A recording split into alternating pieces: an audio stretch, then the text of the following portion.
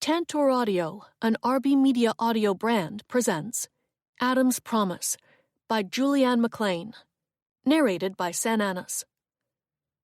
RB Media is the largest audiobook publisher in the world. Find your next great listen and get exclusive offers at rbaudio.com. Prologue. Yorkshire, England, 1775.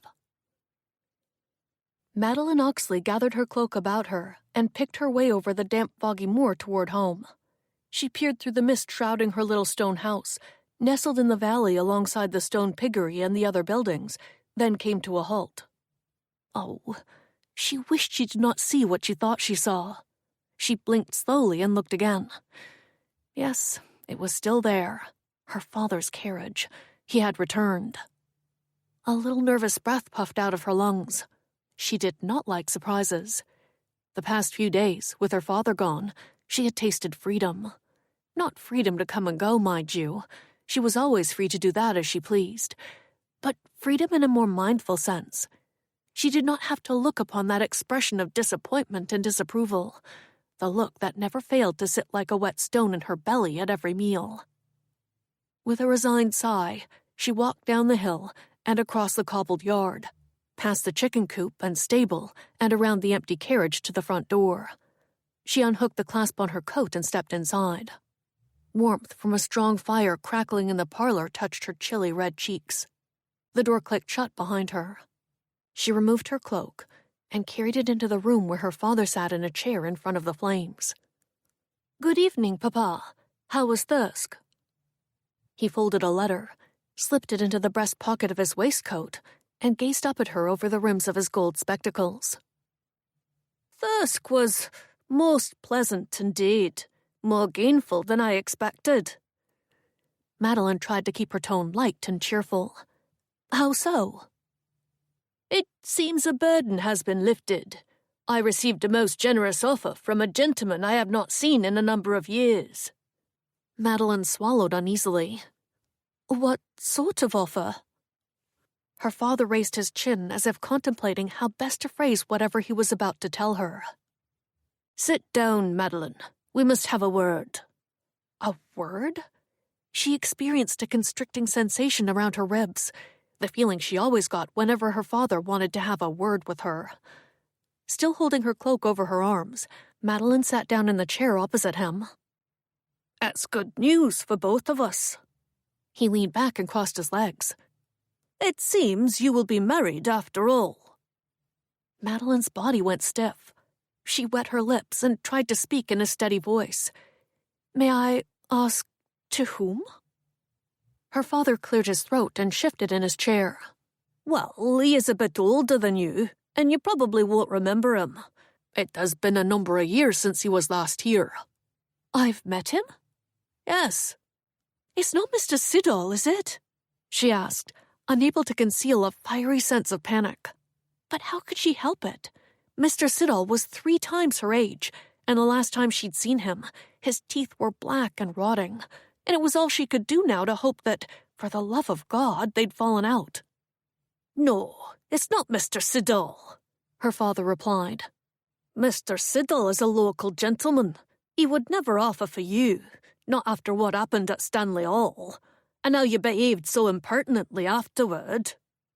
The word struck Madeline like a slap, for her father had not defended her in the scandal that had ruined any chance she'd ever had at a marriage with a decent man. Her father had even made it worse, by turning against her and blaming her publicly.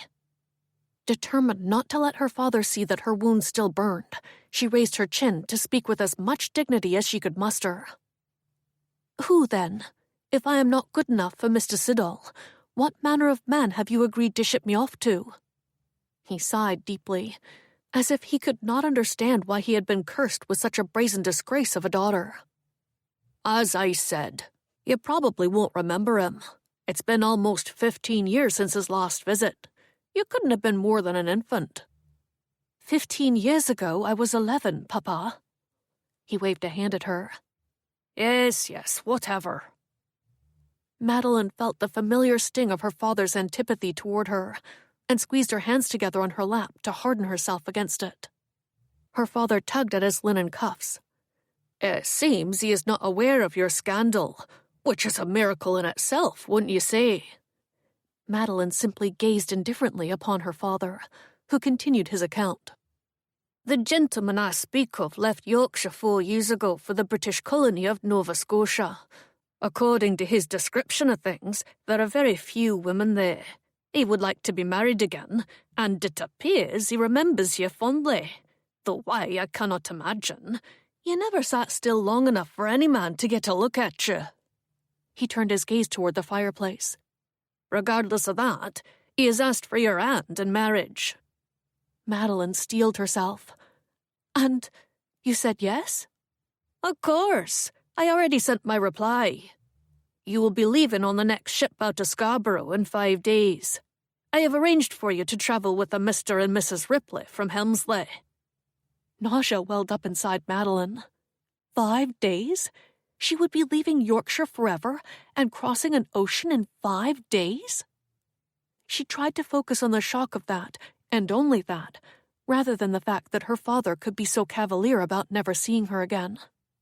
She swallowed hard and sat up straighter. "You still haven't told me his name." "His name?" He cleared his throat, as if he were nervous about revealing it. She wished he would just spit it out and end this debilitating dread. "His name is Adam Coates." Madeline's heart stumbled and took a high-flying leap. Was this real? Adam Coates? "But as I said," her father continued, "you probably will not remember him." Remember him? How could she not? She had been awestruck by the sight of him the first moment he rode into their yard 15 years ago on his big black horse to call on her older sister, Diana. Diana had been 18 and incredibly beautiful, while Madeline had been a rather willful child of 11 who refused to go to her room when her sister's suitor came calling. It was the first time Madeline had ever seen a man so handsome that he'd sent the clouds dashing right out of the sky. He'd hopped down from his horse, made a great sweeping bow in front of her, and said, "Who is this beautiful young lass? A princess, surely." Years later, when she began to think about men in a romantic way, her dream suitor always seemed to have Adam Coates's handsome features. For he had been the Prince Charming of her dreams, the gallant hero who had come to rescue a little princess locked in a tower. All the sounds in the room retreated into some kind of garbled bubble, while Madeline sat there in disbelief, staring blankly at her mumbling father. She interrupted him. "But what about Diana? Why didn't Mr. Coates ask for her hand? He loved her once, and she is a widow now." Good God, her voice was shaking. Her father removed his spectacles and set them on his lap. "He did not mention Diana. I suspect he doesn't know of her fate, that she has been widowed. Besides, Diana is better off here with me." "You mean her inheritance is better off here with you?" Madeline's foot began to tap beneath her skirts as if it had a will of its own. Adam Coates? "I thought he was married," she said as casually as possible. "He had children, if I recall." "Ah, so you do remember him?" Vividly, she thought. "Only vaguely," she replied. Her father put his spectacles back on. "Well, yes, he did marry someone, quite soon after Diana married Lord Thurston. Too soon, I think. A woman from York, who already had a son. I do not believe she gave Mr. Coates an easy time, but that is all in the past now. She passed away before Coates left for Nova Scotia." "I am sorry to hear that," Madeline replied softly. Her father stood and gestured for her to stand also. "I know, my dear, that since what happened at Stanley Hall, you have resigned yourself to spinsterhood. But you cannot afford to pass up this offer. The man has made a success of himself. He is as wealthy now as any aristocrat, and he knows nothing about the scandal. With any luck, he won't find out until after he has wed you. Lord knows you will never get such an offer from anyone here in Yorkshire. So mind what I say and go without kicking up a fuss, and try to make the best of it, will you? From what I hear, it's a different world over there. Perhaps you can make a fresh start and live a respectable life." She nodded politely. Yes, Papa. He took a step back. Yes, Papa? That is all you have to say to me? Heavens above, I expected a full-blown battle over this. I do not believe you have ever said yes, Papa to me about anything in your entire life. She lowered her gaze, careful not to give away any of what she truly felt. If I am to leave here in 5 days, I would very much like our time together to be affable. His shoulders slumped visibly. Well, that is long overdue. Now off you go, and think carefully about what you wish to take with you. I can only spare 2 trunks. He sat down again, waving her off. And Mr. Coates has requested that you bring a bushel of wheat for seed, yellow Kent and Hampshire brown, and that you lay it under your head like a pillow during the crossing, to prevent it from getting wet. That last request sailed over her head, pushed aside by all the other thoughts and dreams that were circling around her like a hurricane. Adam Coates. He had written to her father from another continent, across the ocean, and he had asked for her hand in marriage. He had promised to make her his wife. His wife! It hardly seemed possible. It was beyond all doubt a wonderful dream come true. After Madeline left the room, her father rested his head against the high back of the chair and drummed his fingers upon the armrest. What should he do with the letter still in his waistcoat pocket? Promptly, he decided to lock it away in the secret compartment in his desk drawer. Knowing Madeline's inquisitive nature, she might wish to read it for herself, and that was out of the question. She would never agree to leave Yorkshire if she knew the truth, that the woman Coates had requested to marry was not Madeline, but her older and more beautiful sister, Diana. Chapter 1. The British Colony of Nova Scotia. 7 weeks later. Charlie Coates nearly skidded sideways into the large cherry oak table in the dining room. The ship's in the basin! His father, Adam, seated at the table, looked up from his book and calmly removed his spectacles. He set them down beside the sterling silver candelabra. Calm down, son, and catch your breath. It's just a ship. But it's her ship, Papa. Yes, that it is. Adam couldn't deny the tremor of anticipation that moved through him at his son's reminder. I suppose I should go and greet her, shouldn't I? He gave his youngest son a smile and rose to his feet. I'll hitch up the buggy, Charlie offered. The boy spun on his heel and dashed out of the house. Adam stood at the dining room table for a moment and listened to the mantel clock ticking. How many years had it been? 20? No, not 20. 15. He couldn't pretend, not even to himself, not to remember the exact day Diana had jilted him to marry another. Nor could he forget how long he had been married to Jane, God rest her soul, for her violent outbursts had taken their toll on him, to be sure. He was not the carefree, idealistic man he once was. Glancing down at his simple clothing, his plain white shirt and tawny breeches, Adam wondered what Diana would think when she first saw him. Would she even recognize him? His appearance hadn't changed that much over the years, except for perhaps a few gray patches in his hair and the lines around his eyes. He was 43 now, but he was as strong and vigorous as any man half his age, stronger even. He held out his rough, calloused hands and looked them over. Most of the changes, he supposed, she would not be able to see, at least not right away.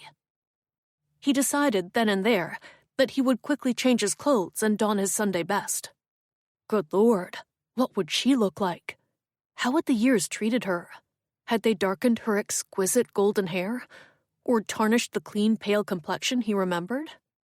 Not that it mattered, he decided. She would still be Diana, his Diana, and he would adore the changes, whatever they were. With a mingling of euphoria and nervous anticipation, he walked out of the dining room and went upstairs to quickly change his clothes. Madeline stood with her hands tight on the rail, her feet braced apart on the rolling deck of the Liberty. The glorious wind whipped her skirts and cloak, and a salty spray cooled her cheeks. She closed her eyes to breathe in the moist, clean scent of the sea, and listened to the schooner's heavy keel slice through the frothy waves below. It wouldn't be long now, she thought dreamily. Then there would be no more waiting, no more imagining what it would be like to see Adam Coates again after all these years. Adam. Should she call him that when she first saw him? How strange to use his Christian name when he'd always been Mr. Coates to her. She wasn't sure she'd be able to force the word past her lips with any measure of casual dignity and sound like a wife. Well, she wasn't his wife yet, but she would be soon. Very soon. Her heart did a little dance inside her chest at the thought of marrying her Prince Charming, even though she had been just a child when she had last seen him. Anxious gulls squawked against the blue sky overhead, swooping over the billowing sails as the boat neared the dock at the mouth of Cumberland Creek. The schooner docked smoothly and surely. Soon, Madeline was stepping down the gangplank to the wharf below and gazing eagerly up at Fort Cumberland on the hill in the distance. Madeline paused a moment to take in her surroundings while the crewmen unloaded her trunks. The salty tang of the sea whisked by on a fast wind, whipping her skirts around her ankles and tugging at her hat. She reached a hand up to keep it from flying off, while the ribbons flew wildly about her chin. She squinted toward the rolling, windswept expanse of grass that stretched for acres and acres into the distance, flanked on either side by ridges of wooded upland. This land, this magnificent land, would be her home. It hardly seemed possible. "Come along, this way," Mr. Ripley called out, waving toward his family. He and his wife had been Madeline's guardians and companions during the crossing. Madeline hoped the kind family, who knew nothing of her scandal, would find land nearby and become her neighbors here. "You too, Madeline," Mr. Ripley called to her. "Follow us this way to the fort. We had your trunks put in the wagon with ours." Madeline picked up her skirts and began the long trek up the cart road, stepping carefully over the loose stones. They reached the top of the hill and made their way to the fort's entrance. While Mr. Ripley located an empty room for his family in one of the barracks, Madeline glanced around the courtyard. Wondering if Adam was already there waiting, she searched the faces of the tradesmen and farmers. Good heavens, her heart was beating like a wild thing in her chest. It had been a lifetime since she had last seen Adam, but there was no way on God's green earth that she would not recognize him. She would know his eyes the moment she caught them in her eager gaze. They were the bluest eyes she had ever seen in her life. Unforgettable. Doris Ripley appeared beside her. "Is he here yet?" "I do not see him," Madeline said. "Perhaps he doesn't know the schooner has arrived. I should send a message to him." "I'll find someone," Mrs. Ripley quickly offered. She looked around, anxious to help. At that moment, a tall man walked into the courtyard. He wore a finely made black coat, the ruffles of a clean white shirt visible at his collar, and a black tricorn hat. He carried himself with a grace and confidence that made most heads in the yard turn and stare. Even from a distance, Madeline knew. It was him. Her blood rushed to her head, and her knees came dangerously close to buckling beneath her skirts. She grabbed blindly for Mrs. Ripley's sleeve before the woman walked away.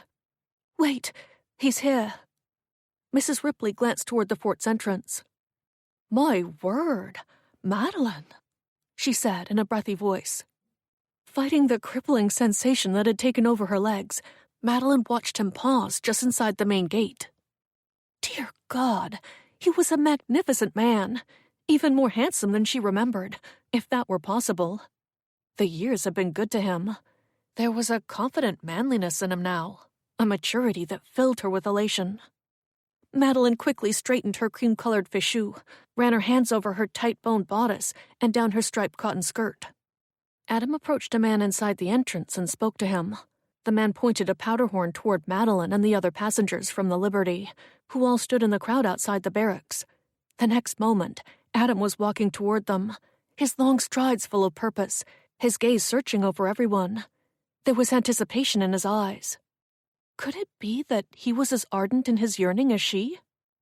Mrs. Ripley nudged Madeline a few times in the arm, and she heard someone behind her whisper with interest.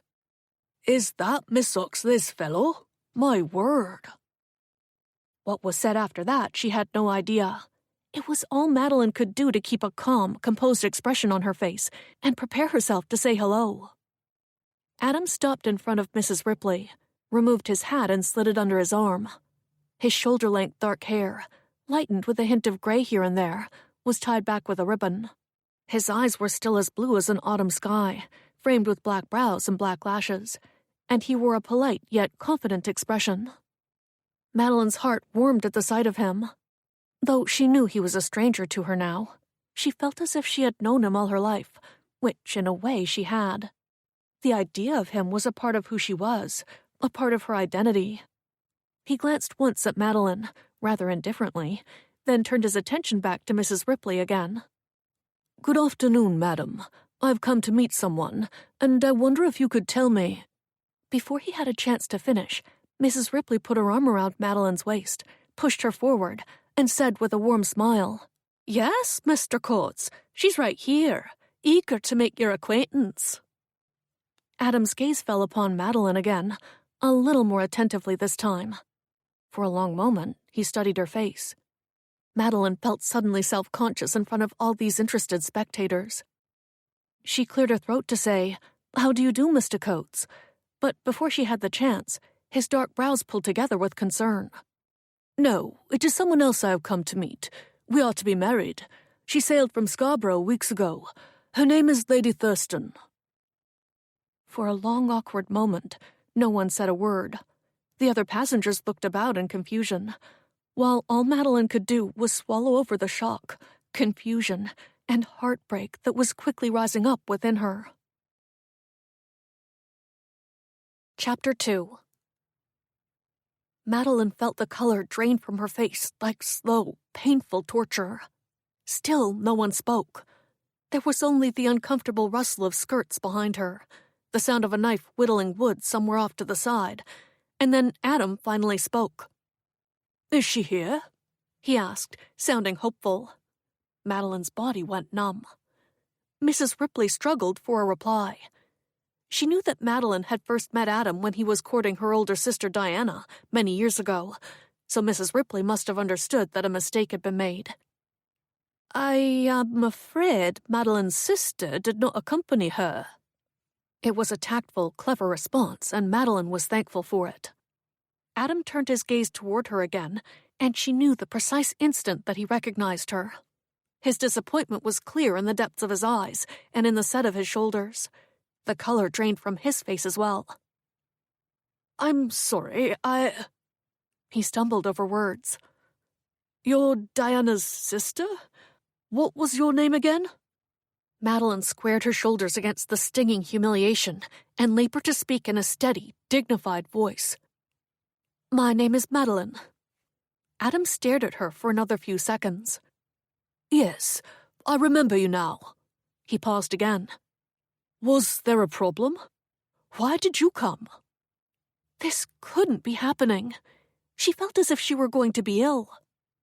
I was told that you wished it." "No." He paused. "Well, this is awkward indeed." "Awkward for whom, sir?" Madeline replied sternly. "For you, or for me, or for these people standing behind me?"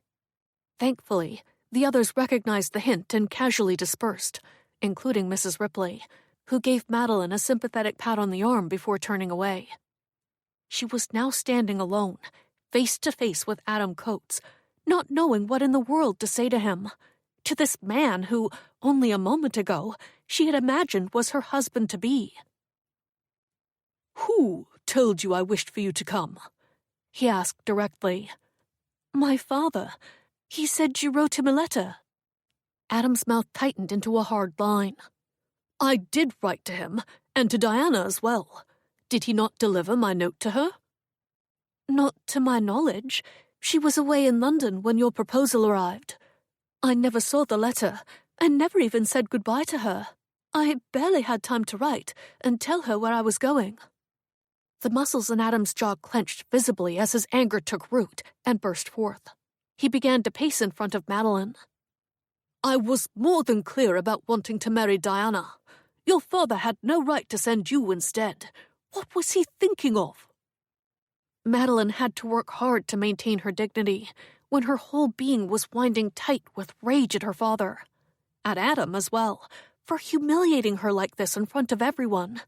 Not to mention for crushing her dreams without even noticing, or taking the time to consider the fact that she, too, might be disappointed. "My apologies for the misunderstanding, sir," she said.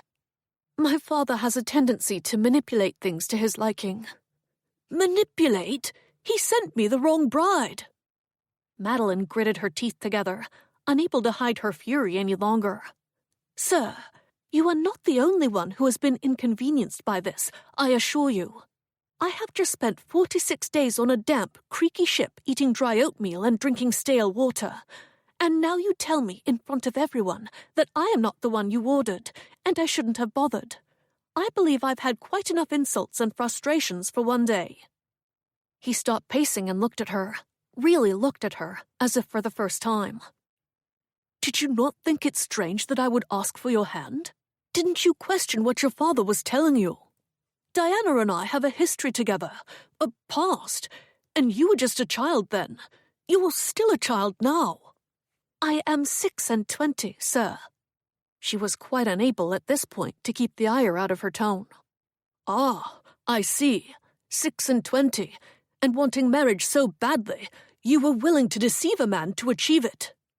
"It was my father who deceived you, not I," she shouted, while her blood burned hotter and hotter through her veins. Clearly, Adam did not accept her declaration of innocence, for he continued to pace back and forth in front of her. "Whether you knew the truth or not, you played a part in it. Diana was the obvious choice. Lord in heaven, what were you thinking?" Heaven help her. What was she to tell him? That she had been thinking with her foolish, lovesick heart? That she had dreamed of marrying him since she was a child, and had spent the past 6 weeks fantasizing about their wedding day? That she'd believed he wanted to marry her, too, simply because she'd wanted to believe it. What a fantasy it had been. The man of her dreams was full of mirth and adoration.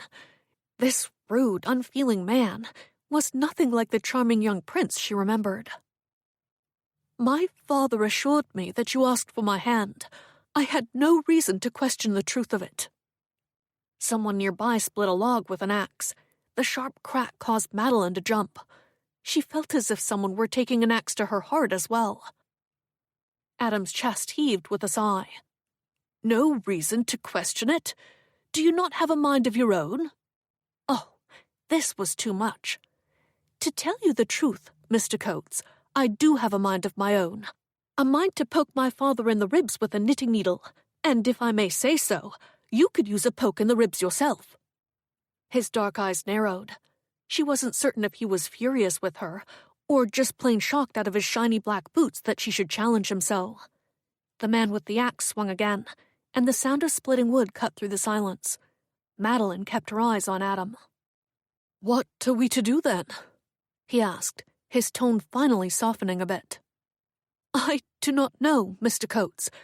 As you said earlier, this is awkward indeed." He let out a breath. "Well, I can't just leave you here." Good God! If he thought he was going to make her feel like a helpless orphan who had been flung upon him against his will, and deceived him, he was sadly mistaken. She was a grown woman, and she was innocent in all this. She had not asked him to write that letter to her father, and she would find her own way out of this, with or without his help. "Your father entrusted me with your safety," he added, "and I know for a fact that this schooner isn't returning to England. It's heading to Boston, and God knows when the next ship will arrive." He turned away, and she heard him whisper, "What a bloody mess." Madeline inhaled deeply and counted to 10, while fighting the urge to poke Adam not just with a knitting needle, but with anything she could get her hands on. "You needn't worry about me, Mr. Coates. I am sure the Ripleys would be pleased to have me stay with them. I have been teaching their children to read the past few weeks." He considered that for a moment. "Do they have land yet?" "No, but Mr. Ripley plans to purchase something as soon as he finds a... It will take the man some time to familiarize himself with the area. A few weeks at least before he finds what he's looking for." A tattered-looking tradesman walked by, the barrel of his musket resting on his shoulder. He tipped his hat and smiled admiringly at Madeline. Adam watched the man's back as he crossed the courtyard. "Well, there it is. You cannot possibly stay here," he said flatly, turning to face her again. "Why not?" "Because you are practically a child, and you are alone. It would be unthinkable for me to abandon you here." "I am not a child," she reminded him again. He sighed and shook his head at her argument, and once more she felt like a burden. An insolent one, too, this time around. She had thought, when she'd said goodbye to her father, that she was finally escaping those wretched feelings. "You will come and stay with me at my home until we decide what to do. You will be good company for my daughter-in-law, as she is nearing the end of her confinement." All this was happening too fast. The confusion, the humiliation, the collapse of Madeline's dreams. She wasn't about to be shuffled off anywhere before she had a chance to think about what she wanted. "No," she said, "I will not come with you, Mr. Coates." "Why ever not?" he asked, as if her refusal were completely inconceivable to him. Because I don't want to." Oh, why couldn't she have come up with something better than that? She sounded like the child he believed her to be.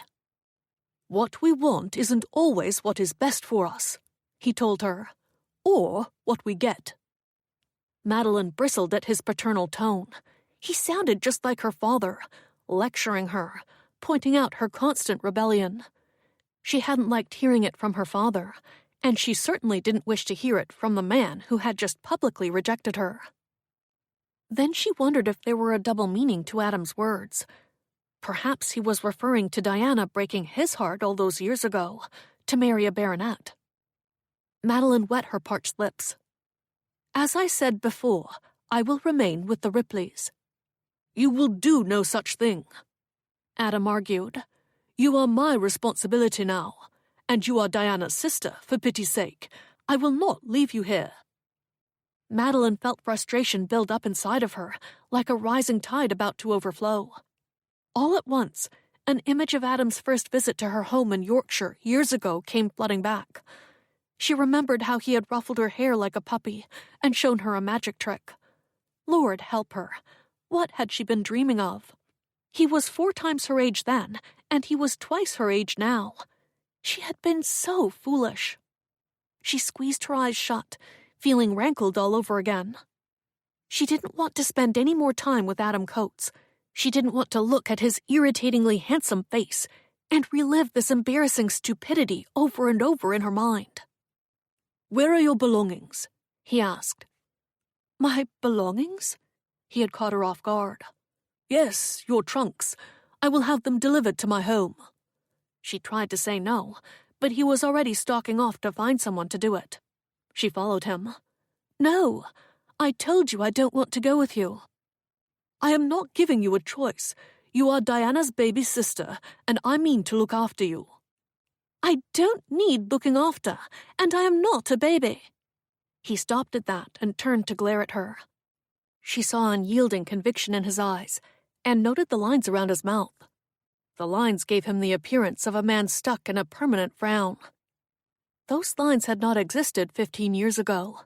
At least, she did not remember them, nor had they existed in her dreams of him. She did her best to appear unperturbed by all that had occurred, and began to think that maybe she should count herself lucky to be spared having to marry him today. "I see that you are still as headstrong as ever," Adam said sharply. His comment struck her hard. She hadn't thought Adam remembered anything about her, much less the fact that she had always been somewhat willful and impetuous. Then she recalled all the times Diana and Adam had gone for walks across the moors, wanting to be alone. Diana would beg Madeline to go home, but she was too young to understand why, so she had argued with Diana and followed them anyway. So that's what Adam remembered about her. She was nothing but the troublesome little sister. Madeline simply stood there, saying nothing, waiting for him to realize that this was madness, and to give in and agree to leave her behind with the Ripleys. To her surprise, he didn't. He merely rephrased his intentions in an obvious effort to win the argument. "Miss Oxley, Please forgive me and allow me to begin again." He removed his hat and bowed slightly at the waist. "I genuinely wish for you to come to my home and stay as my guest. As I said, my daughter-in-law is confined to her room. She will be very disappointed if you do not come. In addition, both my daughter and my youngest son could use some instruction in reading and arithmetic. You mentioned that you have some experience in teaching?" "Yes," she stammered, before she had a chance to think about it. "Well then, it's settled." He started off again to fetch a man to deliver the trunks, and Madeline stood there in the middle of the courtyard, feeling depleted and exhausted, as if she had just been manipulated all over again. Sitting in the buggy beside Madeline, Adam flicked the lines and began the trip home along Cumberland Ridge, laboring to block out everything he had expected and hoped for today. Of course he couldn't. Inside, he was reeling with a mixture of disappointment and rage. Over the past few weeks, since the letter had arrived saying his bride was on her way, crossing an ocean to be with him, Adam had somehow managed to fall in love with Diana all over again. He'd spent too many hours remembering how she'd made him feel years ago, how the sight of her lovely face had brought him to his knees.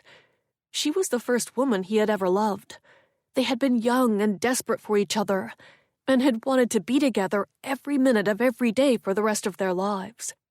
God, how he had loved her, with all the fiery, intense passion of his youth. No one had known him like she had, and he thought he'd known her deeply too. He had. All these years later, he still believed it. They had once told each other everything, expressed every feeling and desire. He'd held her in his arms and wanted to be with her forever. Unfortunately, forever hadn't lasted very long. There had been no warning that the end was coming. No disagreements or falling out of love. No natural conclusion. She had simply informed him one day that she had decided to marry another. He still remembered how she'd cried on his shoulder, which only made him love her more than ever. Of course, through the years, he had come to understand why she'd made that choice. How could she not? Adam was the third son of a tenant farmer. A prosperous one, yes, but by no means anything close to gentry, and with no hope of ever becoming a landowner. Diana had married a baronet. She had chosen sensibly, as any prudent young woman would have done. The memories these past few weeks, believing that she wanted him back, had stirred Adam's blood and made him feel young again, as if their lifetime apart were a mere heartbeat. Ever since he'd learned of her husband's death and known that she was free, he hadn't been able to stop thinking of her. And when he let his mind return to those intimate, glorious moments they had shared in their youth, it seemed like yesterday. Now, sitting next to Diana's younger sister, who had been a child the last time he'd seen her, Adam felt more ancient than ever, and more pathetic to have been foolishly dreaming about Diana, the one who always seemed to slip through his fingers. Strange, how Adam thought that after all these years, their coming together again was some kind of romantic destiny. A ridiculous fantasy indeed. "Where is your home?" Madeline asked, jolting him out of his thoughts. "Is it far?" He pointed straight ahead. "Farther along this ridge, on the hillside." She sat up straighter to see as far as she could, and he sensed that she was fighting the urge to stand up in the moving buggy. He tried to stop thinking of Diana, when there was no point torturing himself. Instead, he gazed at the lush green landscape in all directions. "Quite a view from here, don't you think?" Madeline gave him a cool, brief glance that told him she was going to reply only because it was the polite thing to do. Obviously, she was still upset over what had occurred, and rightly so, he supposed. It had been an awkward scene in front of her traveling companions. Awkward for both of them. For if he was honest about it, he had been an ogre. Lord, when had he become this ill-natured? It had happened so gradually over the years, he hadn't really noticed until he was here, face to face with someone from his past, someone who had known the man he once was. "Is that farmland down there?" she asked. At least she was willing to make an effort. He supposed he should do the same. "They're salt marshes. Everything down there is diked." She stared in silence at the velvet green vistas below and the dark spruce forests on the uplands. Above them, white clouds sailed quickly across the vast blue sky. "Your sons must be a help to you," she said. "I couldn't do it without them." He turned his gaze to her feminine profile and stared at her for a long moment. Her cheeks were delicately carved, her lips full. Her eyes had the look of girlish fascination at the unfamiliar world around her. She was such a child, yet she had left her home and crossed an ocean with the expectation of becoming his wife. His wife! Diana's baby sister. She had thought she would meet his sons as their future stepmother. Good Lord! Did she know that Jacob, his stepson, was only 4 years younger than she? With that thought, a tremor of unease coursed through him. She couldn't actually be broken-hearted, could she? In a sense, he had rejected her romantically, and told everyone within hearing range that she was not the one he'd wanted. He considered saying something about it, offering an apology, perhaps. Then he decided it would just be rubbing salt in the wounds, and he should leave it be. There was no point dwelling on it. He would let her enjoy the view. At least there had been no true, deep-rooted romance between them. In fact, she was probably relieved to be spared marrying a man she barely knew. A man almost twice her age. Yes, what was done was done. There was no sense dragging the uncomfortable circumstances out any longer. All this would be straightened out soon enough, for he was not ready to give up on Diana. Madeline sat back in the rolling carriage, gazing in a detached way at the windswept landscape she had thought would be her home. It was everything she had dreamed of, ripe for an adventure, and the reality of that only made her feel worse, as if her dreams had been mangled and mashed in front of her eyes, and now all she could do was accept it. Adam drove the carriage down the slope of the ridge and into the thick spruce forest, where all was shaded and quiet and sheltered from the wind. Little more than a narrow bridle path was all they had for a road, and only the sounds of the horses' hooves thumping and the carriage wheels rolling over the ground, snapping twigs, filled the silence. An uneasy feeling closed in around Madeline. What would become of her? She was an ocean away from her familiar world of moors and dales and meandering stone walls, and she knew no one here except for Adam and the people from the ship. She had no family. Not that she'd had any family that she could depend on back in Yorkshire either, but at least she knew the countryside. Here, she could get lost in these deep, unfathomable forests, or swallowed by a bear, God forbid. She squeezed her pink and silver guinea purse into a ball in her hands, partly in fear, partly in fury. "Are you all right, Miss Oxley?" Adam asked, surprising her. She thought she was more proficient at hiding her feelings. She would have to do better. "I am perfectly fine, Mr. Coates." "You don't look fine." She took a deep breath, not sure how to reply. "I was just thinking about my future and where I will go after this. And I've never felt more alone in my entire life." "I think the best thing is for you to return to your father in Yorkshire." "I would rather not," she said. He was quiet for a moment. "Do you think that's wise?" How was she to explain that she'd left Yorkshire because she had been ruined by an outrageous, unfounded sham of a scandal, and her father had made no effort to defend her?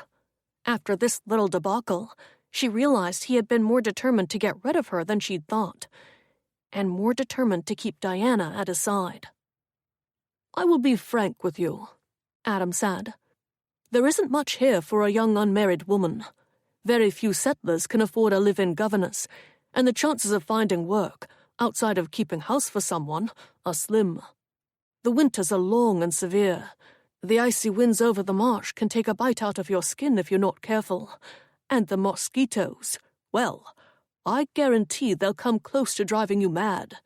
Their bite feels like a hot needle prick in your skin, and it swells up like a big boil for days afterward, and itches insufferably." "Sure you are exaggerating." He inclined his head to her. "Just wait and see.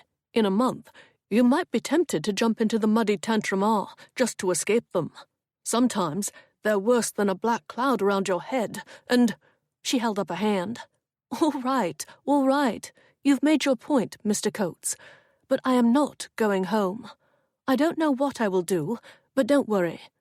I will find some means to make my way. If not here, then perhaps in Halifax." "There's no road to Halifax," he said. "It's all Indian trails and bridle paths." She huffed in frustration. "What would you have me do, then? Go home on the next ship? Go home to a father who wanted me gone so badly that he deceived both of us to get rid of me?" Adam removed his hat and ran a hand over his dark back-swept hair. "You don't know that. You said you asked him for Diana's hand. The man could read." The horses snorted and tossed their heads. "Well, perhaps he simply thought it should be your turn. Diana had already been married. I doubt he was that determined to get rid of you." Madeline chose not to correct him on that point. He didn't need to know the truth, and at least he was no longer insinuating that this scheme was her doing. "I still think it would be in your best interest to return to Yorkshire and be with your father," he told her. "Cumberland is no place for a young woman alone." "Thank you. I will consider it," she replied, just to end the discussion. A few minutes later, she watched a brown squirrel shimmy across an evergreen bough overhead and leap onto a taller tree. Then she turned to Adam. "May I ask how you learned about Diana's widowhood?" Madeline was curious about how this deplorable situation had come to pass. "News makes its way over here eventually, and I may have made inquiries about her over the years." Inquiries. Beautiful Diana. Men were always making inquiries. Madeline gazed at Adam's mature face beside her, and even now, after all that had transpired, her childish heart found it difficult to believe that she was actually sitting beside him, alone here in the forest, their thighs bumping every so often. She felt an unwelcome, impetuous thrill over it, and a twinge of hope that perhaps one day he might forget about Diana and see Madeline differently. Her skin tingled beneath her dress, and she wished she could throttle the sensation. She did not wish to begin fantasizing again about this man who was not what she remembered. She would only wind up getting hurt, for she had yet in her life to experience otherwise. "Did you love her that much, then?" Madeline hoped her tone hadn't revealed how hurt she was over all this, but she wanted to hear how he felt. No, after that thigh-bumping thrill, she needed to hear it. He clicked his tongue at the horses. "Yes." Madeline fought to crush an unwelcome pang of jealousy. Adam continued. "And I still wish to marry her. Perhaps you could help me." "I beg your pardon? You want me to help you?" She tried to keep her voice light, to sound obliging. "How?" "You could give me her address in London. I plan to notify my solicitor there. And if Diana agrees, I will have him arrange a proxy marriage. I want no mistakes this time." Feeling very tired all of a sudden, Madeline nodded. She knew that Diana had been bored and lonely since her husband passed away. If it was her whim, she would soon be sailing into the muddy waters of Cumberland Basin on the very next ship from England, as Adam's wife. As for Madeline, there was no sense harboring any secret hopes to the contrary. It was more than clear to her now that her dream of becoming Mrs. Adam Coates was quite thoroughly dead. She would have to find a way to move on. Chapter 3. Madeline and Adam drove out of the woods and down a gentle slope onto the low, windy grasslands. A herd of black and white cattle grazed nearby, and they lifted their heads and stared, as if they were perplexed to see Madeline, who was not the woman they had been expecting. Knowing it was a ridiculous notion, she turned her face away from them and looked the other way. In the distance, up on another hill overlooking the marsh, stood a large, majestic-looking white clapboard house. Madeline wondered if this was the place she had dreamed about, and wondered further how close her fantasies had been to reality. Judging by the look of the place, her fantasies had been eerily accurate indeed. They turned onto the tree-lined driveway that led up to the house, and barely made it to the door before a young boy came racing out to greet them. Adam obviously wasn't the only one who had been looking forward to Diana's arrival. "My youngest son," Adam explained with an apologetic tone. The boy bolted across the front yard. Madeline shifted uncomfortably in her seat, dreading the matter of explaining the mistake and telling him that the woman his father had planned to marry hadn't even known he'd proposed. They rolled to a gentle stop in front of the house. The boy approached and took hold of the harness. "Welcome home, Papa." He gazed timidly at Madeline as he awaited an introduction. Adam stepped down from the buggy and came around to assist Madeline. "Miss Oxley, this is my son, Charles." The boy suddenly lost his enthusiasm. "Miss Oxley? But where is Lady Thurston?" "She didn't come," Adam explained. "There was a misunderstanding, and Lady Thurston's sister has come to visit instead." "Her sister?" Charlie gazed uncertainly at Madeline. "Will you be marrying my father?" Madeline was thankful that Adam answered the question before she had to. "No, Charles," he replied. "She is just visiting. I will send another letter to Lady Thurston to clear everything up." While the boy led the horse and buggy into the barn, Adam escorted Madeline into the house, where a wide center hall was decorated with teal wallpaper and dark cherry columns. An older woman wearing gold spectacles appeared from the back kitchen. She smoothed her skirt with her hands. "Mr. Coates, you've returned." "Yes, Mrs. Dalton. This is Madeline Oxley, Diana's sister." Looking bewildered, the woman stared at Madeline. Madeline saw the situation work itself through the woman's mind, until finally she nodded in understanding. Madeline forced herself to smile. She would be glad to get these awkward introductions over and done with. "Madeline, this is my housekeeper, Mrs. Agnes Dalton." "It is a pleasure to meet you." At that instant, a dark-haired girl came running from the kitchen. "Papa!" She flew into Adam's arms. He scooped her up and squeezed her before setting her back down. "Miss Oxley, this is my daughter, Penelope. Penelope, this is Miss Madeline Oxley." "Are you Lady Thurston's maid?" the little girl asked. "Papa said she might bring one." Could this possibly be any more humiliating? Adam quickly interjected. "No, Penelope, this is Lady Thurston's sister.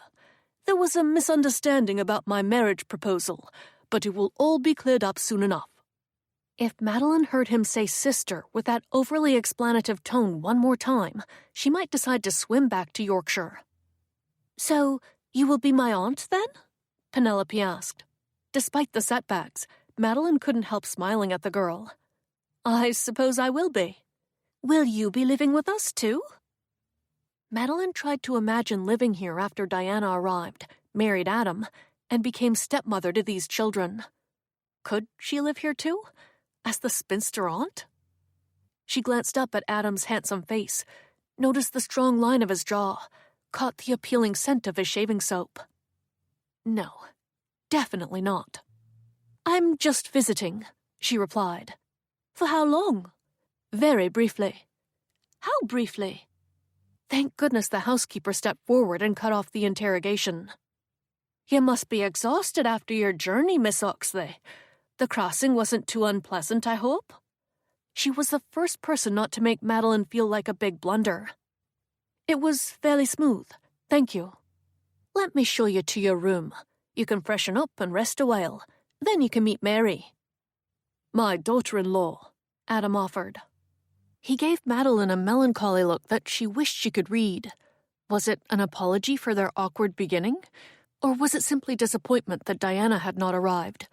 He nodded at her, and she knew he was passing his duty over to the others. He was finished with her. Madeline followed Mrs. Dalton to the staircase, peered surreptitiously over her shoulder at her once-future husband. Without a backward glance, he walked out the door. The afternoon sun moved across the sky and glistened outside Madeline's lace-covered window, shining in her eyes and waking her from her nap. She stared dazedly at the dappled light upon her quilt. It was a muted golden glow, unlike anything she'd ever seen in Yorkshire, and she wondered how in the world the sun could be different here, when it was exactly the same sun. Sitting up, she yawned, and realized how exhausted she was, after the long journey and the horrible, mortifying end to everything. She hadn't taken any lunch. She just hadn't felt like eating. Not that she was pouting. She was never one to wallow in self-pity. All she'd wanted to do was drift into a deep, rehabilitating sleep, then wake up and feel ready to begin again. But as she looked around the bedchamber, at the dainty writing desk in the corner, stocked with stationery and a goosequill pen next to a bottle of ink, and a silver candelabra with 5 new white wax candles just waiting to be lit after sunset, she knew the room had been lovingly prepared for Diana. Madeline found herself, at the moment, quite unable to pick herself up, as she usually did, and dust herself off. She thought about Diana then, how everyone loved her and praised her, while comparing Madeline's shortcomings in the very next breath. Madeline had never been bothered by it before, not deeply anyway. She'd not permitted herself to be bothered by it, and she was always firm when it came to her emotions and keeping them in check. She could sweep away the most painful insults or degradations with a mental wave of her unflatteringly strong will. On that account, in childhood and adulthood too, she'd crushed any interest in wishing for, or competing for, the kind of attention Diana received. Madeline had never expected to participate in the same game of flirtation in the marriage mart, nor had she wanted to. She was much happier going her own way, spending time alone, outdoors in the garden, while Diana preferred to socialize and charm anyone and everyone who crossed her path. Today, however, for the first time, Madeline felt the sharp claws of envy boring under her skin. Adam had not been charmed by her, not in the least. He'd looked right through her, just as he had all those years ago when he'd come to the house to court Diana. Determined not to spend another beastly moment feeling sorry for herself, Madeline rose, slipped her tiny stocking feet into her black-buckled shoes, and prepared to venture downstairs. As she reached the end of the hall and the top of the wide staircase, however, someone called her name from one of the bedchambers. Madeline turned back, and there, lying on a wide canopied bed, was a pretty and very pregnant young woman. She couldn't have been more than 18. "You must be Madeline," she said cheerfully. "Mrs. Dalton told me you were sleeping. Please, come in." Madeline moved all the way into the room. "I'm Mary, Jacob's wife. He's off in the fields today, planting the spring crop. You'll meet him at supper." "I will look forward to it," Madeline replied. She glanced discreetly at Mary's full belly, with an open book leaning upon it. "How are you feeling?" she asked. "Fine, today. Though I've had some pains recently, and the doctor suggested I rest until the baby comes next month." Mary gestured with a hand. "Please, sit down." Madeline took a seat in an upholstered chair beside the bed. Eyes warm and caring, Mary leaned forward and gently touched Madeline's hand. "Mrs. Dalton told me what happened, that you thought you were coming here to marry Mr. Coates. I felt horrible when I heard it. It must have been very distressing for you. Are you all right?" Surprise, more than anything, shook Madeline. Mary may have been young, but she was astute. "Of course I'm fine. It was just a misunderstanding." Misunderstandings can sometimes be more than that. Madeline swallowed hard over the lump that suddenly rose in her throat. "Yes, but honestly, Mr. Coates and I were strangers to each other. There were no hurt feelings. I should have guessed something was wrong initially, before I set out across the ocean. I should have known he would want Diana. They were close once, after all." Mary nodded and leaned back, but Madeline suspected the young woman knew what was really going on. A part of her wanted to confide in Mary, but Madeline bit back the urge. If in time Adam did marry Diana, Madeline would never want anyone to know how she herself had loved him. She didn't want everyone to pity her as the poor, broken-hearted spinster sister. That would be the worst fate imaginable. Her pride would never be able to endure it. Madeline politely stood. "I should go downstairs to see if I can help with supper. Can I get you anything?" "No, thank you. Mrs. Dalton usually brings me supper on a tray." Feeling shaken, Madeline nodded and left the room, promising to return later for a visit, and perhaps a game of cards. She walked down the stairs, sliding her fingers along the smooth oak handrail that swept around in a scroll to the newel post at the bottom. She ventured into the stone kitchen at the back of the house to find Mrs. Dalton at an enormous fireplace, spooning drippings over a crispy-looking hen on a spit. The glorious smells of roasting poultry filled Madeline's senses, and her mouth began to water. Mrs. Dalton wiped her hands on her apron and straightened, then noticed Madeline in the doorway. "Hello, dear. Come in and sit down." Madeline moved into the room. "After 6 weeks at sea, Mrs. Dalton, this kitchen smells like paradise. Can I help you with anything?" "Not today. You just arrived. Tomorrow you can help." Just then, footsteps pounded over the wide floorboards in the center hall and stopped in the doorway. Madeline, somehow recognizing the sound of Adam's boots, turned with a sudden nervous sensation in her belly. "Miss Oxley, may I speak with you, please?" His tone was serious and steely. She swallowed. "Of course." He led her into his private study, a large room with dark green wallpaper and a fireplace flanked by bookcases built into the walls. The rug was soft under her shoes. Adam stopped in the center of the room, faced her, and clasped his hands behind his back. "I realize that you've barely had a chance to settle in, but I would like to send Jacob back to the fort this afternoon with the letter, to see that it gets to Halifax with the next traveler." "The letter?" Distracted, she gazed at Adam's dark features, the set of his jaw, the straight line of his nose. His black coat was gone now, and he wore a white linen shirt with plentiful gathers off his broad shoulders, and a navy silk embroidered waistcoat that hugged the masculine shape of his torso. He had filled out since the days she'd known him in Yorkshire. He had been slender then. Now he seemed stronger, more muscular.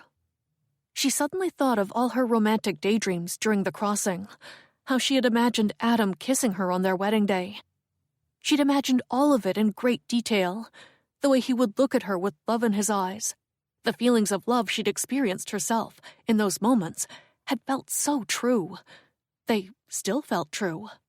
"The letter to my solicitor in London," he said. "I wish also to write to Diana, of course. You mentioned you had the address where she is currently residing." Torn abruptly from her fantasy, Madeline felt a heaviness settle in her stomach. "Yes, I have it, in one of my trunks, but I haven't unpacked them yet. I don't know where—" "They're upstairs, in Penelope's room.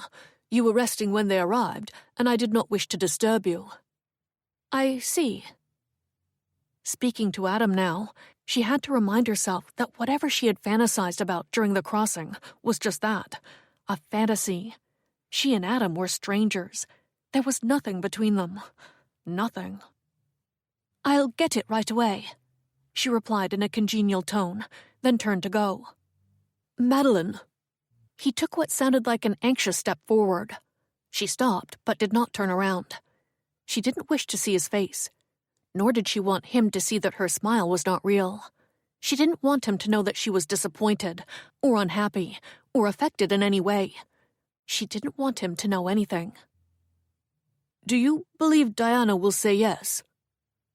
Madeline considered it for a moment, and turned her head to the side to answer his question honestly. "Yes, I do believe she will. She never forgot you, Adam. You always held a special place in her heart, for you were her first love." "Thank you," he said simply. "That gives me hope." She nodded and walked out of the room, all the while trying to ignore the questions and hopes still dashing about in her brain. Trying to ignore the way her skin had erupted in gooseflesh just from the mere sound of his voice and the way he looked, standing before her, here in the flesh. Oh, it would not do her any good to continue her fantasies about him, to continue to think of him in a romantic way. She had to stifle these reactions. She had to remind herself 10 times a day if necessary, that if Diana accepted his proposal, which Madeline believed she would, that would make Madeline his future sister-in-law. If she knew what was good for her, she would crush and bury her childhood dreams as quickly as possible, and never let them loose again. Chapter 4. Madeline sat at the long oak table in the dining room, trying very hard not to look at Adam, because every time she did, the urge to stare was something close to an obsession. She couldn't explain it. She did not want to stare. She had vowed to make all these desires go away, But instead of feeling nothing, she felt everything. To be in his presence here tonight made her feel almost short of breath. He sat at the head of the table, his clean white neckcloth presented in a neat ruffle, his large hands strong and sure. Why couldn't she stop noticing how handsome he was? She found herself wishing ridiculously that he had turned out to be a crotchety old man with bad teeth and no hair. Forcing her eyes to stay focused on her plate, she cleared her throat, and the sound made everyone jump. All the family was present, all except for Mary, and Madeline wondered uncomfortably if this silence was normal. "Why is everyone so quiet?" Penelope asked. Madeline dabbed at her lips with a damask napkin, curious as to how Adam would reply to the question. His voice was deep and calm. "I suppose we're all very hungry, Penelope." "But we're always hungry at dinner." Adam cleared his throat. "Perhaps it's because we have a guest," he tried to explain, "and we're all doing our best to be on our best behavior." Penelope lifted her sweet gaze toward Madeline and smiled, then returned quietly to her eating. A hush fell over the room again. Silverware clinked against china plates, the clock ticked audibly, and Madeline knew that they were all aware of the mix-up. They had now had time to discuss it privately amongst themselves, to whisper and pass judgments about her. Did they believe Madeline had been involved in the manipulation? Did they think she was deceitful or self-serving? Or did they suspect the embarrassing truth and sympathize with her, as Mary had? She dabbed at her mouth again with the napkin and decided it was long past time to make some polite conversation. "Jacob, Mary told me you were working in the fields today. What are you planting this time of year?" The young man across the table, dressed in a pale blue waistcoat, set down his fork before he spoke. "I finished planting potatoes in the high field, Miss Oxley. Then I rode over to Mr. Carter's place to help him plant his." Madeline noticed the lack of resemblance between Adam and his stepson Jacob. Jacob possessed fair features, golden hair and blue eyes, while Adam and the other children had striking dark coloring. Madeline was curious all of a sudden about Jacob's mother and Adam's late wife. Had she been flaxen-haired and beautiful like Diana? Then Madeline thought about her own appearance. Her mousy brown hair, dull with frizzy curls, and her freckled complexion.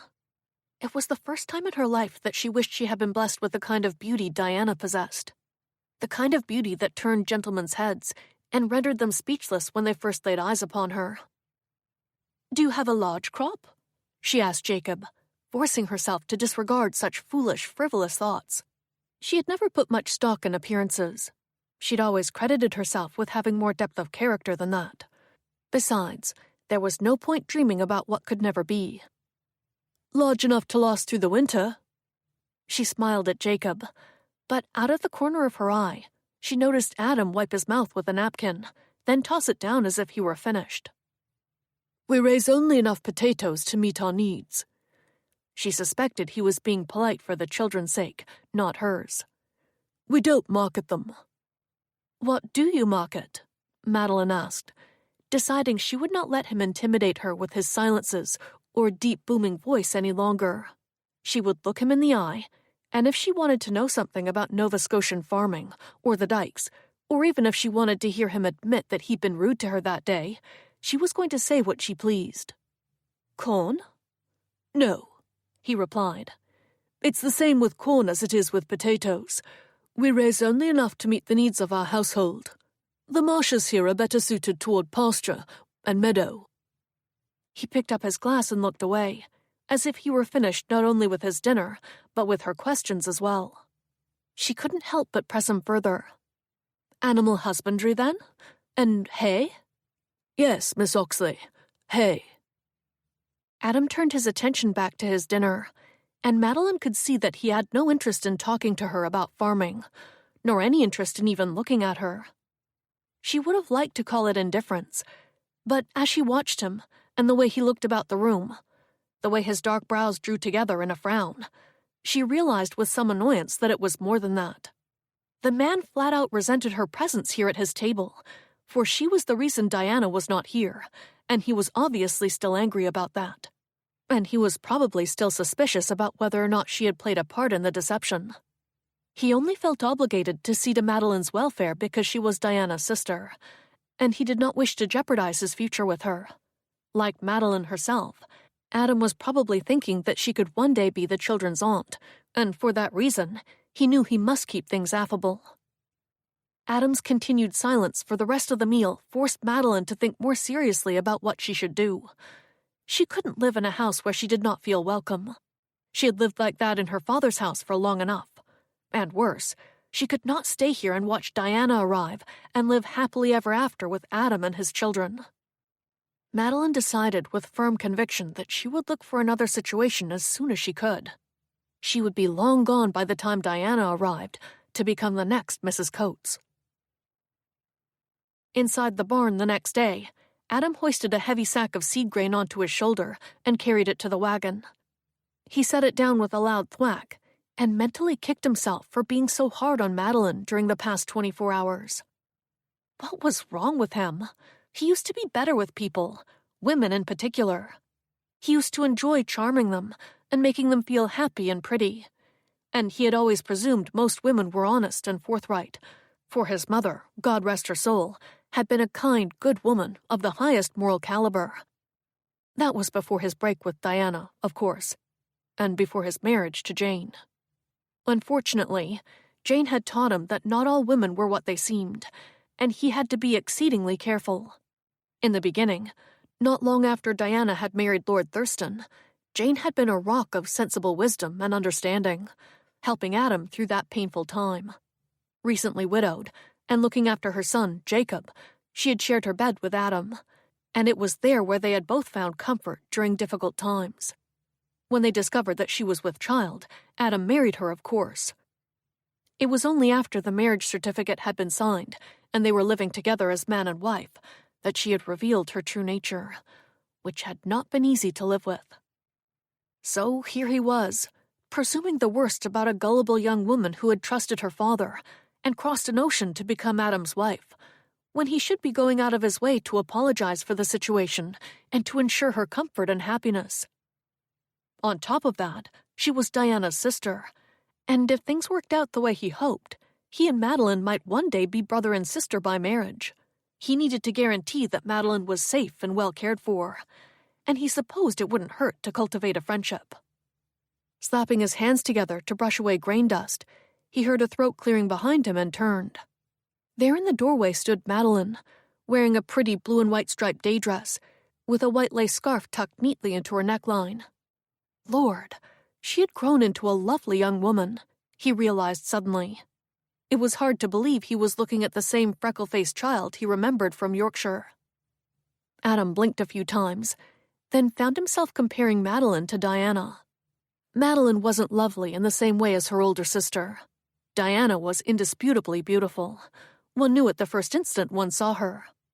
Madeline, however, was more of an enigma. He discovered now, as he noticed the color of her dark brown eyes, so deep and discerning, that she required a longer look, a more careful study. There was an innocence about her because of her youth, but beneath that soft exterior, almost in full contradiction, there seemed to be a firm, immovable strength that revealed itself gradually, and a stubbornness he had already experienced firsthand. He could see it as clearly now as he could see the pink ribbon on her lace cap. She looked as if she could survive anything.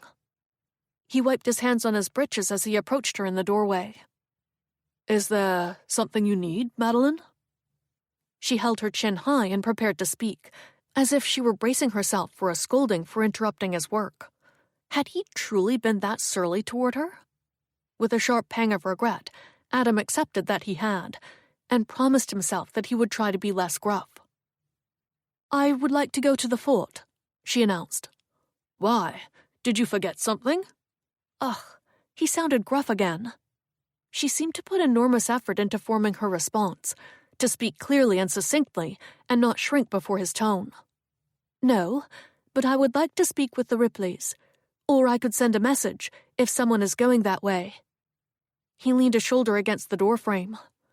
"No one is going, at least not that I know of." Jacob had already traveled there and back the previous day, to deliver Adam's letter to his solicitor in London. "Well, if no one is going," Madeline replied. "I would like to take a horse myself." She raised her chin again, almost daring him to say no, and he found himself oddly impressed by her tenacity.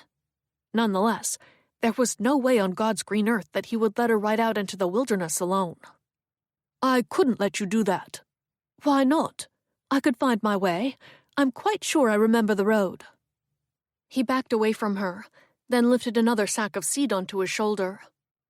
"Quite sure isn't good enough. Some of the paths can be obscure. I'd have to take you myself, but as you can see, I'm busy." He tossed the seed onto the back of the wagon, and Madeline jumped at the loud smack. "Then tell me when." "How about the day after tomorrow?" He went for another sack. She said nothing, and he had the distinct impression that his answer wasn't the one she was looking for. Then he felt the heat of her determined gaze, watching him pick up the bag of seed and carry it to the wagon. "I'd like to go sooner," she said. He dropped the sack onto the pile, then crossed toward her and leaned against the doorframe again. He rubbed a thumb along his stubbly jawline. "What's the hurry?" "I wish to see about working for the Ripleys." Distracted briefly by the wind lifting the wispy curls that had escaped Madeline's hairpins and now hung loosely about her shoulders, Adam tried not to let his gaze wander downward, for that would lead his eyes to her neckline. He felt uncomfortable with his awareness of her neckline all of a sudden, and the fact that he was curious about it, for he should not be noticing anything like that in this young woman, whom he had known as a child. He labored to bring his attention back where it should be, on the situation at hand, and her question about leaving to work for the Ripleys. What should he do?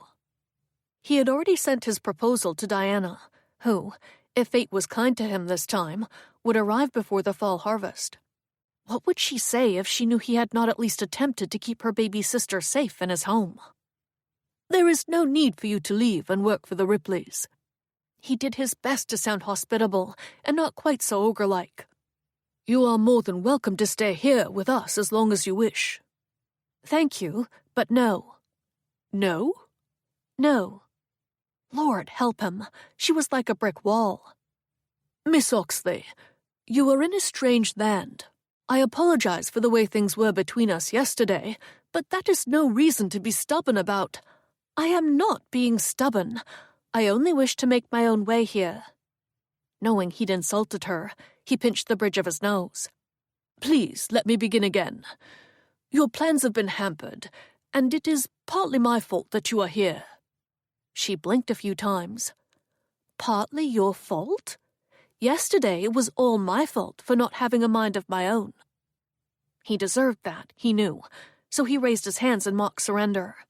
"You have a point, and I am very sorry." He suddenly felt inarticulate and flustered talking to her. This child, who used to follow him and Diana around like a lost puppy. Lord, how things had changed. He didn't feel as though he was talking to a lost puppy now. "Why don't you wish to stay?" he asked, hoping to steer the conversation into gentler waters. "If you want to earn your way, I could always hire you as a governess myself." "I don't want a charity position." "It would not be charity. Penelope and Charlie both need more than what Mrs. Dalton can give them.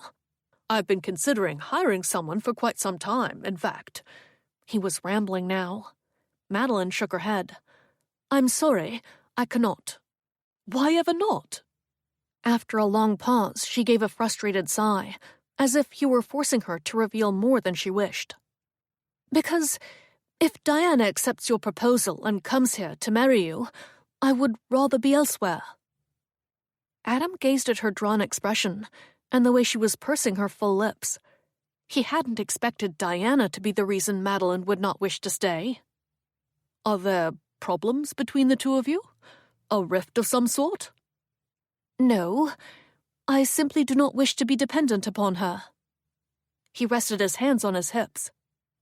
"I understand that you wouldn't want to be in the position of servant to your sister, but it wouldn't be that way. You would be a member of the family." Their conversation stopped dead while they stood in the barn doorway, staring at each other. She seemed unable to think of a rebuttal. For a second or two, Adam thought he had managed to persuade her. Then she pressed her shoulders back and spoke more firmly. "Thank you for the kind offer, but I would prefer to be on my own. I would like to go to the fort tomorrow." In the end, he said yes, but only because he knew there was no point in arguing. She was not going to give in. Then he watched her turn away from him and walk back to the house. Once again, he saw the young Yorkshire lass who had never let anyone tell her what she could and could not do. Back in those days, that willfulness had frustrated him when he'd wanted to be alone with Diana. Just as it frustrated him now when he wanted to keep Madeline here, safe in his care. Something was different today, however. Adam could feel himself warming to her, for she was no longer the child she once was. She had become a woman, and he found himself admiring her for, of all things, knowing her own mind, and settling for nothing less than what she wanted. Chapter 5. After dinner, Madeline sat by the fire in the parlor, mending one of Penelope's caps, while the children played cards at the table. She had just threaded her needle when 2 shiny black boots and a pair of muscular legs in tawny brown breeches appeared in her line of vision. She glanced up at Adam, who was gazing down at her. He gestured at the chair opposite hers. "May I?" "Of course." He sat down and crossed one long leg over the other. The fire snapped and crackled, and the children burst into laughter about something. "Allow me to say that I hope you are not regretting the way things have turned out," he said quietly. Madeline poked her needle through the white lace cap she held on her knees. "It doesn't matter. It's not your fault." "But I do feel responsible. If I had never sent the proposal, you would not be here among strangers." Madeline was careful not to let her cool exterior crack. "You are not a stranger, Mr. Coates. Not entirely. I did know you once, a long time ago." "Yes," he replied thoughtfully. "It was a long time ago, wasn't it? Who would have guessed the years would pass so quickly?" She lifted the needle high over her head to pull it through a seam. "They do pass quickly, don't they? It seems like only yesterday you rode into our yard for the first time. You wore a long black cloak." The firelight flickered across Adam's face as he held her in his contemplative gaze. Madeline felt her blood begin to rush through her veins. She hoped it was not coloring her cheeks.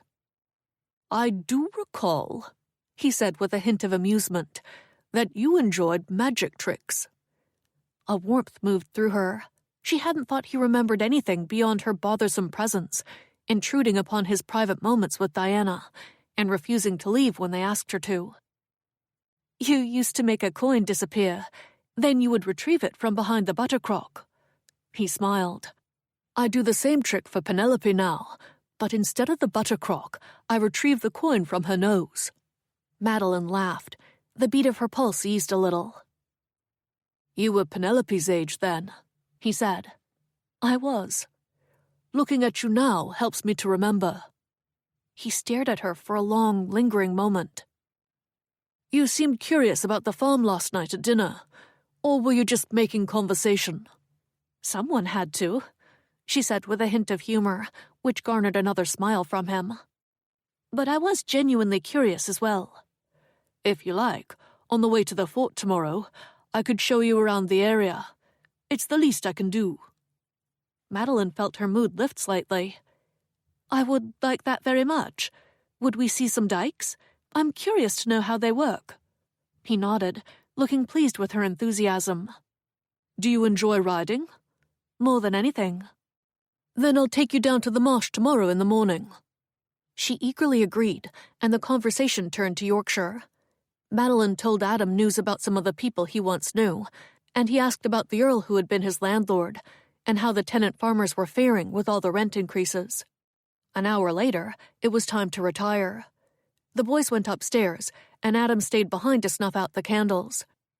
As Madeline climbed the stairs, feeling invigorated from her first pleasant discourse with Adam, she found herself anxiously anticipating their morning ride. There was a sweet fluttering in her belly, not unlike the way her belly had fluttered aboard the ship when they were nearing the coast. She stopped on the landing halfway up the stairs and squeezed the railing tightly in her hand. This nervous, giddy feeling was most certainly not a good thing. Perhaps she should not have accepted Adam's invitation. Perhaps she should have feigned disinterest and requested he take her straight to the fort. But that would have been telling a lie, and she truly wanted to go, so much so that she had momentarily forgotten about her vow to protect her heart. She could only hope that there would be no harm in it. Before breakfast, Madeline passed by Mary's open door. Mary lay quietly on the bed, her blonde curls splayed out upon the pillow, her expression solemn as she gazed at the bright sash window. Her head turned when she heard Madeline's heels across the threshold. "Madeline, I'm so glad you're here. Please, come in." She tried to sit up. "Am I disturbing you? You look melancholy." "Melancholy? Perhaps I am, a little. I was thinking of Jacob and our baby, and hoping that all will go well." Madeline sat down beside the bed and covered Mary's hand with her own. "I'm sure everything will be fine." "I wish the doctor thought so. He's ordered me to stay in bed until after the baby comes, and sometimes I feel as if I will go mad. He allows me to take a turn about the room only twice a day, just to keep my legs in working order, and it's all I can do to keep from bolting out the door to escape and be with Jacob. I miss him so much, Madeline. Sometimes I fear I'm going to crumble to pieces. And here I am, all alone in this room, staring at the same four walls day after day, doing nothing but worrying about having this baby. I wish he were here with me now." A wave of commiseration for what Mary must be feeling coursed through Madeline. Childbirth. So much could go wrong. She squeezed Mary's hand again. "I am certain that when you hold your baby in your arms for the first time, all this will be forgotten." "You're probably right." Mary's voice brightened a bit, but Madeline knew the girl was still anxious. "Do you like it here?" Mary asked, changing the subject. "Or are you anxious to return home?" "I'm not anxious to go," Madeline replied. "Even though things did not work out for me here, there is nothing for me there either. My father doesn't need me. I'm more of a burden to him than anything. I want very much to make my own way, and it might as well be here." "What will you do?" "I can be a governess." "The Mr. Coates?" The question lodged like a musket ball in Madeline's heart. "Probably not. But I know a family from the ship who I believe would be pleased to have me in their employ. They have 4 young children, and we are going to see them today." "Why wouldn't you be a governess for Mr. Coates?" Madeline stumbled over a few possible replies, none of which would do. Thankfully, Mary continued talking. "He's going to need some help soon, I think. I used to help out with the children, but after the baby comes, Jacob and I will move into our own home before the end of summer. Jacob already has our fields planted." "What about Mrs. Dalton?" "Agnes loves the children, certainly, but she does so many other things. She doesn't have time to teach them their numbers, and it matters a great deal to Adam to have his children schooled." Madeline didn't know what to say. She supposed there wasn't really anything to say. She'd already made up her mind. "I should hate to think you'll be leaving us so soon," Mary said. "You've only just arrived, and I like that you're here with us." "Yes, but it was my sister Mr. Coates meant to bring, and if she comes, then I should—" "Wouldn't you want to live here with your sister? Were you not close?" There was that question again. Madeline didn't know how to answer it. How could she explain that the problem was more about Adam than it was about Diana, and her feelings were too complex to even understand them herself? One minute she found Adam cold and unfeeling. The next minute he was apologizing and talking about shillings and noses, making her feel giddy and nervous when she knew she shouldn't feel anything but a sisterly regard. Adam's heart belonged to Diana, and there was no point in hoping that would ever change. Not when she was so certain that Diana would come. Besides all that, how could Madeline be sure that if she expressed her deepest feelings to Mary, the entire household wouldn't know by sunset? That would be far too humiliating. My leaving has nothing to do with Diana, Madeline explained. I'm simply a very independent person. Mary smiled. I guessed that about you. You were very brave to come all the way from England by yourself, and then to have your hopes dashed. She shook her head. In my opinion, Mr. Coates owes you at least a comfortable place to stay as long as you like. None of this was your fault. And don't be in any hurry to find employment either. Take your time, and be sure to find the right position. I will, Madeline replied.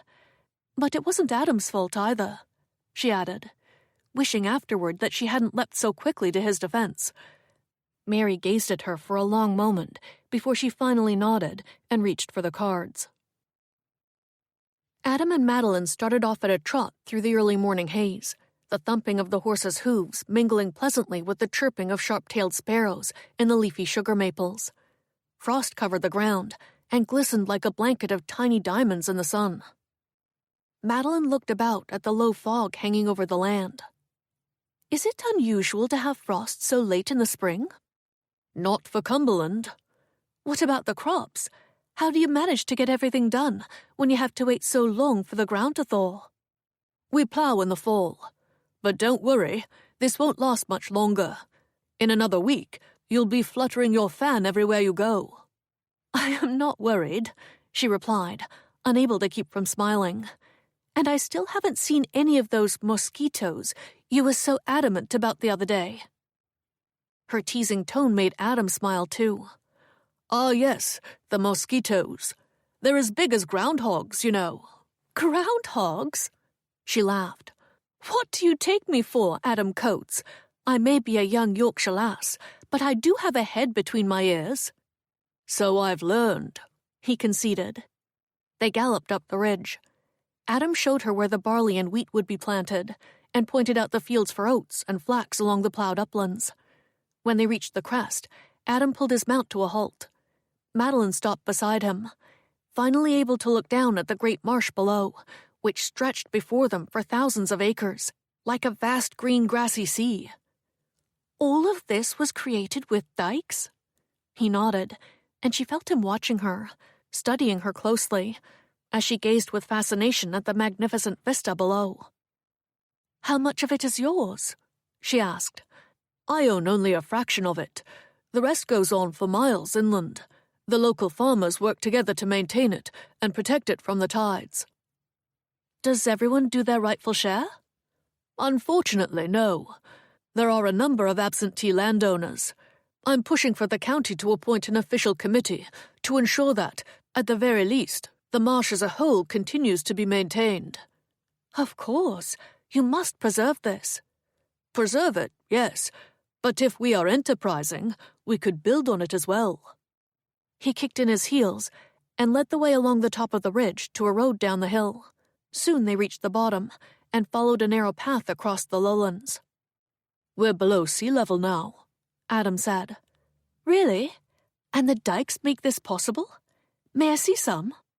Madeline could barely keep the exhilaration from her voice. Of course. I'll take you to the river. They trotted leisurely across the chilly marsh, the horses' foggy breaths puffing out of their noses. The scent of wet marsh and mud somewhere in the distance touched Madeline's nose, and she inhaled its glorious freshness. Seated high in the saddle, she looked down at the drainage ditches dug into the meadows like deep gashes, carved by a giant swift knife. She doubted any of this work had been swift, however. All of this would have been dug out by hand, some of it by Adam's hands. She tried not to imagine that. It wouldn't do her any good to picture him with his sleeves rolled up, his muscles straining against the physical force of driving a diking spade into the dirt. Just thinking about it now caused her body to tingle in the strangest places. They reached a dike, a long narrow hill, stretching like a giant snake along the bank of the meandering river. It went on and on as far as the eye could see. This was all built by hand? Yes, by the Acadians. Adam dismounted and helped Madeline down. He took her hand to lead her up the steep side of the grassy dike.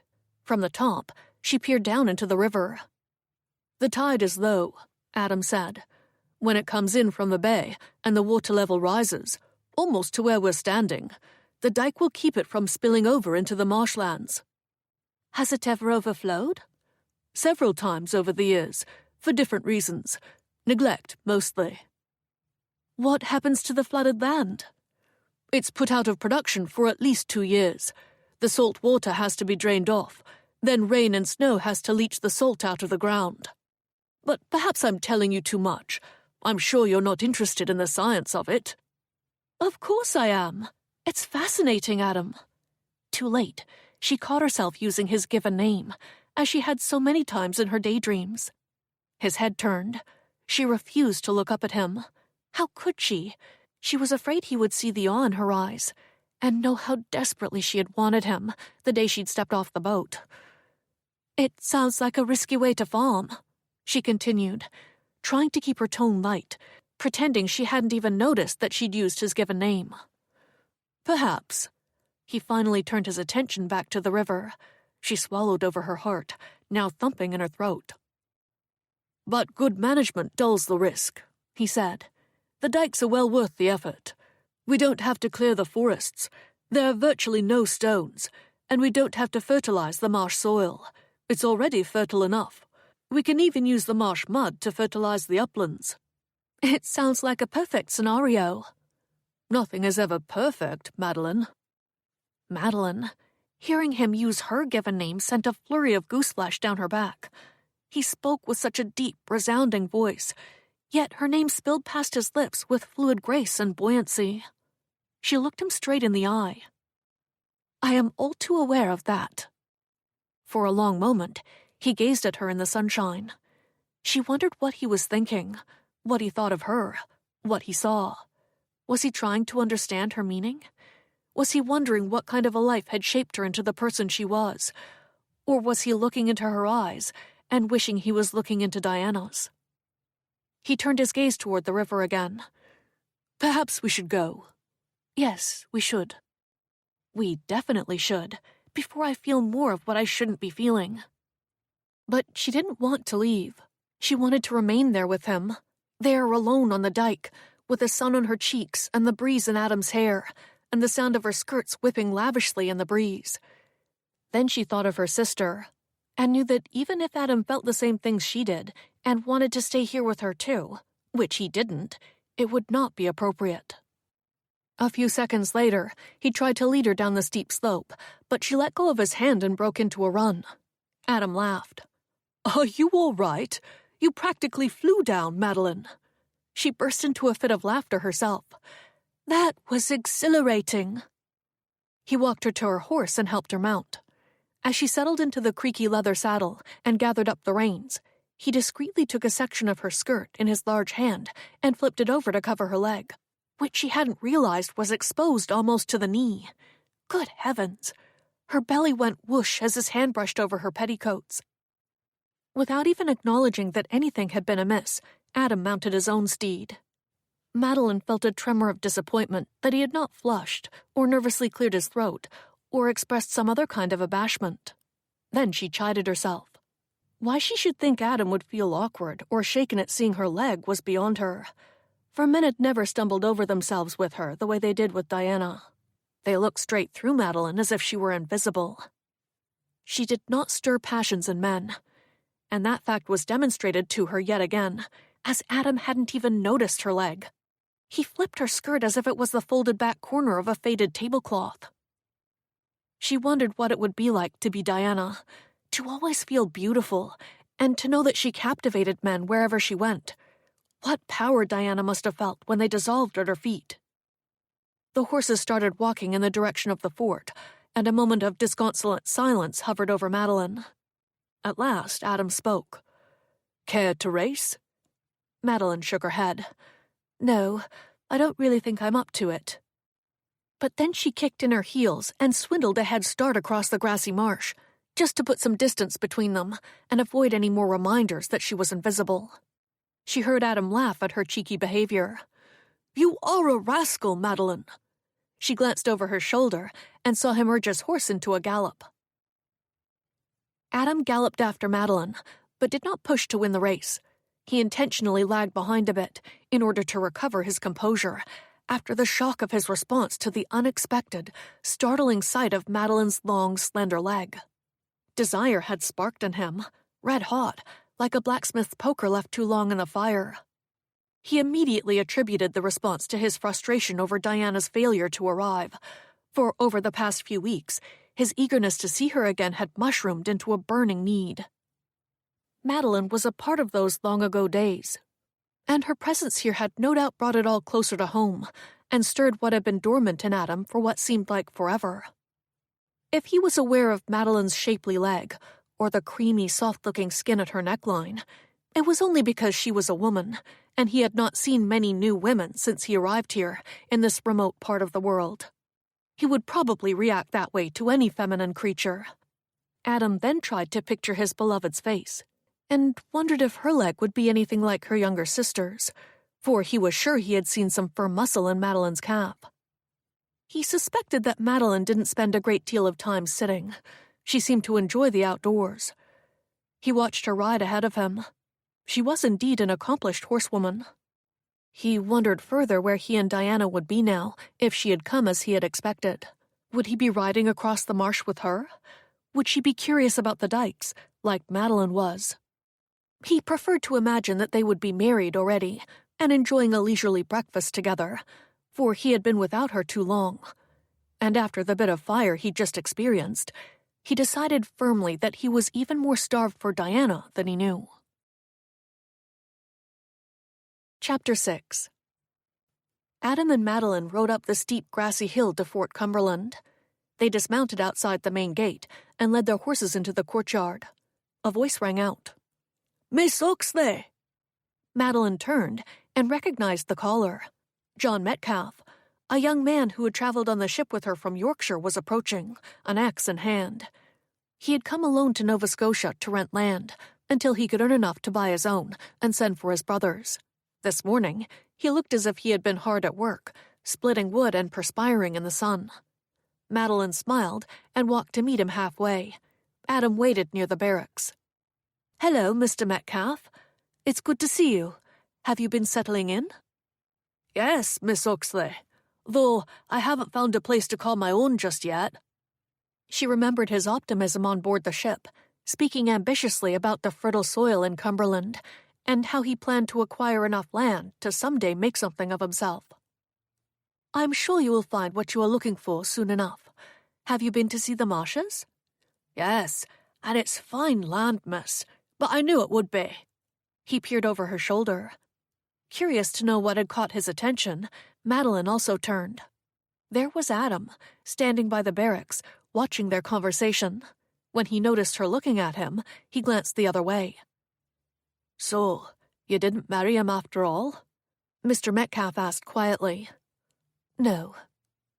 "Were you very disappointed?" Madeline cleared her throat. She had no desire to talk about this, not with John Metcalfe, not with anyone. "How could I be? I barely knew him." "He's older than I thought he'd be." After a pause, Mr. Metcalfe settled his gaze upon hers again. "Will you return to Yorkshire?" "No, I haven't decided what I will do exactly, but I hope to remain here, for the time being anyway." Madeline couldn't help thinking that, after spending the morning with Adam, so full of knowledge, wisdom, and experience, John's eyes looked particularly youthful. "So, what are you doing at the fort this morning?" he asked. "I came to see the Ripleys." "Ah." Did she detect a hint of disappointment in his tone? She was probably imagining it.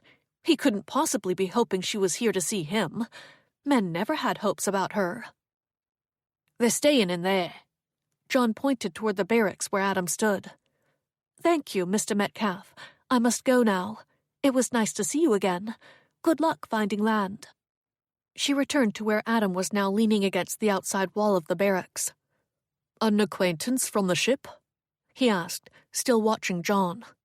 "Yes, his name is John Metcalfe." Why did she feel uncomfortable answering that question? Was it her own foolish sense of loyalty to Adam? Or did Adam feel that because she was under his protection, she should not be talking to single young men? "Did he bring a family with him?" Adam asked. "Not yet. He plans to send for his brothers as soon as he finds property to lease. Adam watched John intently for a few more seconds, then escorted Madeline to the barracks. They knocked on the Ripley's door, which almost immediately opened before them. Adam removed his hat and held it under his arm. "Madeline! How wonderful to see you!" Mrs. Ripley pulled Madeline into her arms, then stepped back. "How is everything?" "Fine, thank you. Mr. Coates was very kind to bring me to visit you today." He bowed at the waist and settled his tricorn hat back on his head. He was so gentlemanly, so courteous and elegant, and how handsome he looked in his hat. "I shall be in the courtyard, Miss Oxley." Then he turned and left them. With his departure, Madeline felt the way she often felt when she was sitting in her garden and a cloud moved in front of the sun. Mrs. Ripley closed the door behind her and sat down on one of the beds with Madeline. "Oh, my dear girl, what brings you here? Has it been terribly difficult for you? Have you been crying? Do you wish to go home?" "I'm fine." Madeline laughed at Mrs. Ripley's flair for the dramatic, but at the same time, she couldn't bear the thought of everyone thinking she was heartbroken and pining away in Adam's big house. She needed to set them straight, even if she wasn't being completely straight with them, or herself. "Now that I am here, and I have had the chance to get to know Mr. Coates, I can see that we would not have been suited to each other anyway. He is a good deal older than I, and he is not at all the man I remember. Honestly, I have not shed a single tear. I am glad things turned out the way they did. He and Diana are meant to be together, and he has already sent another proposal of marriage to her. In fact, it was I who encouraged him to do so." The older woman touched her hand. "But he is such a handsome man. Surely it has been at least a trifle difficult to bear, living under the same roof with him." "Not at all," Madeline replied steadily. "He has been a perfect host. More like a father figure. Really, he seems very old to me." "A father figure? Seems very old?" She was more skilled at hiding her true feelings than she'd imagined she could be. Nevertheless, it was time to change the subject. "May I ask, Mrs. Ripley, if you have found suitable land yet?" "Yes, we found a very promising spot, a farm near Amherst Township. A section of the marshes included, and the ground is ploughed, and a full crop of potatoes has already been planted." A rush of hope surged through Madeline. "How wonderful! Will you be taking up ownership soon?" "As soon as the present owner vacates the house in 2 weeks." 2 weeks? Perfect. Although Madeline labored not to sound too delighted about it. "In that case, the reason I came is, I wonder if you might have a need of a governess, or even a housekeeper, or both." Mrs. Ripley was quiet for a moment. Madeline shifted on the hay-filled tick. "I apologize. I didn't mean to sound so anxious. You will need time to discuss it with Mr. Ripley. Perhaps I could return for an answer tomorrow, or the next day." She made a move to stand, but Mrs. Ripley clasped her hand. "No need to come back, Madeline. We would be delighted to have you live with us. We have been saying so ever since we met you." A cry of relief spilled past Madeline's lips. "Oh, what good news!" "Well, come by early," Mrs. Ripley continued. 2 weeks from Wednesday, and pick you up in our new buggy." Mrs. Ripley hugged Madeline. "I am very happy. In a couple of weeks, we will all be together, and we can finally start to build a new life." Madeline rested her cheek on Mrs. Ripley's shoulder. "I will be counting the days." A short while later, after sharing a cup of tea and catching up, Madeline said goodbye to Mrs. Ripley and found Adam sitting on a bench in the courtyard, conversing with some local tradesman. He immediately stood, left the men to themselves, and crossed to meet her. "Will you be returning with me?" he asked. The question came abruptly out of nowhere. "Yes," she replied, "but only temporarily. The Ripleys have found land near Amherst Township, and in 2 weeks I will move into their new home and begin work as their governess." Adam's gaze swept over her face and settled on her eyes. His voice grew quiet. "I see. Well, That is good news. They are just waiting for the other family to vacate the home. The papers have already been signed. Already signed? More good news. Adam's tone was as cordial as always, but beneath it, she thought she detected a hint of disappointment. Could it be that he had enjoyed her company and conversation this morning more than he had expected? No, surely not. He was simply disappointed because his children would continue to live without a governess of their own. He offered his arm. Shall we go? He escorted her to their horses where they were tethered near the fort's entrance. Suddenly, an unexpected sadness moved through Madeline. She chastised herself, for those feelings made no sense. She had accomplished what she had set out to accomplish that morning. She had found another situation. She should be overjoyed. Perhaps a small part of her had still not let go of the dream. She tried to ignore it, and told herself that soon, when she was settled into a new life with the Ripley family, all of this would surely pass. Days later, Madeline ventured outside to feed the chickens. She closed the kitchen door behind her, but stared at the unexpected sight of Adam pushing the plow behind a yoke of oxen in Agnes's vegetable garden. The sleeves on his loose linen work shirt were rolled up to his elbows, and he wore no waistcoat.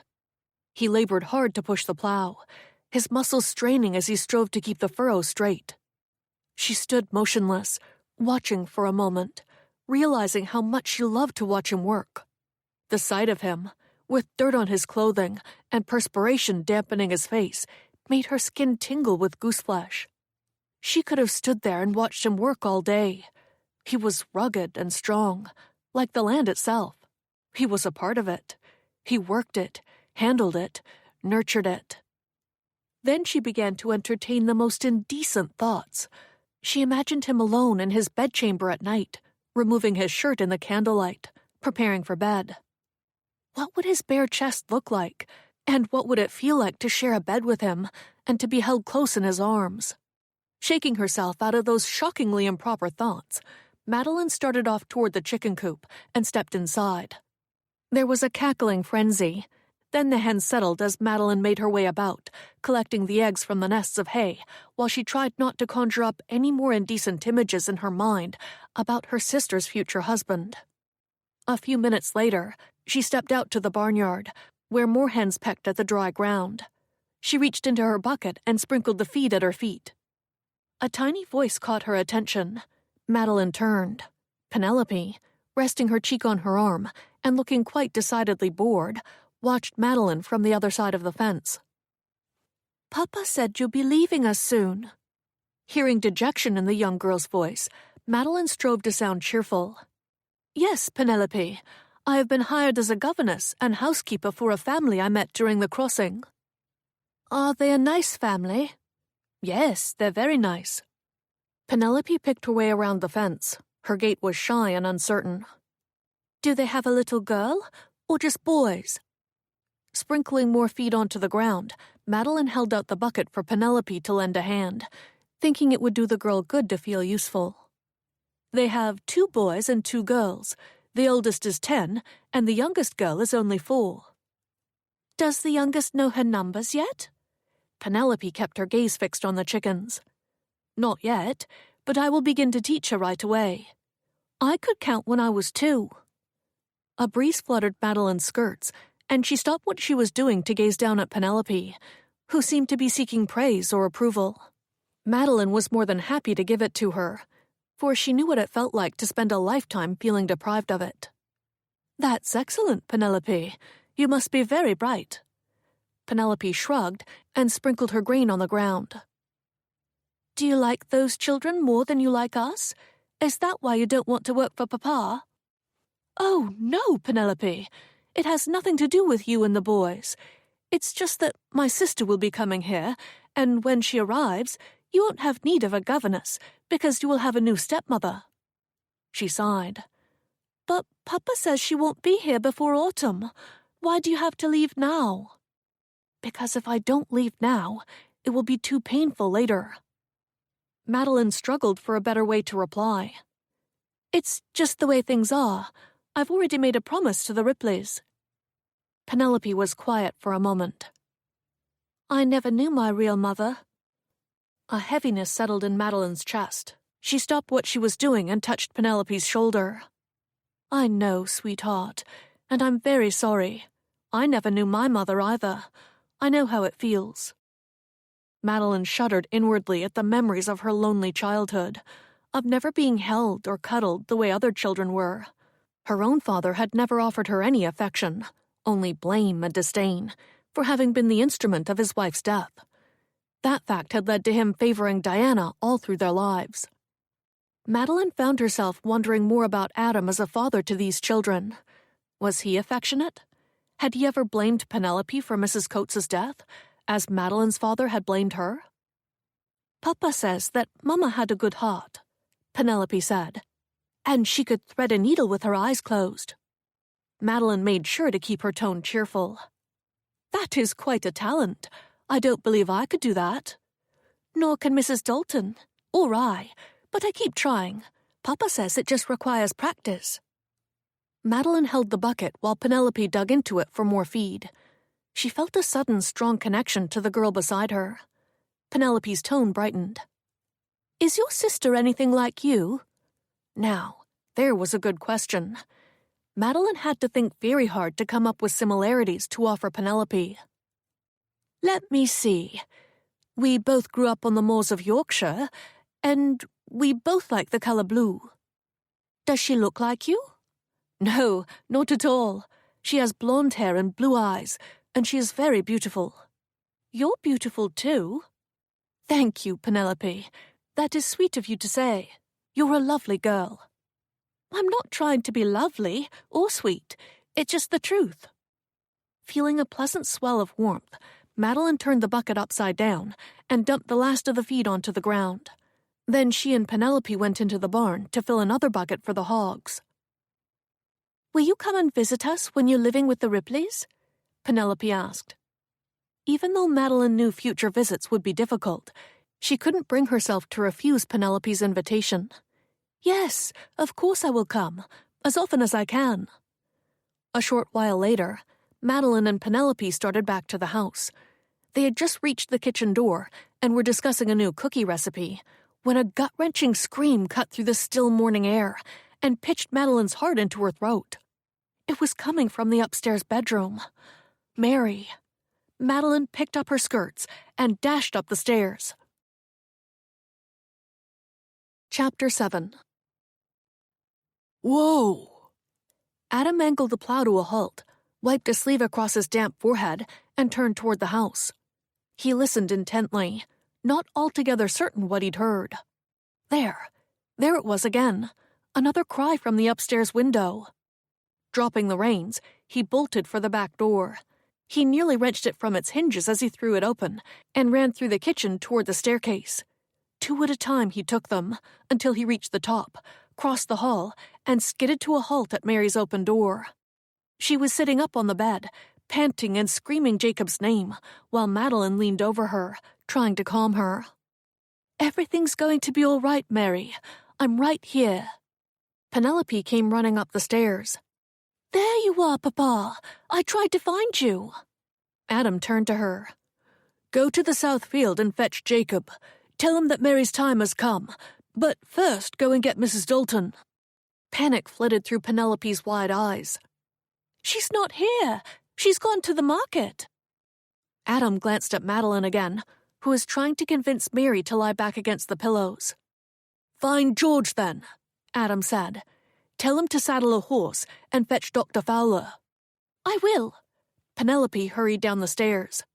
Another terrorized scream from Mary shook Adam to the core and summoned hot, agonizing memories of his wife's last delivery. Jane's screams had sounded the same. For the rest of his days, Adam would never forget the desperation in her voice just before Penelope came into the world, the tears and sobs, and the pleading to God for mercy. He was certain she had known she was dying, and from his seat in the hall, outside the closed door, he could do nothing to save her. The guilt afterward had been excruciating. For how many times over the years had he wished for things to be different with Jane? How often, when she was ranting and smashing things, had he wondered what life would be like if she were not there?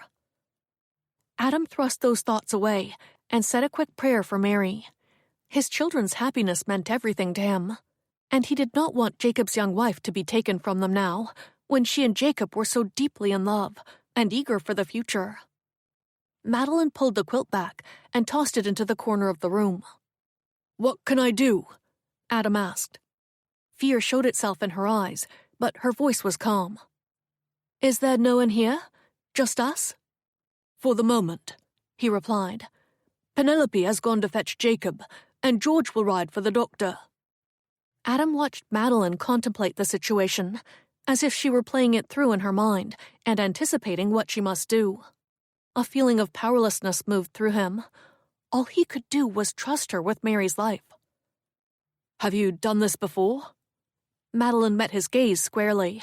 "Yes, twice in Yorkshire, and the midwife explained everything to me along the way. We will get along fine, Adam. Breathe, Mary. That's it. In and out." He stood in the doorway, watching Madeline move around Mary, talking to her and telling her what to do, her voice always composed and reassuring. "Adam, would you fetch me hot water and towels, please?" She sounded wholly in control, and her confidence eased the tight knot that had formed in his gut. "Then you can leave us alone." With her eyes, she told him not to worry. He left the room to do as she asked, and thanked the good Lord for sending Madeline to them when he had. Jacob pounded a fist against the doorframe in the hall. "How much longer must this agony last?" Mary screamed again, her cries muffled behind the closed door, but no less disquieting for Adam or Jacob, who waited restlessly outside. Adam stopped pacing to reassure Jacob again. "This is normal, son, especially for the first child. I remember the night George was born. It seemed to take a week, but it was only 6 hours." "6 hours? It's only been 3 so far." Adam strove to maintain a confidence he did not feel, not when Mary was screaming so much louder now. Where was the damn doctor? George hadn't been able to find him. "I know it's difficult," Adam said, "but you must be patient. All we can do is wait and pray. Perhaps you'd be better off outside, where you can't hear what's happening." "No," Jacob replied. "If she must endure this, then so must I."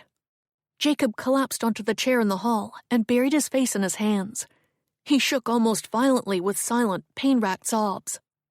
The sight of his son weeping so inconsolably was like a knife in Adam's chest, twisting with excruciating exactness, for his children were his life. His love for them was greater than anything he could ever have expected or comprehended.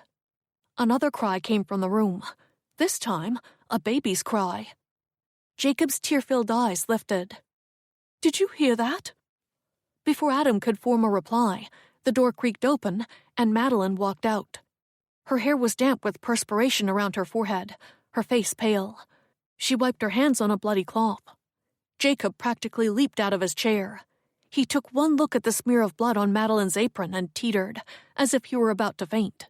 Adam grabbed onto Jacob's arm to steady him. Madeline smiled. "Congratulations, Jacob. You have a daughter." The air sailed out of Adam's lungs. Surely, the weight of the whole world had just lifted from his shoulders. Jacob grabbed hold of Madeline's shoulders. "Is Mary all right?" "You can ask her yourself." Not even the sun could compete with the purity and brilliance of Madeline's smile as she delivered this welcome news to Adam's son.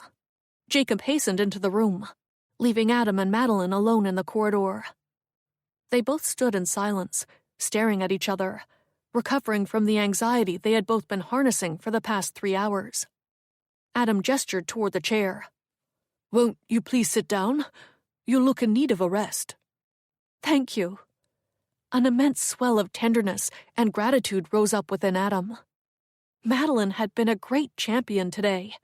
She had kept Mary safe and brought a beautiful new baby into the world. She had made Jacob a happy man, and that made Adam happy too. More than happy.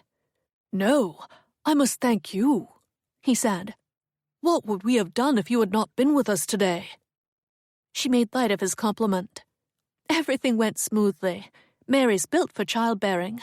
You'll have a whole house full of grandchildren before you know it." Adam gazed at the young woman sitting across the hall from him, her hair tousled and toppling from its bun, her cheeks flushed from the stress of the morning. How was it possible that she could be a mere 4 years older than his stepson, Jacob, yet she seemed a whole lifetime older in maturity and experience? "Blimey," he stammered, trying to sound full of humor, when he was not at all accustomed to trying so hard to sound anything at all. "The years have caught up with me. I'm an aging grandfather." Her eyes shone with self-assurance again, and she smiled at him. "That is not how I see you, Adam.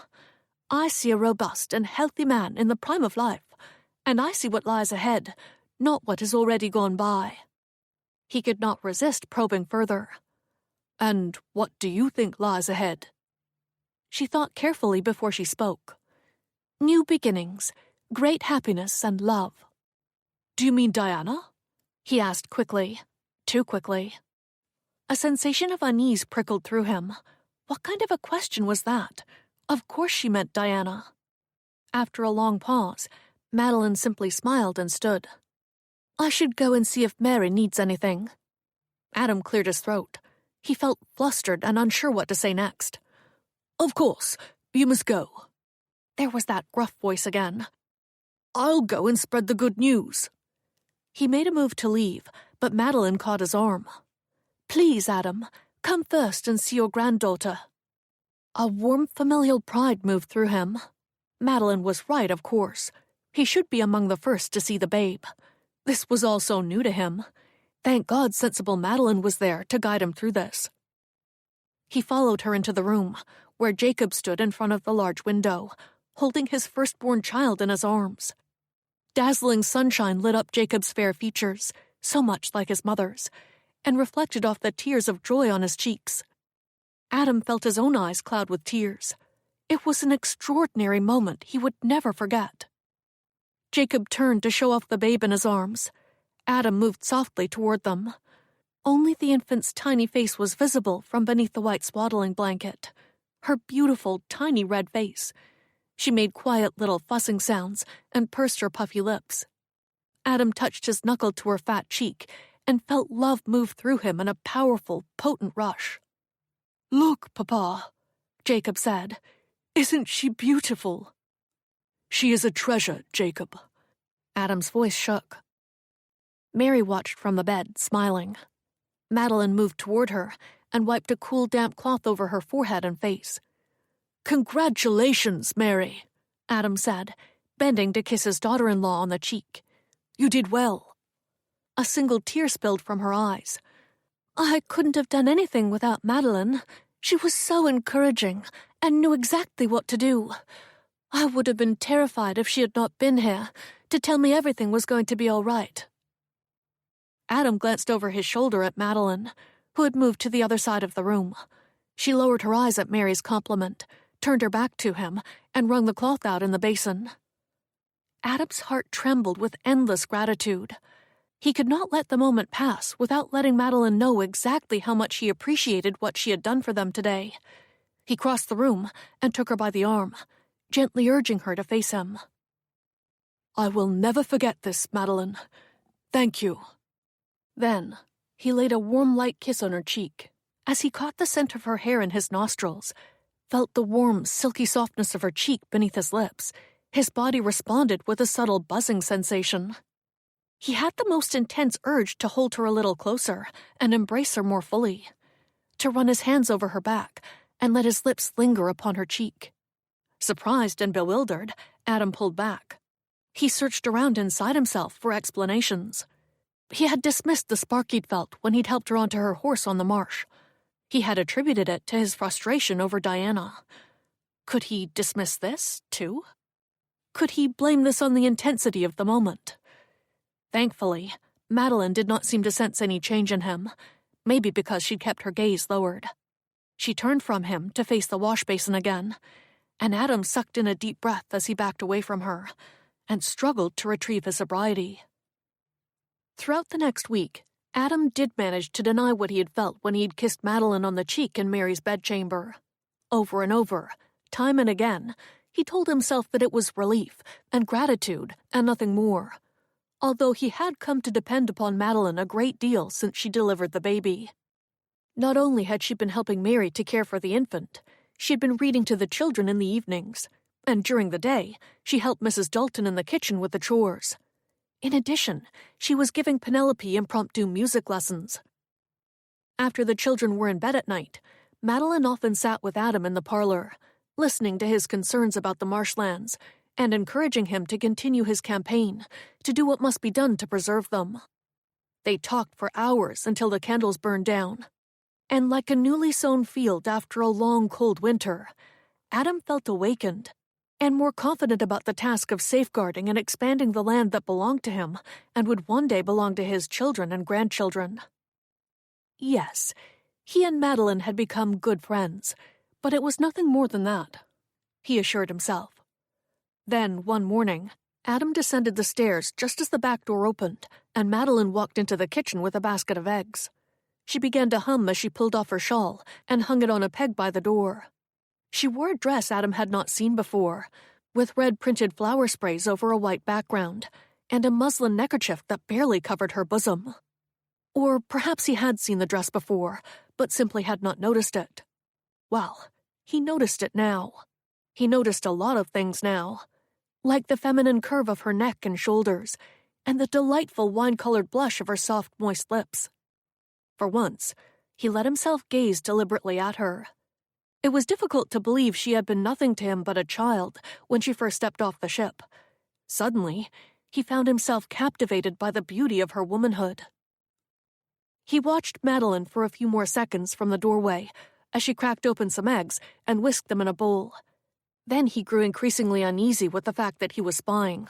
Even so, he could have watched her all day if it were possible. Just then, Mrs. Dalton walked out of the dining room with an empty platter in her hands, and he felt as if he had been caught stealing cookies from the jar. In reality, this was much worse than that.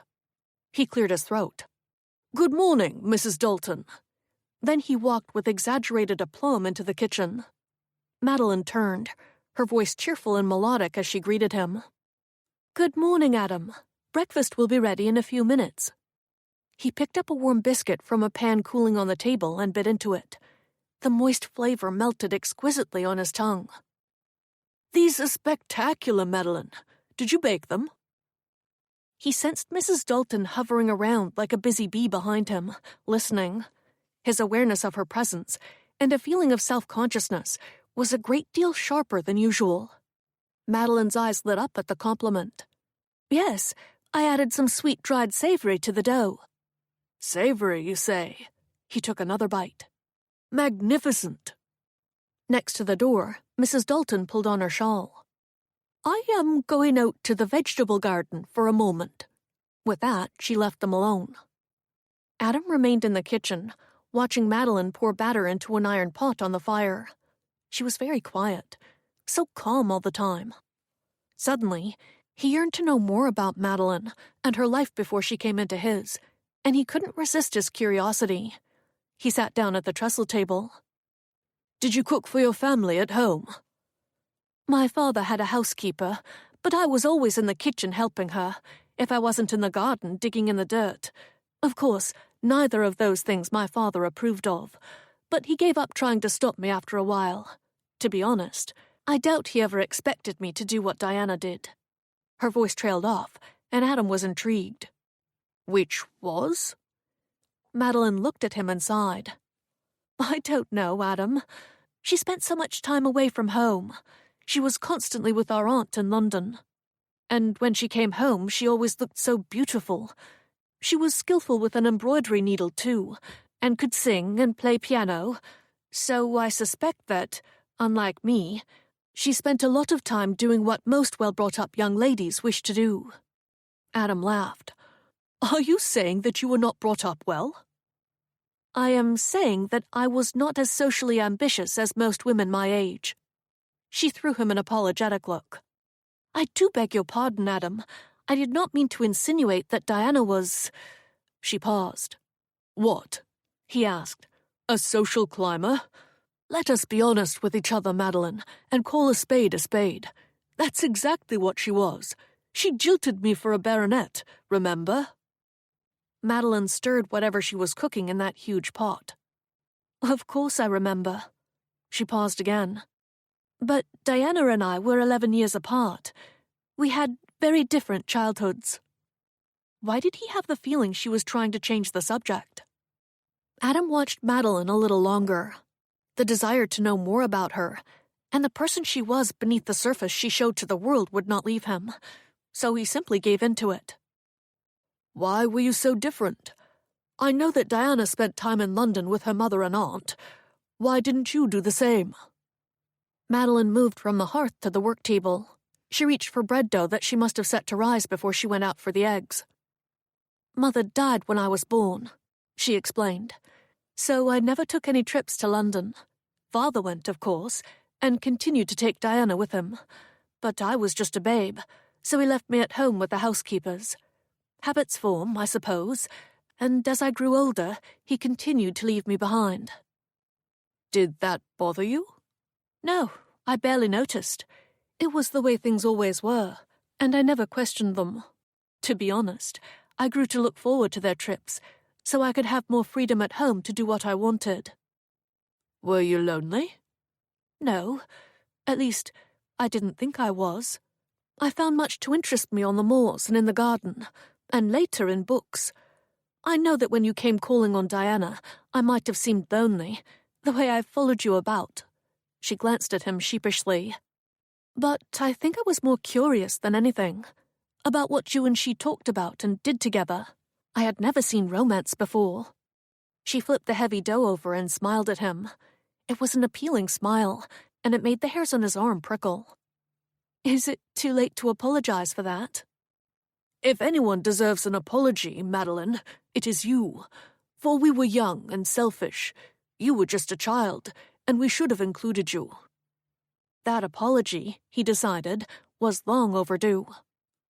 He absently twisted his wedding ring around on his finger. Madeline stopped kneading. I've noticed you have not taken that off. My wedding ring? He turned his large hands over and looked at them. How candidly they revealed his age. No, I couldn't bring myself to. You must still miss her a great deal. Adam laid his hands flat on the table. It's not so much that. He had never spoken of Jane to anyone, at least not about their imperfect marriage. He wondered why he was compelled to do so now, with Madeline, a young woman who had never been married herself, and probably assumed that every romance had a happy ending. I believe it is guilt that keeps me from taking it off. Madeline sat down across from him and gently clasped his hand. Guilt? Adam, surely you cannot blame yourself for her death. What husband wouldn't when his wife dies on the birthing bed? Madeline squeezed his hand. But it's more than that, Adam confessed. If you must know, I regret the misery in our marriage. Jane was an emotional woman. She cried over a chipped plate, or flew into a rage when the fire would not light on the first try. In the beginning, I was sympathetic, and spent a great deal of time trying to appease her. Most of the time, I walked on eggshells, for fear of setting her off. Later, as the years passed, I felt nothing when she wept, for she was not rational. My sympathy dried up, and she knew it. I lost patience. Things only got worse after that. Madeline frowned. I'm so sorry. I had no idea, Adam. What about the children? Did they suffer also? He shrugged a shoulder. Penelope, of course, knows nothing. And the boys, thank God, were too young to recognize what their mother was going through. Mrs. Dalton was very good at distracting them and taking them out of the room when Jane was having one of her spells, as I used to call them. He began to twist the ring again, remembering the earlier days. It's odd. When I married her, she seemed so sensible. Looking back on it now, I see that the things she said to me were just words. Even if she knew what was sensible and what was not, she could not control her emotions. We married too quickly. She had known about Diana, and I don't think she ever believed for 1 second that I was over her. I believe that is what made Jane unbalanced. Madeline continued to hold his hand, accepting what he had confessed without pushing him for more. He felt a weight lift inside his chest. "I cannot believe I just burdened you with all of that," he said, hoping to lift the somber mood that had descended in the kitchen. "The melodramatic regrets of an old man's life." "You are not old, Adam, yet you keep saying it." It was true. He had been feeling his age more than usual lately, ever since Madeline had arrived. How could he tell her that she, in all her youthful splendor, by bringing forward the past, had forced him to look inside himself at the man he had become? Gazing across the table at her cheerful, tender countenance, into eyes that actually saw the old Adam, the young man he once was, he found himself wanting to be that man again. Could he? For the first time in many years, he felt the scattered remains of his old self bucking within. Then he reminded himself that Diana was coming, and she was the reason for all this, even though Madeline had been the one to help awaken him and make him see that he could be carefree and happy again, and that he still had much to look forward to.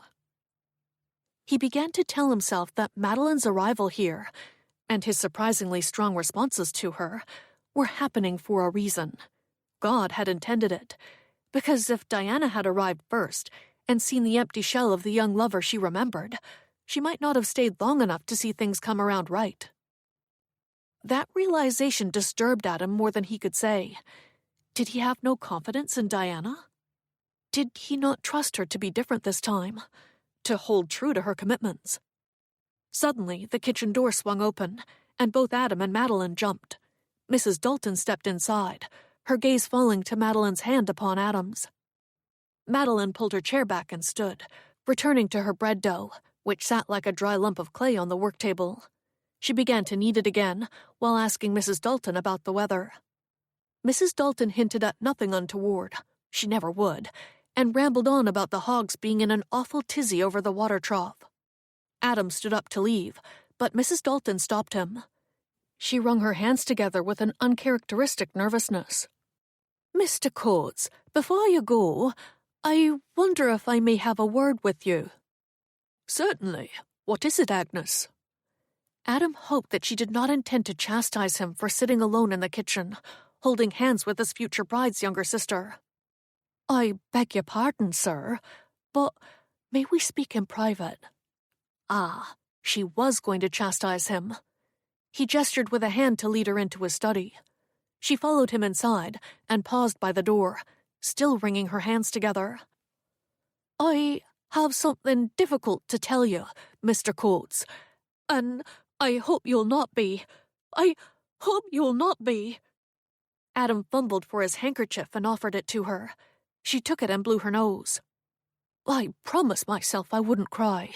You've seen enough of that in your life, sir." She was referring, of course, to Jane. "Nonsense, Agnes," he replied softly. "What is upsetting you?" She collected herself and lifted her gaze to meet his.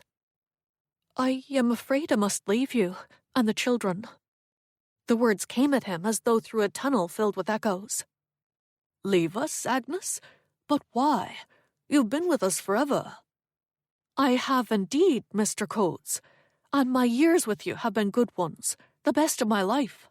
I love the children like they were my own, I do.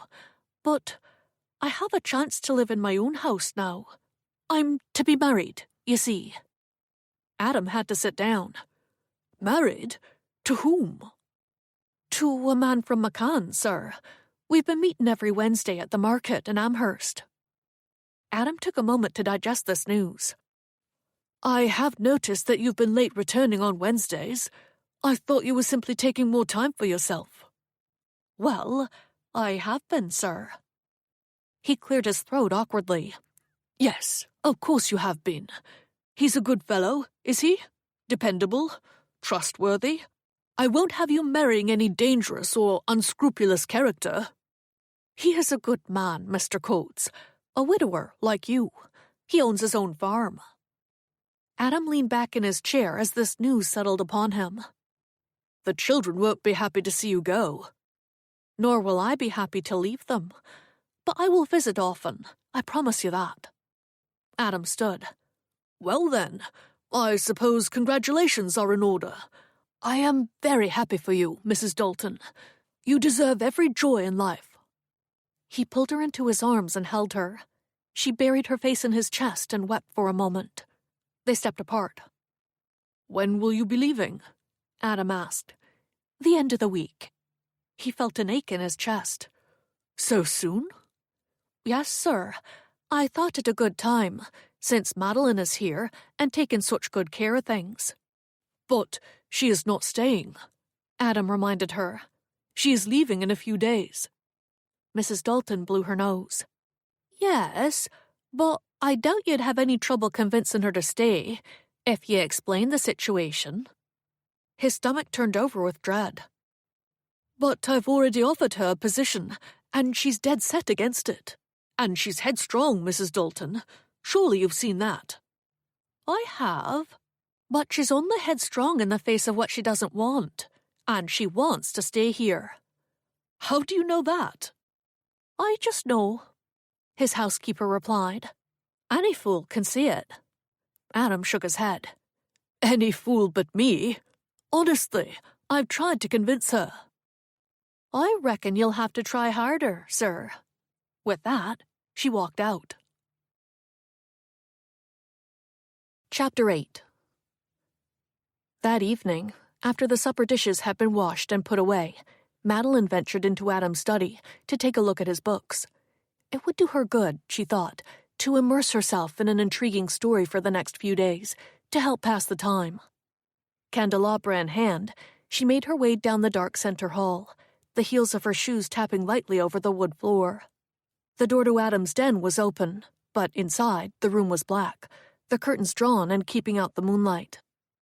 She carried her candles to the tall bookcase on the far side of the fireplace and held the light up to the spines of all the books, delighted by the simple pleasure of smelling them. There were so many, surely every one of Shakespeare's plays.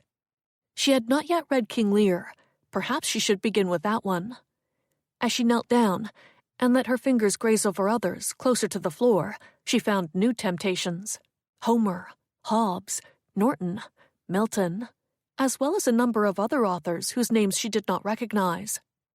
She pulled out something by Samuel Richardson, a thick novel called Clarissa, or The History of a Young Lady. Madeline set her candles on the floor and opened it to the first page. Just then, the sound of footsteps entered the room. She stood quickly, stepping sideways in a panicky effort not to singe her skirts on the candles.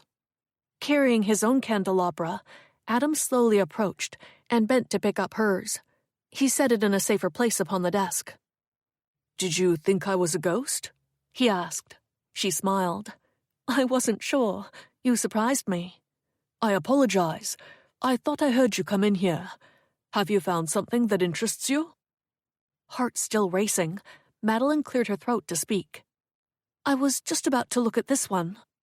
He moved to stand next to her and held his candles over the book she held. "Clarissa, are you sure? I believe it's the longest novel in the English language." Madeline laughed. Her reaction seemed to amuse him. With a smile, he said, "It's no joke, my dear," and furtively slid the book out of her hands. His were large and strong, yet graceful as he ran his fingers over the lettering. "Do you know anything about it?" "No, nothing." "Well, the characterization is magnificently sustained, but it's very tragic. I wouldn't recommend it to everyone. It depends upon your tastes." "I'm open to anything if it's well written. I've read my share of tragedies. I've lived my share, too." "Well, do not let me influence what you choose. Taste in literature is very personal." He handed Clarissa back to her. Their hands touched briefly, but he shied away, as if her fingers were hot to the touch. Madeline thought of their conversation in the kitchen that morning and colored fiercely. Did he regret confiding in her? And had he been uncomfortable with the way she'd held his hand? Perhaps this was his way of telling her that he knew she was attracted to him, and he intended to discourage her.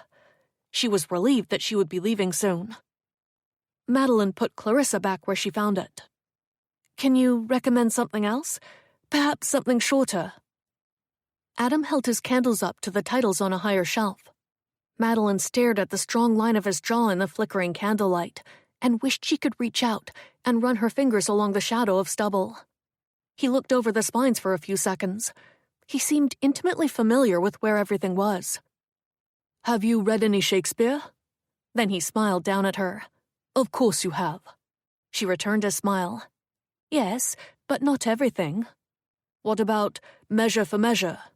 "Yes, I've read that one." "What did you think?" "I thought the ending was hurried." He continued to look over the titles on the spines, tilting his head to the side to read them, running his fingers over the embossed lettering. "I thought so too." Madeline stood back, watching, enjoying these precious moments of conversation with him, talking about books. She realized now that she had come to understand him on a deeper level these past weeks, staying up late to talk about the marshlands and what he wished to accomplish in order to ensure their survival. She now felt a certain compatibility with him, for she too valued good land and knew how important it was to nurture and maintain it. All her life, she toiled in her own garden at home, proud of her accomplishments, always delighted to see the green shoots sprouting out of the dirt, the feel of the soil under her fingernails, even though Diana had badgered her for being so irresponsible about her hands, had always provided her a secret pleasure. "What about Twelfth Night?" Adam asked, bringing her thoughts back to the present. "I've read it." "Did you like it?" "Very much. It was hilariously complicated." He smiled at her and nodded in agreement. Then his attention went back to the books. "What about The Merchant of Venice?" "I've read it." "The Merry Wives of Windsor?" "Read that, too." He smiled down at her and said good-naturedly, "Perhaps it should be you doing the recommending, instead of me." She laughed. "Are there any books here, Adam, that you haven't read yet?" "Only a few. I read most of them in Yorkshire, when Jane was alive. I needed a distraction, I suppose." Madeline found herself gazing into Adam's eyes in the candlelight, wanting to fill in all the years he had been absent from her life. In a moment of abandon, she chose to ignore her resolve to keep her emotional distance, and she began asking questions she had no business asking. "Tell me more, Adam. Tell me about the day you decided to leave Yorkshire." He set his candelabra on the table. "Surely you wouldn't want me to bore you with that." "I wouldn't be bored. Please tell me why you left your home when you had spent your entire life there." Somewhat reluctantly, he began. "Well, knowing that I would spend the rest of my life working someone else's land, and earning nothing to pass to my children, weighed heavily on me. I was tired of seeing my hard work go to support my landlord's mistress's apartments and baubles. Then, one afternoon, his agent came by to discuss the harvest, and Mrs. Dalton served him tea in Jane's best china we had received as a wedding gift from my family. The agent took one look at his teacup and the silver teapot and said that if we could afford china like that, we could afford to have our rent raised." Madeline's temper flared. "Poor Mrs. Dalton! I hope she didn't blame herself." He gave Madeline a look that told her otherwise. "It was only a few weeks later that the Lieutenant Governor of Nova Scotia came to recruit families to emigrate, and I was more than ready to hear him out. We came here on the very first ship and made a fresh start." "And now you are a landowner." "Sometimes I pinch myself." Madeline thought of what it must have been like for Adam to sell everything, uproot his family, and venture across an ocean toward unfamiliar lands when his children were so young. Penelope would only have been 5 years old, and Adam, without a wife to support his decision, or keep him company during the lonely years of settling into a strange place, must have often questioned his decision and worried for his children's futures. Madeline smiled warmly. "You have done well for your family, Adam. You should be proud." He nodded and let his gaze linger upon her eyes for a second or two. Then he raised his left hand to look at it. "You know, I think it's time I take this off." "Your wedding ring?" He nodded. "Yes. Lately, I've been feeling less burdened by what has been keeping it on my finger." He pulled it off and placed it inside one of his desk drawers. "I have you to thank for that, Madeline. You are a very positive and sensible person. I admire how you always look to the future with such confidence and optimism. How can I ever repay you for your kindness?" Even in the candlelight, Madeline could see his face go pale. He spoke awkwardly and looked down at the desk drawer, which was now closed. "And I suppose it would have been bad form for me to still be wearing the ring when Diana arrived. Thank you," he said again, clearing his throat. Madeline simply nodded, to hide the fact that her own cheeks had lost their color, or had flushed with pink. She wasn't sure what they were doing, only that her cheeks were burning, for she had a dozen ideas about how Adam could repay her for her so-called kindness. One of them involved changing his mind about Diana. Adam regained his composure. "So, I have told you why I left Yorkshire. What about you? Why were you so eager to leave your homeland to marry a man you barely knew?" She stared at him blankly. "Good heavens, Madeline, that was terribly crass of me. I apologize." "It's all right, Adam. You are absolutely right. I acted hastily, knowing nothing about where I was going or who I was going to. I was just so happy to be leaving Yorkshire. I suppose I stuck my head in the sand." Maybe she fudged the truth a little, leaving out the part about wanting to marry him because he was the man of her dreams, but she couldn't very well admit to that. Not now. "Why would you be so happy to leave?" Adam asked. "Was your father that much of a tyrant?" Odd that Madeline had come to the new world to escape and hide from the scandal that had ruined her, to bury it in her past forever. Yet suddenly, she found herself wanting nothing more than to revisit it again and confess everything. She supposed she wanted to feel closer to Adam, even though she knew it was wrong and foolish. Heaven help her when Diana arrived. "My father was part of the reason why I left Yorkshire, but he was not all of it.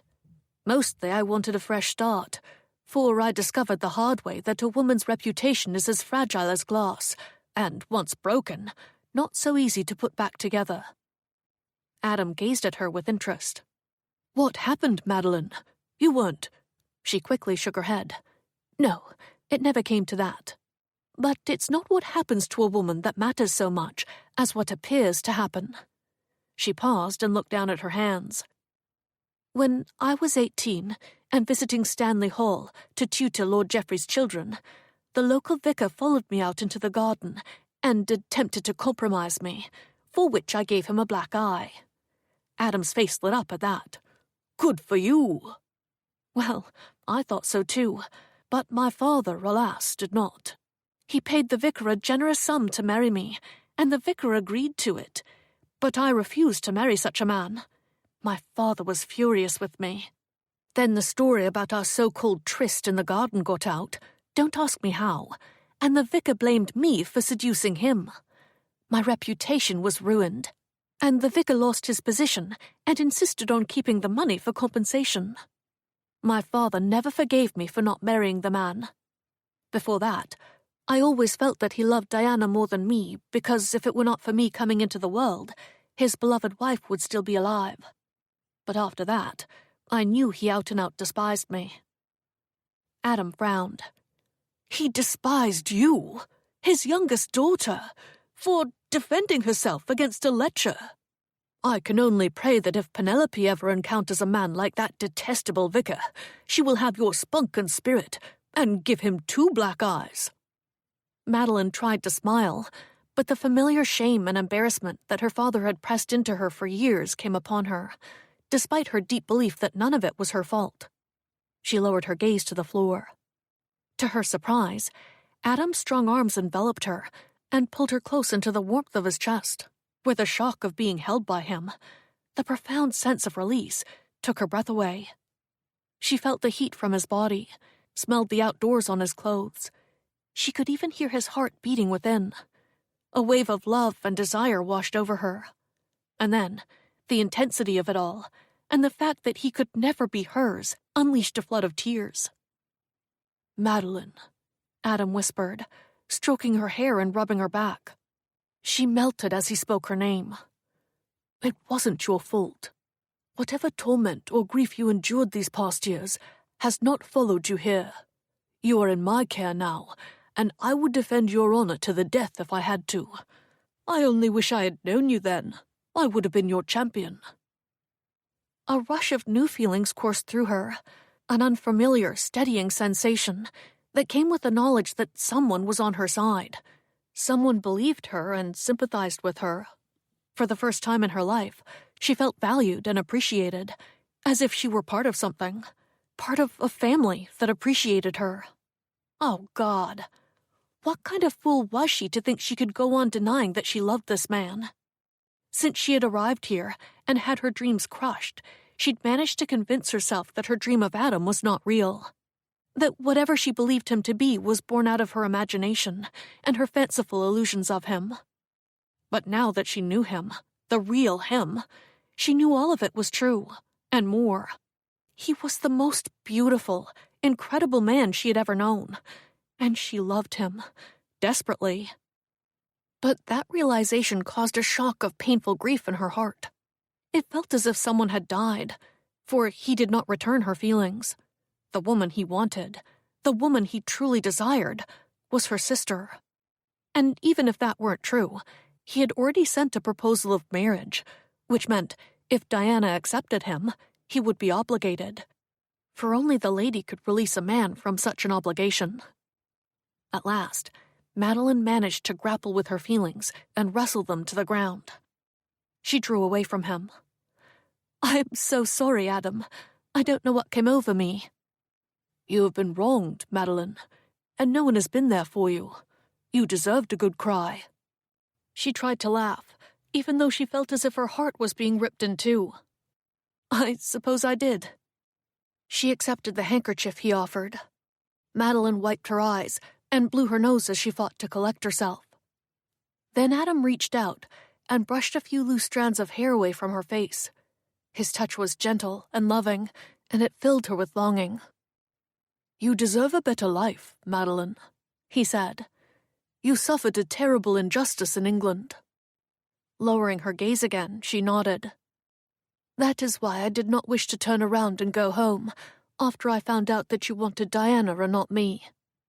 "But I do want you, Madeline," he said softly. She trembled again and looked up. All her rational instincts warned her not to misinterpret his words, not to allow herself any false hopes that he might want her in a romantic way. At the same time, just thinking about it lifted her hopes and shone a tiny beacon of light into her heart.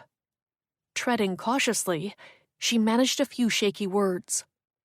"I beg your pardon?" "I mean, I want you to stay with us. I need you to stay." Carefully, meticulously, she pressed him for his true meaning. For she had learned her lesson once, and had learned it well, and she would never again presume anything about Adam. He would have to hit her over the head with the marriage proposal first, which wasn't possible, of course. "I don't understand," she said. He looked deeply into her eyes. "Mrs. Dalton is getting married. She will be leaving us in a few days, and I am desperate. I need you to stay, at least for a while, until I can find another housekeeper." Another housekeeper? Madeline's stomach clenched tight with a painful mix of heartache and umbrage. "You want me to be your housekeeper?" "Well, that was your plan, wasn't it? To support yourself here? You can be sure this is not a charity position. I truly do need you." She bit her lip to hold back her foolish indignation. Then she spoke with a rather impressive self-control and restraint. "But I have already promised the Ripleys." "Whatever they are paying you," Adam said, "I'll double it." When she gave no reply, he added, "I'll triple it then." With a forceful swallow, Madeline pushed down the anger she had no right to feel, for Adam was doing nothing wrong by asking her to stay, and rationally she knew that.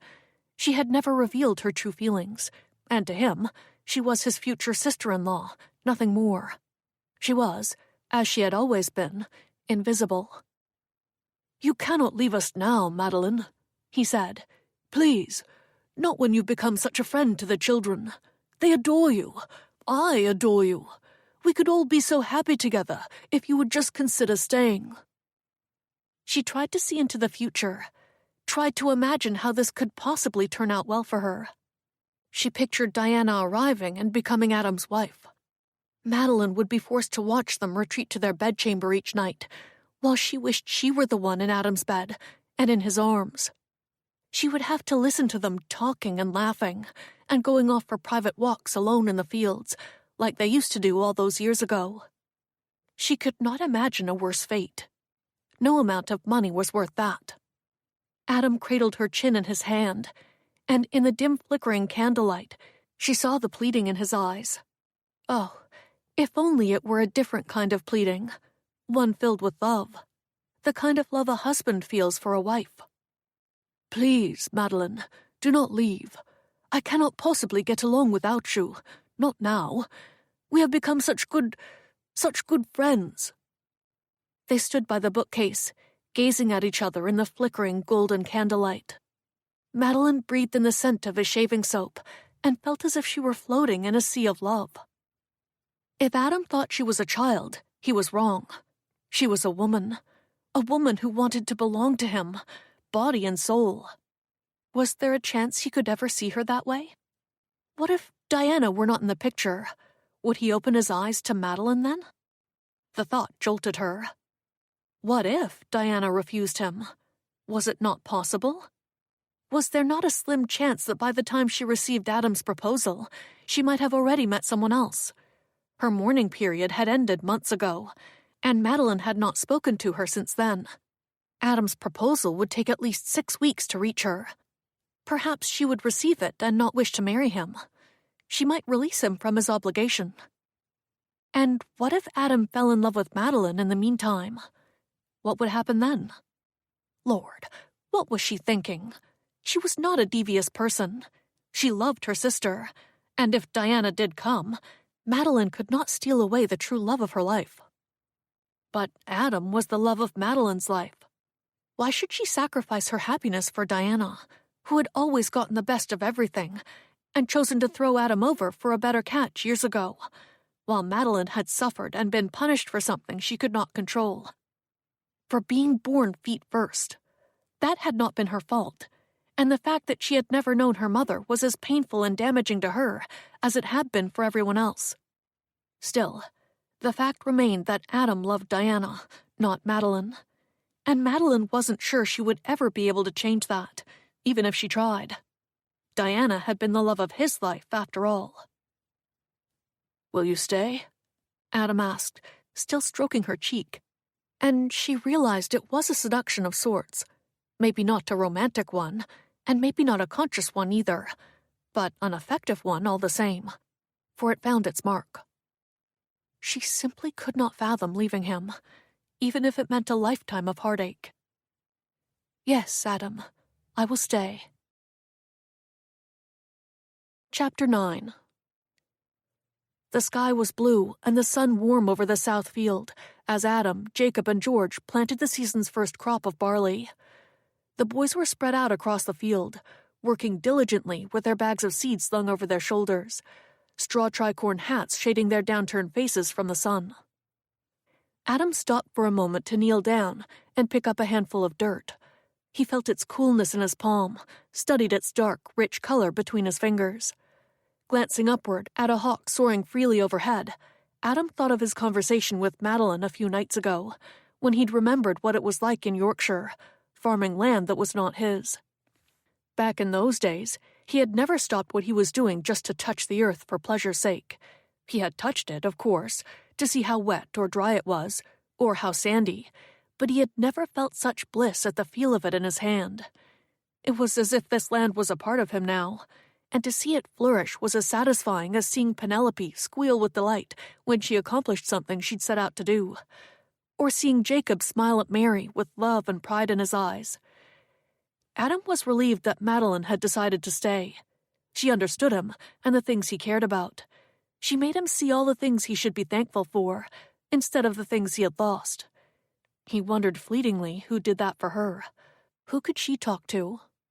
Just then, Adam noticed a rider ascending the ridge, along the road from the marshlands below. Adam let the dirt slip between his fingers, brushed off his palms, and started toward the stranger. The young man stopped on the road and dismounted. "Hello there." As Adam stepped over the plowed furrows, he recognized the caller. It was the young man from Fort Cumberland, the fellow who'd spoken to Madeline when they returned there, the day after her arrival. Adam reached the edge of the field and greeted him. "Good day to you. John Metcalf, isn't it?" John's eyes lit up for some reason as they shook hands. "Yes. Did Madeline mention me?" Ah, the reason for the visit was clear now. Adam felt the muscles in his back stiffen slightly. "She told me your name at the fort, after she spoke to you." "I see." He glanced around, over Adam's shoulder, at Jacob and George in the field. "Your sons?" "They are. What can I do for you, Mr. Metcalf?" John removed his hat. "Well, I am here for 2 reasons, sir. I was hoping you might be able to point me in the direction of some land to lease. Someone told me you had some acreage leased to a fellow on Fort Lawrence Ridge." "I do. 2 spots there, actually. I also own another section of the marsh near Sackville Township." Adam didn't know why he was telling John about the other places. None of them were vacant. John's shoulders rose and fell with what looked like a nervous sigh. "Are you looking to lease anything at the moment?" "No," Adam replied. "I'm fortunate to have excellent tenants, hard-working men with families." John inclined his head hopefully. "They're not looking to buy and move off any time soon?" "If they were ready to buy, or wanted to, I'd sell them the land they're living on." John nodded in understanding. "Do you know of any other farmers who are looking to lease some land? I haven't had much luck finding anything." Adam removed his hat and wiped his forehead with a sleeve. "I can't think of anyone offhand, John. Have you tried the Petit Kodiak?" "The Petit Kodiak," he replied. "That's miles away." Adam paused. "I see. You have your heart set on Cumberland." "Yes, sir. I like to stay near the folks I got to know on the ship, and as far as I know, they're all looking to settle around here." Adam watched John perspire in the hot sun. "Ah, well, you could try River Hibbert, or McCann."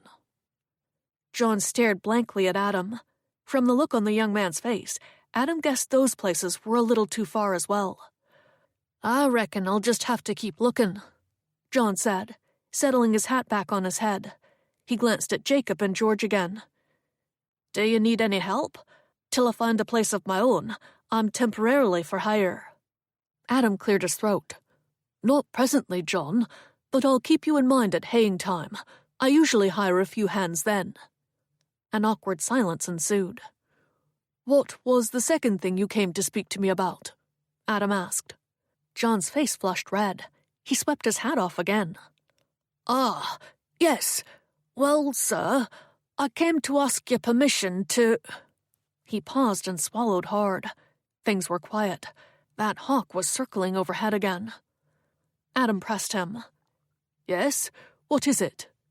"To call on Madeline," John finally blurted out. For a moment, Adam didn't know what to say.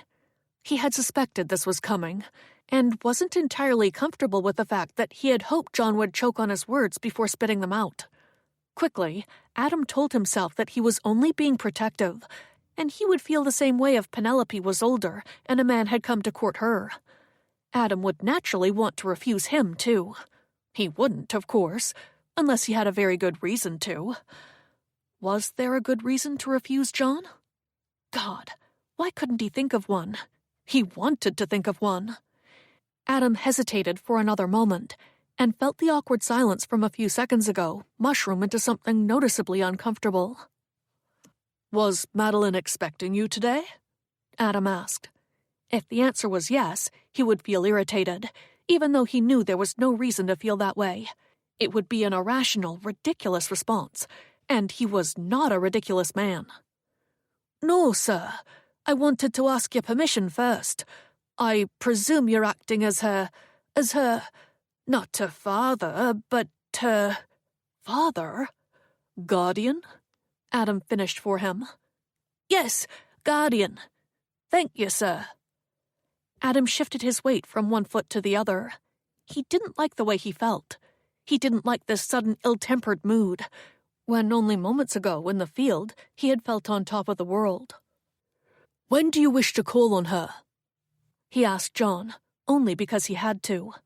John's face went pale, and Adam realized that his tone had intimidated the young man. He should have regretted it, but he didn't.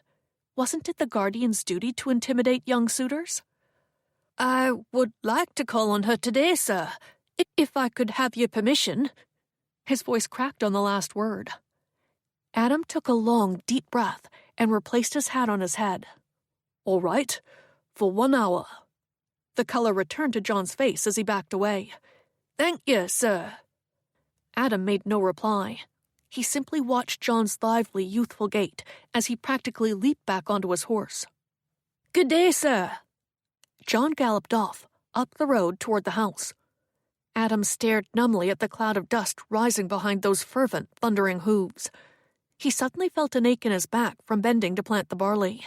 Why was he feeling it now, of all times? He knew why, and it worried him more than he cared to admit.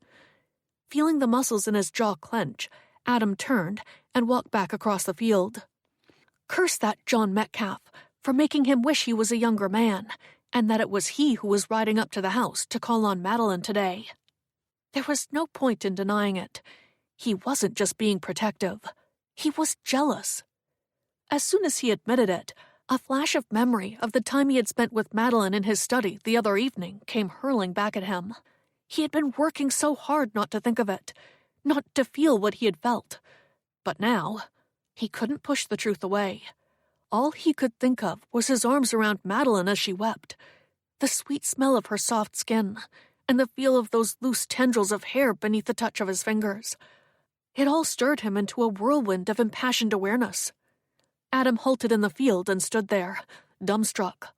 Heaven help him. He was feeling things he shouldn't be feeling. He should never have held her in his arms, should never have touched her.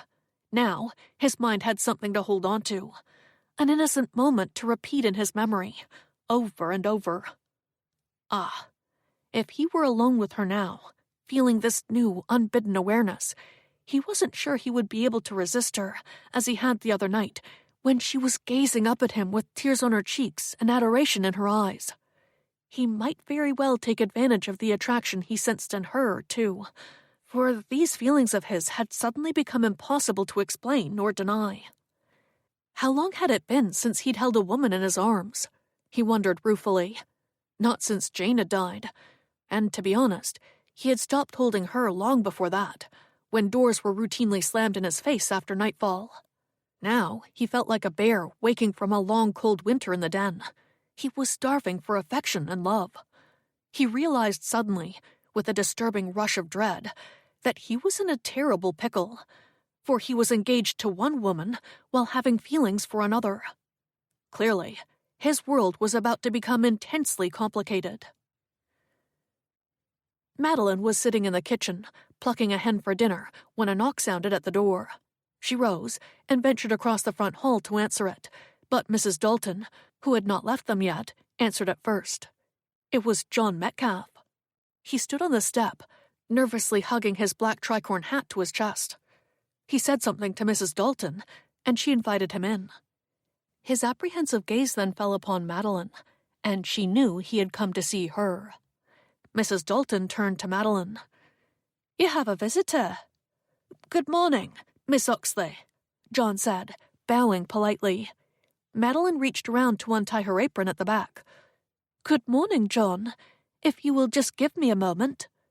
She returned to the kitchen, glanced at the half-plucked hen that would have to wait, then laid her apron over the back of a chair and washed her hands in the rinse bucket.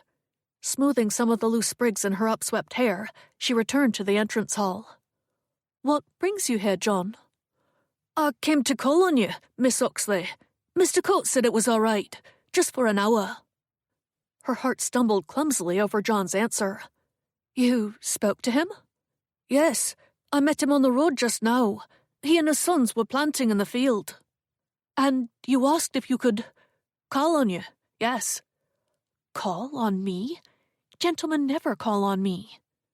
Madeline swallowed with difficulty and had to struggle to find her voice. She wished that her thoughts didn't fly directly to Adam in these circumstances. She wished she wasn't wondering how he might feel about John courting her. She supposed, at the very least, Adam would worry that he was going to lose another housekeeper. But maybe, just maybe, John coming to call on her would make her become visible to Adam. Maybe Adam would finally see her as a woman, not a child. He would comprehend the fact that other men found her appealing, even though she had a hard time believing it herself. "I see. Would you like to come in?" John gave her an appreciative smile and followed her into the front parlor. Agnes headed for the kitchen. "I'll make some tea." Madeline sat down on the chintz sofa, while John sat on the other side of the room in a green upholstered chair. For a few moments, neither of them spoke, while John's eyes wandered around the room, looking at the framed paintings on the walls, the brass face on the tall clock that ticked away in the silence. He gazed at the piano in the corner, then wiggled in his chair as he reached down to touch the rich velvet upholstery on the seat. "Mr. Coates has a very fine house," he said. "It's quite comfortable." "It's more than comfortable," John replied. "It's a palace compared to most places around here. Maybe we should start calling him Lord of the Marsh." Not caring for John's disrespectful tone, Madeline rubbed a thumb over her fingers. This was going to be a very long hour. Adam stood in the hot morning sun, his boots firmly planted in the dirt, and removed his hat to wipe his forehead with a sleeve. The wind was non-existent today. Everything was so still. Everything except for the insects, which were humming and buzzing a steady cacophony. Curse his thoughts for buzzing a cacophony too. He hoped Madeline was all right at the house. Maybe he should go and check on things. No, surely that wasn't necessary.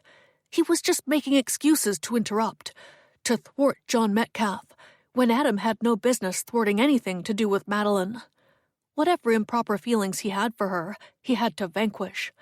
For Adam had already proposed to her sister. More than proposed.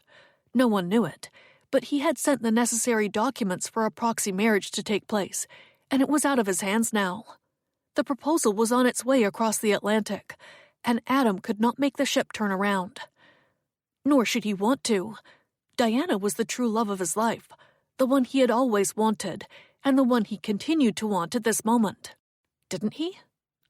The number of times he'd had to convince himself of that lately was beginning to irk him. He settled his hat back on his head and returned to the planting.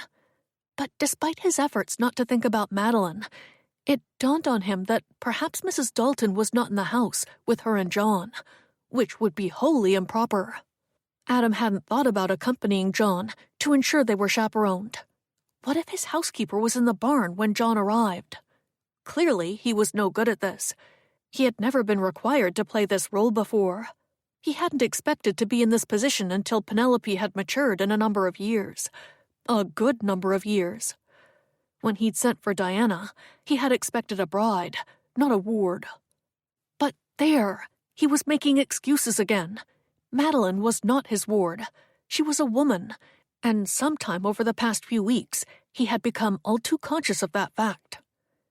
He gazed across the field at Jacob and George, working diligently. Then he flinched at the direction of his thoughts again, as he asked himself, if the proposal to Diana were not pending, would he go up to the house now and interrupt John's visit, then court Madeline himself? Adam's head began to throb. How in the world was he going to handle this? He reached into his bag for more seed and sprinkled it onto the field. He knew one thing. He was not, absolutely not, going to return to the house and make a fool of himself. He would stay right here in the field. And if he knew what was good for him, he would wrestle this reckless and unwelcome infatuation into submission. Not 2 minutes later, feeling thoroughly ashamed of his lack of self-discipline, he dropped a final handful of seed onto the ground and marched up the hill to the house. Chapter 10.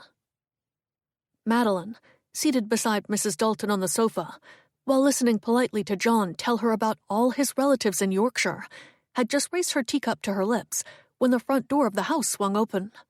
Adam stepped inside and paused in the entrance hall. Their gazes locked and held. His eyes then shot to Mrs. Dalton, and he appeared flustered for a moment, almost angry with himself. Madeline set down her teacup. Adam glanced briefly at John and nodded. Then his boots thumped down the hall toward the kitchen. She wondered if something was wrong.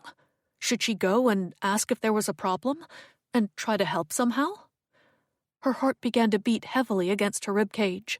She took a deep, calming breath to allay it, telling herself that Adam's moods and problems were not hers to sort out, at least not when she had a gentleman caller. Mrs. Dalton said nothing. She didn't seem startled or surprised. She simply drank her tea. The conversation then resumed. A few minutes later, Penelope came down the stairs and joined them in the parlor. The sight of the child's big brown eyes and the sound of her little voice brought a smile to Madeline's face. Penelope told them about the baby's strong grip, how she had grasped Penelope's thumb in her hand and not let go even when Penelope had gently tried to shake her off. Madeline suddenly wondered what Adam was doing in the kitchen all this time. Had he noticed the half-plucked chicken? Was it in his way if he wanted to sit down at the table? Or was he simply listening to their conversation? "So there's a good chance my brothers will come too," John said, "if things work out for me here." Madeline realized she had missed something of the conversation just now. "Shall we take Mr. Metcalf for a walk?" Penelope suggested. "We could show him the swing." "You just want someone to push you," Mrs. Dalton said good-naturedly. "I'll push you," John offered. Penelope stood, and Madeline set down her cup to go with them. "I'll tend to this," Agnes offered, tidying up. "You three go out and enjoy the fine weather." Madeline followed Penelope to the door, but sensed Adam's presence, watching them. She glanced briefly over her shoulder, and sure enough, he was standing there in the kitchen doorway, silently sipping coffee, staring at her. His gaze was dark and intense. Her skin prickled with awareness and an urge to stay behind and ask what was wrong, for she sensed he was not himself. But instead, she forced herself to ignore the impulse. There was no sense nurturing the intimacy of their so-called friendship and feeding forbidden feelings that were already dangerously out of control. She followed John and Penelope outside, where a spotted sandpiper was perched on the stone bench near the birch grove. Penelope began to tiptoe toward it with her hand outstretched, as if to make friends.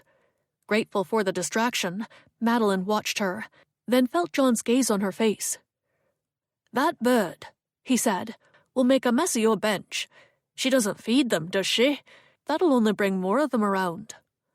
Madeline kept her gaze fixed on Penelope, whose shoulders slumped in disappointment when the tiny bird flew away.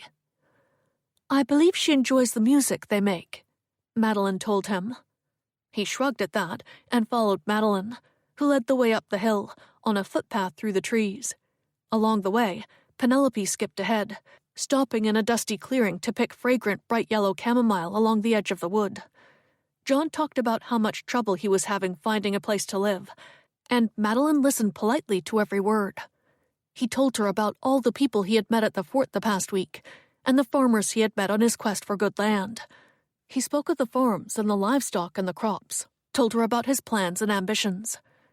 He was a handsome young man, she decided, noticing the way his tawny hair curled around his face in the front. In the back, it was tied in a neat queue. Madeline supposed that if there were many unmarried women in Cumberland, they would probably be fighting over him. Madeline ducked under the branches of some birch saplings, then pointed at a towering old oak. "There's the swing." Penelope ran and hopped on. John hurried to catch up, and she laughed when he spun the swing around, then let go. Penelope twirled in dizzying circles, her skirts flapping in the breeze. Madeline leaned against the thick tree trunk, its bark covered in lichen and small patches of green moss, and felt the cool air caress her cheeks. She watched John push Penelope on the swing and wondered about him. Was this visit the beginning of a courtship, or was he just being neighborly? Unfortunately, she didn't have much experience with this sort of thing. No man had ever come to call on her in Yorkshire, not even once. John didn't know about her past, of course, so here he was. Would it matter? She wondered. If he knew, would he still come? She had heard that single women were scarce commodities here in Cumberland, so perhaps the men would be less choosy and more willing to forgive past transgressions. Beggars couldn't be choosers, after all. Oh, what a horrible, horrible insult. To both herself and John. She chided herself for it. John was a handsome young man, a very good catch. He was not a beggar, and she was not a batch of useless second-rate goods, even if she was invisible to most men. She wondered further, if John decided to come calling again after today, and again after that, would she ever tell him what had happened at Stanley Hall? How would he react? Would he be as understanding and supportive as Adam had been? "You're in my care now, and I would defend your honor to the death if I had to. I only wish I had known you then. I would have been your champion." A jovial screech from Penelope pulled Madeline from her thoughts, and she stepped away from the towering oak. "Perhaps we should go back," John suggested. "Our hour's up. I wouldn't want to displease Mr. Coates on my first day." My first day. So he did plan to return. Madeline waited for Penelope to hop off the swing and lead the way down the hill, then tried to figure out exactly how she felt about another visit from John Metcalf. Mrs. Dalton was married in a private ceremony in Adam's home, followed by a wedding breakfast of blueberry pancakes with maple syrup, poached salmon, maple pecan scones, and fresh apple spice cake for dessert. Shortly after noon, she drove off with her new husband and left Madeline behind, in full charge of the household. Madeline immediately settled into her role, cooking all the meals for the family, helping Mary care for the baby, and spending time with the children. One afternoon, the following week, Madeline completed her midday chores early and decided to reward herself with a short walk along the road that overlooked the great marsh. Clouds were thick and heavy overhead, and the ground was still damp from a morning rain. In the distance, a thick fog encased the forested ridge on the other side of the marsh, and Madeline could smell the salty tang of the sea. She'd had no time to herself lately, she realized, as she watched the toes of her boots peek out from under her skirts with each long stride. Not that she was complaining. The truth was, she enjoyed being so busy. She and Penelope and Charlie had been studying multiplication, and yesterday they decided to hold a spelling bee Tuesday evening after supper as a special entertainment for Adam, who had been away the past few days and would be returning that afternoon. Adam had traveled to Halifax to meet Nova Scotia's new Lieutenant Governor, the Viscount Blackthorne, and speak with him about establishing a committee to maintain the marshlands. Lord Blackthorne had just arrived from England a month ago, and he was eager to be an auspicious representative for King George. For that reason, he was keen to familiarize himself with the colony and address land issues. Adam worried that some of the absentee farmers in Cumberland were neglecting their sections of the marsh, and that their negligence could affect all the farmers if anything unpredictable occurred. Adam believed that Lord Blackthorne might be receptive to his concerns, for it was a well-known fact that the aging aristocrat had relations in Yorkshire, and for that reason, he seemed genuinely interested in Cumberland and its success. He had recently been quoted as saying that Yorkshire farmers were the best around. Madeline walked down the steep bridge to the lowlands, where Adam had taken her riding a few weeks earlier. It seemed like ages had passed since that day, for they now knew each other so much better. Just then, the thunderous sound of hoofbeats appeared over the ridge. She turned to see Adam sitting astride his big horse, his black coat flapping in the wind, looking for all the world like a prince riding toward her. His white shirt was clean, and his neckcloth tied in a perfect knot at his collar. There was no dirt or dust on his riding boots today. Even the brass buttons on his coat were polished and shiny. Her belly swarmed with a fluttering sensation that she tried to beat down. "Good afternoon, Madeline." Adam pulled his horse to a halt beside her. "Hello, and welcome back," she replied. "Was everything all right while I was gone?" "We were fine. How was your trip?" "Very good, thank you." Adam knew he had been avoiding Madeline lately, and he had hoped his time in Halifax might have cooled his attraction to her. A part of him also hoped that his feelings had been induced by John Metcalf's visit, and a basic male competitiveness that had nothing to do with Madeline specifically. Perhaps it was a mere hankering to be young again. But as Adam gazed down into Madeline's clear, wide eyes and regarded her gentle, innocent beauty, he felt his blood quicken, and knew that with or without John Metcalf, this was more than a fleeting infatuation. He was dreaming if he thought a few days in Halifax would bring an end to it. His horse restlessly stomped around. "May I join you?" Adam asked. "I have much to tell you about my journey." "Yes, please," Madeline replied. "I have been wondering about your progress. Were your ideas well received?" He dismounted and walked beside her, and told her of his meetings at Government House. Adam had been a guest at 2 formal dinners, where at one he sat next to a future English duke. "Oh, Adam, when you left Yorkshire, did you ever imagine such a thing?" "No, I did not. I must say, however, that I was pleasantly surprised by the young man's genuine interest in Nova Scotia, and his eagerness to converse with local citizens, regardless of rank or wealth. Life is different here, Madeline. A man without rank can rise to become whatever his ambitions will allow." Adam felt a surge of pride for the decision he had made, and the risks he had taken bringing his family to an unfamiliar land. "And what about the marsh?" Madeline asked. "Did you discuss it with Lord Blackthorne? Was he sympathetic to your concerns?" "He was, indeed. He intends to come soon to visit the Tantramar and see it for himself. I invited him to be our guest." Madeline stopped on the road. "Adam, a viscount will be staying with us? My word, what will I feed him?" Adam laughed. "You'll have plenty of time to think about it. He won't be here for at least a week." "A week? Oh, you're teasing me now." "How can I resist when you squeal with such charm?" It was a joke. They both knew it. But Adam saw the color rush to Madeline's cheeks, and he knew that the compliment had unnerved her. The fact that she was not accustomed to compliments tugged at his heart, and he wished he could spend the next decade of his life showering her with them. He attempted to fill the awkward moment with conversation.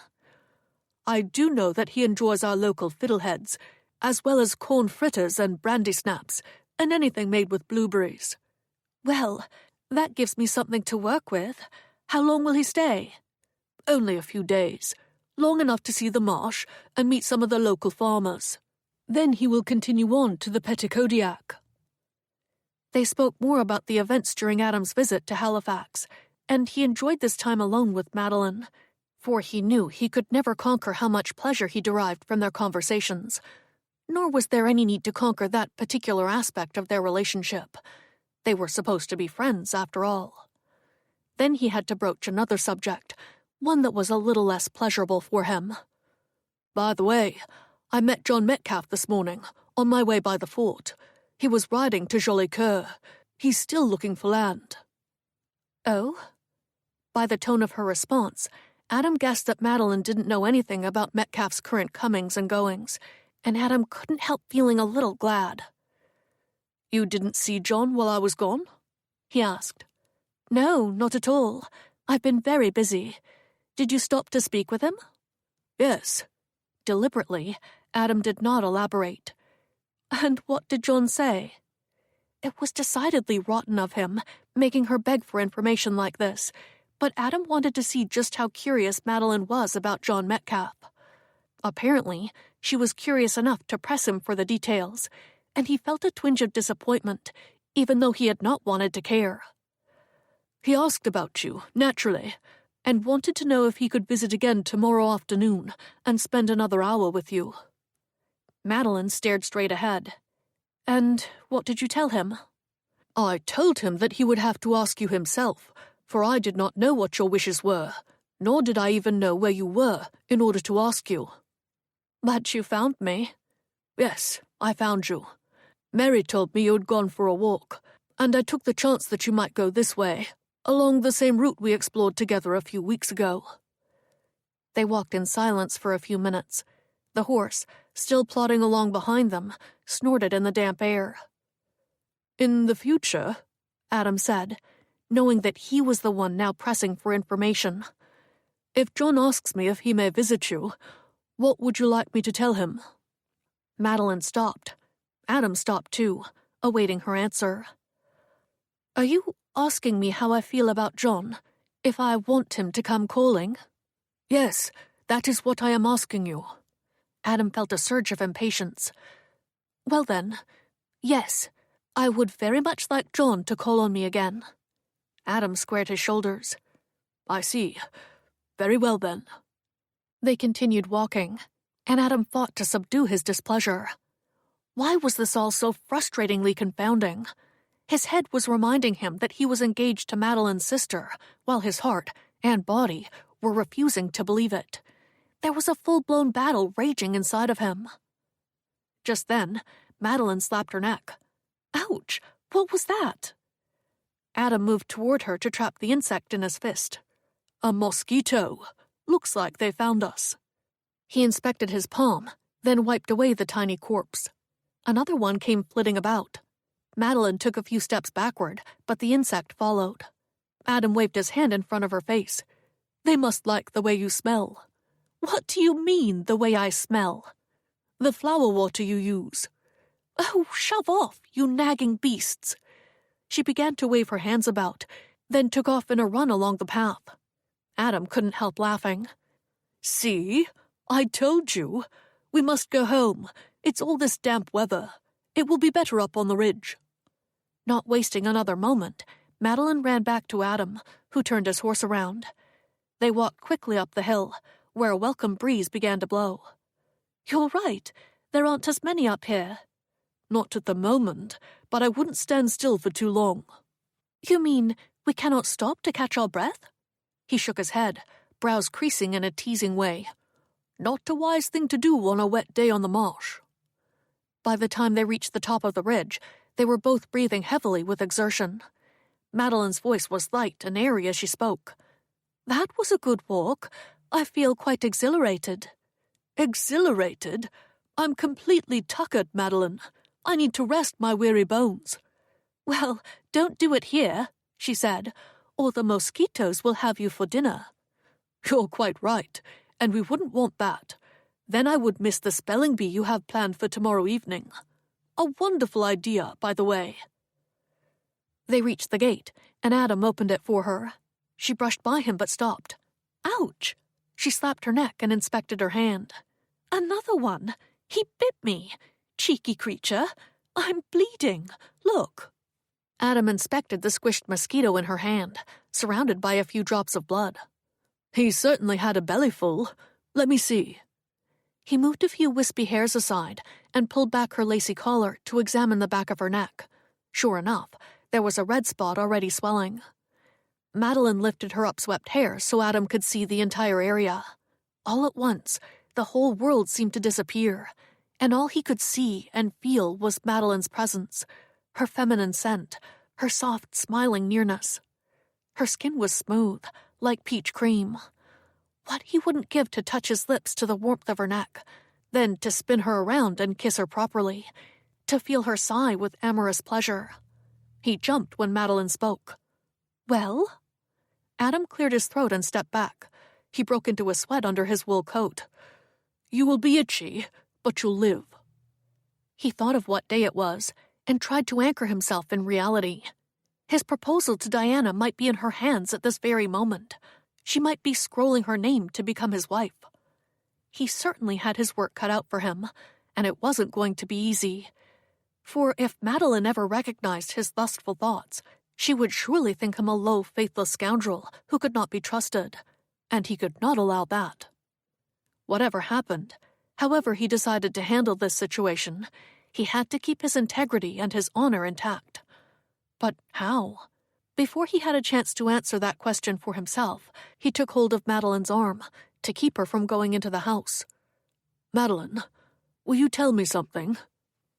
Of course. Is Diana still the same? Has she changed at all? Madeline's eyes met his disparagingly. She is still very beautiful.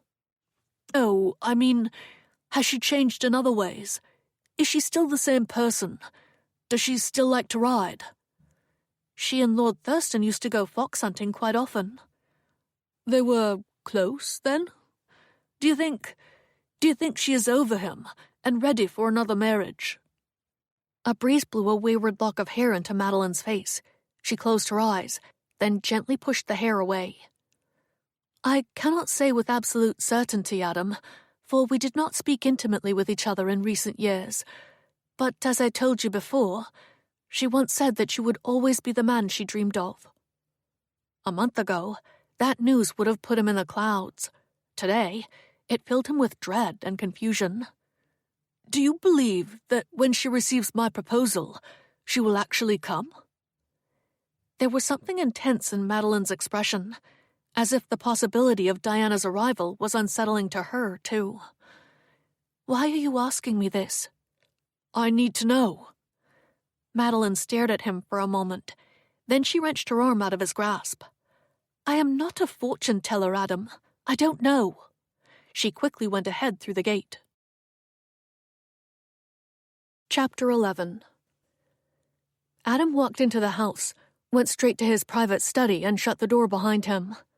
God in heaven, did he truly not want Diana to come? All his life, he had been so sure she was the only one he could ever love. But now, Diana seemed like a distant memory, while Madeline was here, in his life, working her way deeper into his heart with every passing moment. He walked to his desk, opened the bottom drawer, and withdrew the cedar box. He found the tiny key in one of the pigeonholes and unlocked the box, then rifled through its contents, his big hands searching for the miniature he still possessed after all these years. There, he found it. For a long time, he simply stared. Adam hunted through his mind for memories of Diana, the real woman, and fought to recall how he'd felt when he was with her. He tried to summon those feelings from long ago. His young heart had been hopelessly besotted. He had felt intoxicated from the sound of her voice, weak at the sight of her face. He stared at that face now, waiting for the longing to come, trying to make it come. He saw only a picture. He felt nothing. No surge of longing. No heat. No vigor. His blood was racing, yes, but that was from holding Madeline's arm, trying to keep her there with him outside the gate, beseeching her for answers. Answers to what? How she felt about him? How she felt about Diana's potential arrival? He reached for the letters in the box. Letters Diana had written to him after she'd married Lord Thurston.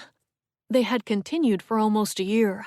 She had written intimate things to Adam, reminisced about their times together, and he'd known she was unhappy. Of course, he never wrote back.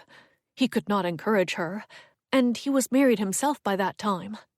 She had made her choice, and he did not wish to prolong the misery, neither hers nor his. After a while, the letters stopped coming, and he had presumed she'd forgotten him and grown into her role as another man's wife. Thank goodness Jane had not known about the letters. At least, he didn't think she had. If she'd gone through his things and found them, it would certainly have explained some of her anger and insecurities.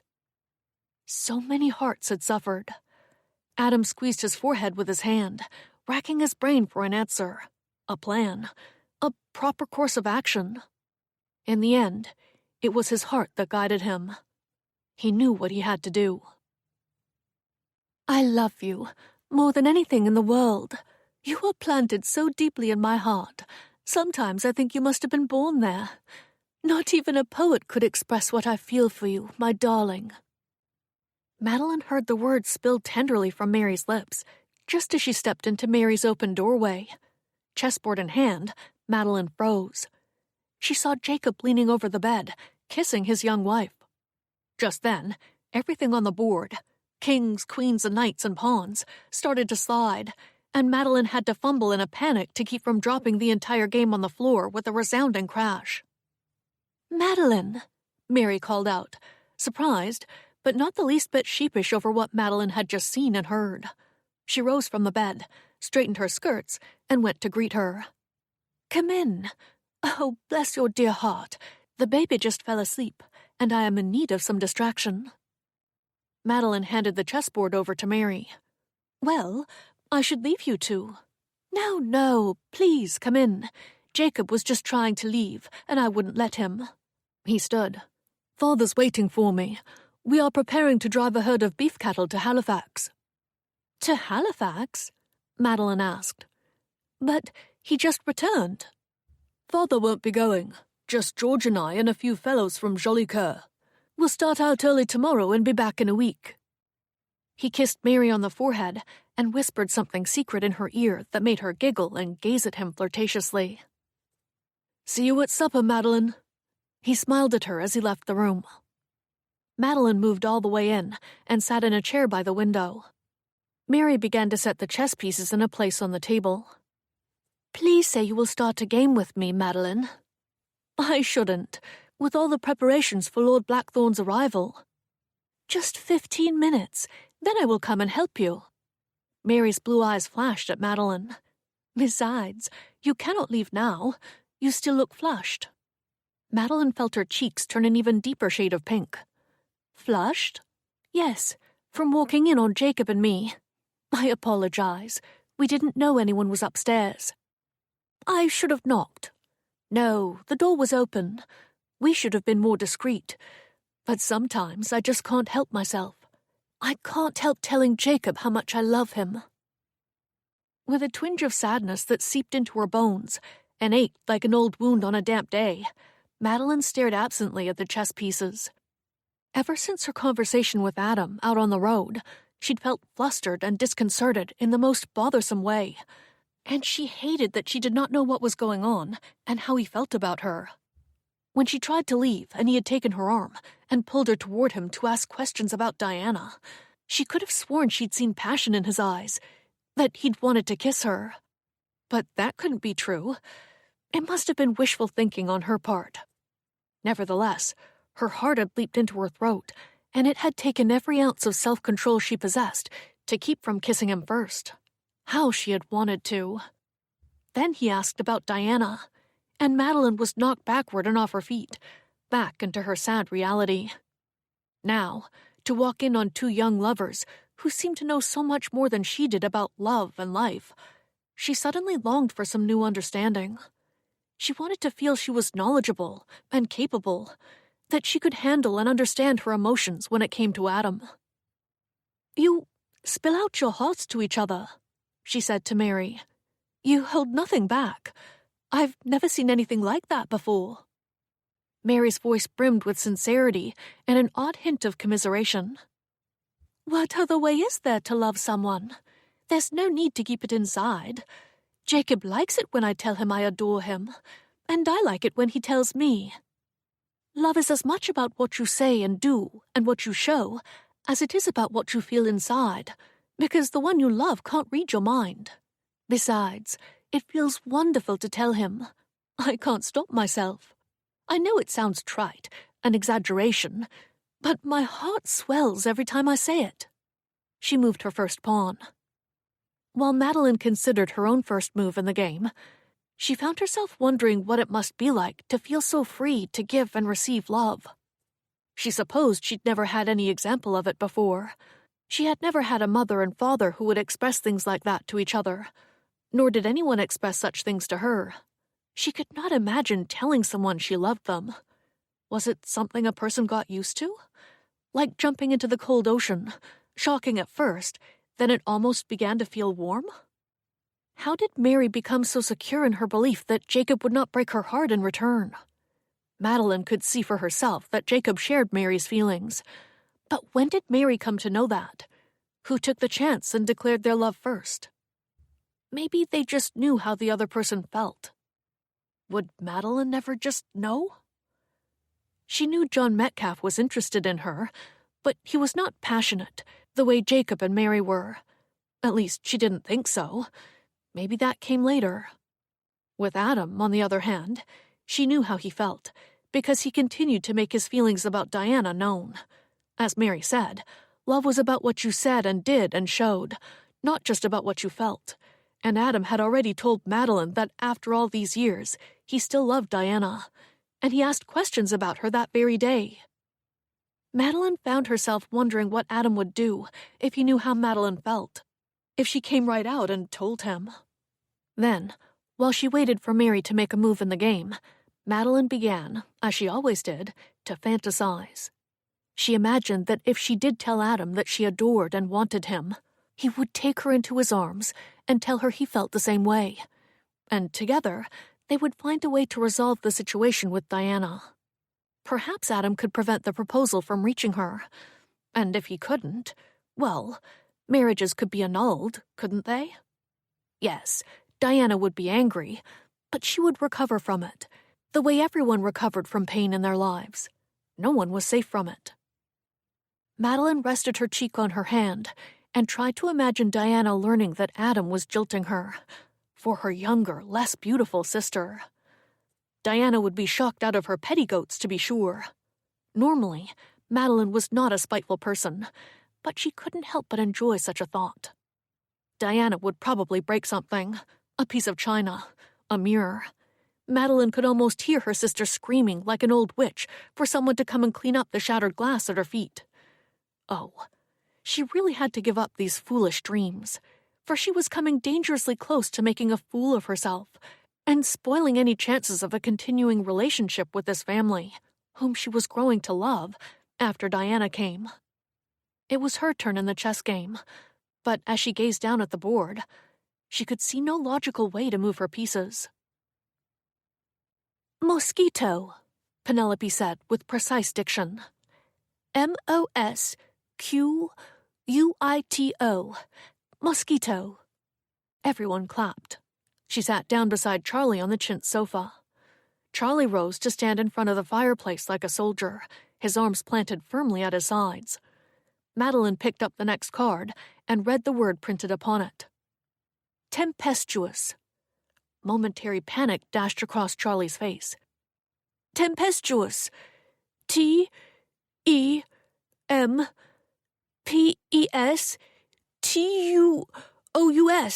Tempestuous. He quickly sat down. "This is getting tense," Jacob said. Madeline glanced at Adam, who sat on one of the wing chairs with his legs crossed, his temple resting on an index finger. He was watching her. Feeling a whoosh of butterflies in her belly, she quickly picked up another card. "George, it's your turn." George rose and took his place in front of the fire. "I am ready." Madeline read the word. Apprehension. George spelled it correctly, and the beat continued for another hour, until Penelope finally took the prize, after George and Charlie both misspelled dilemma, and she proudly got it right. After much applause and congratulations, and the presentation of the award, a cream cake in the shape of a trophy, the children made off to bed, and Mary went into the kitchen to feed the baby and tidy up before going upstairs to join Jacob. Madeline was left in the parlor to collect and put away the spelling cards she'd made, while Adam moved the furniture back into place. "Are you ready for Lord Blackthorn's arrival?" Adam asked. "A ship is arriving from Halifax tomorrow, and he should be on it." "Almost. Mary has been a wonderful help to me." All too aware that she was alone with Adam in the candlelit room, she stood up to leave him, a little too quickly. He gently squeezed her arm. "Won't you stay and have a cup of tea with me?" She tried to keep her voice steady and polite. "I really shouldn't. Tomorrow will be a busy day." His expression was impossible to read. "Of course, I understand. But will you come to the fort with me tomorrow to meet the ship? I would be proud to have you at my side, Madeline." Proud to have you at my side. Oh, with words like that, how could he even think she'd refuse? His beautiful eyes and his deep, silky voice reduced her to a puddle of melting resolve on the floor. The idea of being alone with him, even for an hour, was a temptation too powerful to resist. "I would be delighted." With a charming, flirtatious smile, he released her arm. "Sleep well, then, and I will see you in the morning." She nodded and said good night, picked up a candle and turned from the room. Madeline reached the top of the stairs and made her way down the back hall to her bedchamber.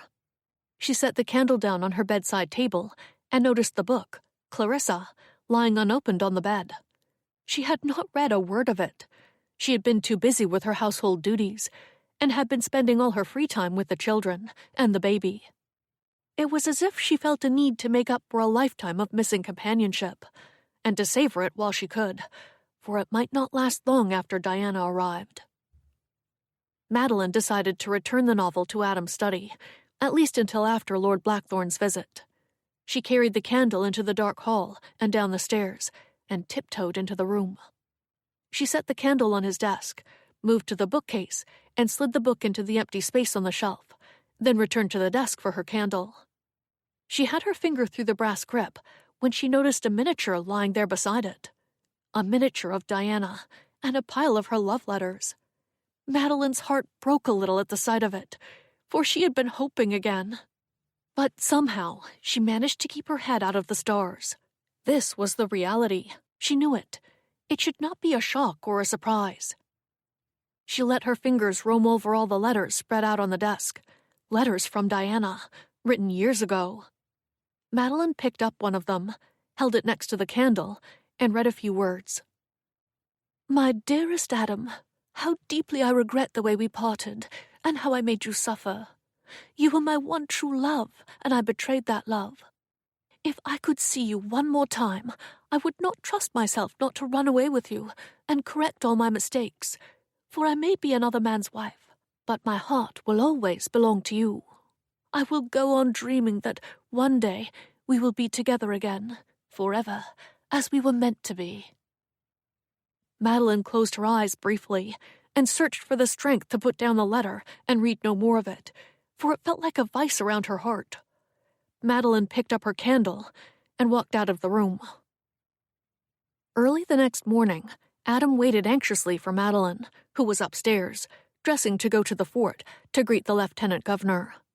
It was not Lord Blackthorn's arrival that was making Adam anxious, however. It was something much more profound than that, for Adam had a letter in his pocket. He remembered sitting in his study the day before, deliberating over what to do about the situation with Diana. He hadn't thought he could go one more day without somehow telling Madeline how he felt about her, and at that moment, he had known he could not marry her sister. Yet, he had already sent the proposal. It was on a ship bound for London. What if Diana had already received it and signed the marriage papers? On the contrary, she might send a letter turning him down, and he would be free. But could he wait 6 weeks or more to find out? Could he go on for that long, keeping his desires for Madeline in check? He sincerely doubted it. So, with a new sense of purpose, Adam had sat down at the desk, reached for a clean parchment, picked up his quill pen, dipped it deeply into the ink, and began his letter to Diana. The retraction of his proposal, which he could still get out of if she had not officially accepted, and, if necessary, the request for an annulment. It had been a difficult thing to do, but he knew it was the right thing, for everyone. Now Adam paced up and down the hall, still waiting for Madeline to come downstairs. He patted the letter in his pocket. He couldn't wait to hand it over to the ship's master. Of course, Adam couldn't actually propose to Madeline until he received a reply from his solicitor, affirming that Adam was free. But he could at least explain to Madeline what he had done, and assure her that Diana would not be coming to Cumberland. He was eager and impatient to take the first step toward a life with Madeline, if, God willing, she would have him. He supposed that, after today, he would have plenty of time and opportunity to make it happen, for he had every intention of fighting for her. By God, he was going to give John Metcalfe a good run for his money. Just then, Penelope came running down the stairs. "Papa, may I take Thunder out for a ride on the marsh this morning?" Adam cleared his throat and cupped his daughter's soft chin. "Have you had breakfast?" "Yes, I had 2 eggs and a slice of cornbread." "Then yes, you may take Thunder out, but stay on the path." "I will. Thank you, Papa." She bolted past him and out the front door. He heard a rustle of silk behind him and turned. There stood Madeline, wearing a peach-colored floral gown, her hair pulled into an elegant bun beneath a wide-brimmed straw hat adorned with dainty wildflowers. Her short, tight sleeves were trimmed with a triple layer of lace flounces just above the elbows, and at her neck, she wore a white-crossed handkerchief to cover the deep, square décolletage. Adam could barely speak. How could he ever have imagined this woman was plain? "You look exquisite, Madeline. There were no words to describe how she affected him. All he could do was bow deeply to her, as if she were a duchess, and he her humble servant. She laughed. "Oh, Adam, you flatter me. The lieutenant governor will fall over when he sees you." "I certainly hope not," she replied, her smile beaming. Adam offered his arm. "Shall we go then, my lady?" "As you wish, sir." She looped her arm through his, and they ventured outside to the waiting carriage. As he helped her into the seat, he remembered the first time he had set eyes on her at the fort. She had come here as his intended bride. She had been willing to marry him that day. If only he had known then what he knew now. He should have called for a reverend right there. If only he had known how his feelings would change and grow. He climbed in beside her and flicked the lines. They turned up the road and drove into the woods. Along the way, they talked about the marshes and discussed which sections to show Lord Blackthorn. They discussed the entertainments they had planned for him, and what songs Penelope should sing first, for she had rehearsed a number of them. By the time they reached the fort, the wind had picked up. The British flag was snapping noisily atop the mast, and Madeline had to hold on to her hat to keep it from flying off her head. They saw the schooner still a distance away in the basin, and decided to wait inside the courtyard until it reached its berth. There was an entourage at the bottom of the hill, lined up at the wharf, buggies and carriages that must have traveled over land to meet the Viscount here. Adam and Madeline marveled at the pomp and ceremony of it all, and Adam felt a surge of pride to be Lord Blackthorn's host in Cumberland. Then he thought of the letter in his pocket, and a sense of excitement joined the pride, for he would eventually, soon, he hoped, be free to pursue Madeline. Finally, when the schooner drew near, Adam and Madeline drove down the cart road to meet the lieutenant governor. They parked the buggy beside the others and walked to the gangplank, now lowering onto the dock. The deck of the schooner was crowded with officials and footmen, and Adam could see the bright colors of the ladies' gowns. What a sight! Had Lord Blackthorn brought the entire population of Halifax with him? Adam hoped he would have room for all of them in his home, and food, and enough entertainment. He hoped they weren't expecting a ball or anything of that nature. Cumberland was a farming community. Lord Blackthorn emerged from the crowd and was the first to disembark. "Good day, everyone," he shouted. He was a portly man with gold-rimmed spectacles and a powdered wig with horizontal rolls. He wore a cream satin coat, trimmed with sham buttonholes and embroidered in blue lace. His breeches were also made of satin, with silk-clocked stockings and a shiny buckled shoe on one foot but not the other, for it was a wooden stump. It was a well-known fact that the Viscount had lost his leg in the war with the French 20 years earlier. He walked down the gangplank, his wooden leg tapping lightly, and Adam prepared to introduce Madeline. Adam froze, however, when he looked beyond the lieutenant governor's shoulder and met the eyes of the woman descending the gangplank behind him. Oh, Lord! Dressed in silks and satins, and fluttering her fan ridiculously in the driving wind, she smiled broadly at Adam. He struggled to keep his balance, for the woman approaching and flashing her blue eyes at him was Diana. Chapter 12. Dumbfounded and bewildered, Adam struggled to maintain his composure. Lord Blackthorn appeared before him, looking all around at the vast green landscape. "Mr. Coates, what a magnificent countryside you have here!" Adam forced himself to greet the Viscount and make some audible response. Lord Blackthorn gestured behind him. "As you can see, I brought another lovely flower to add to it, and what an exceedingly great pleasure it is to do so." Adam remembered a conversation he'd had with the Viscount one evening at Government House when they were enjoying a glass of brandy together. "Are you married, Mr. Coates?" Adam had swirled the amber liquid around in his glass. "No, my lord, I am widowed. But I have recently proposed to a woman I knew in Yorkshire years ago, Lady Thurston. She too is widowed. Her younger sister is here now, and we are awaiting her ladyship's arrival." "What is the woman's sister doing here?" the Viscount asked, so Adam had been forced to explain the mix-up. Lord Blackthorn slapped Adam on the back, shocking him into the present. "What are the odds, Coates? I have come on the same schooner as Lady Thurston. What an extraordinary coincidence, what?" Diana moved to stand beside Lord Blackthorn, who seemed to enjoy the opportunity to bring two long-lost lovers back together again. "Adam Coates, may I present your betrothed, Lady Thurston." Adam's heart throbbed in his ears as he forced himself to meet her beautiful, sparkling gaze. Diana. She looked as young and slim and perfect as the first day he met her, 16 years ago. Almost nothing had changed, save for a line or two around her eyes. Her smile was the same. Her full lips were the same. Her tiny, dainty nose, it was all the same. Diana. His Diana. Here, in the flesh. The shock of it. It was incomprehensible. She smiled and tilted her head in that old familiar way. Adam was shaken by how well he knew her mannerisms, as if they were permanently etched on his heart, mind, and soul. "Adam," she said, "how wonderful it is to see you again. It seems like an eternity." Her voice was the same too, rich and velvety, like a song. He felt everyone's eyes upon them, as if they all knew the situation and were waiting to see what might happen next. Of course, no one knew the real situation, that he had a letter to break off their engagement searing a hole in his pocket. He turned to look at Madeline, somewhere behind him, and felt a deep ache in his chest. Madeline stood tall and unruffled, her hands clasped together in front of her.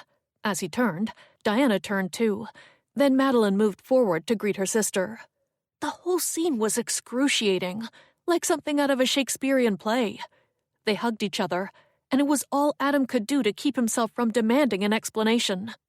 What was Diana doing here? She couldn't possibly have received his proposal and arrived so quickly. It wasn't feasible. Madeline smiled warmly at her sister. "What are you doing here so soon? We didn't expect you." "It was your letter, Madeline. Thank goodness you sent it." "My letter?" Madeline replied, sounding confused. "It was Adam who wrote you after I arrived, but you couldn't have received that yet, and have traveled all this way." No. Your letter. Do you not remember? You wrote to tell me that you were leaving Yorkshire to marry Adam, that Papa had arranged it." Madeline's brow furrowed as she contemplated her sister's explanation. Adam watched the scene with a sick feeling in his stomach. "Naturally, I went to see Papa about it," Diana said, "for I knew something was wrong. I knew he must have done something absolutely beastly, for Adam would never have wanted to marry you. He would have wanted me." A hush fell over the crowd.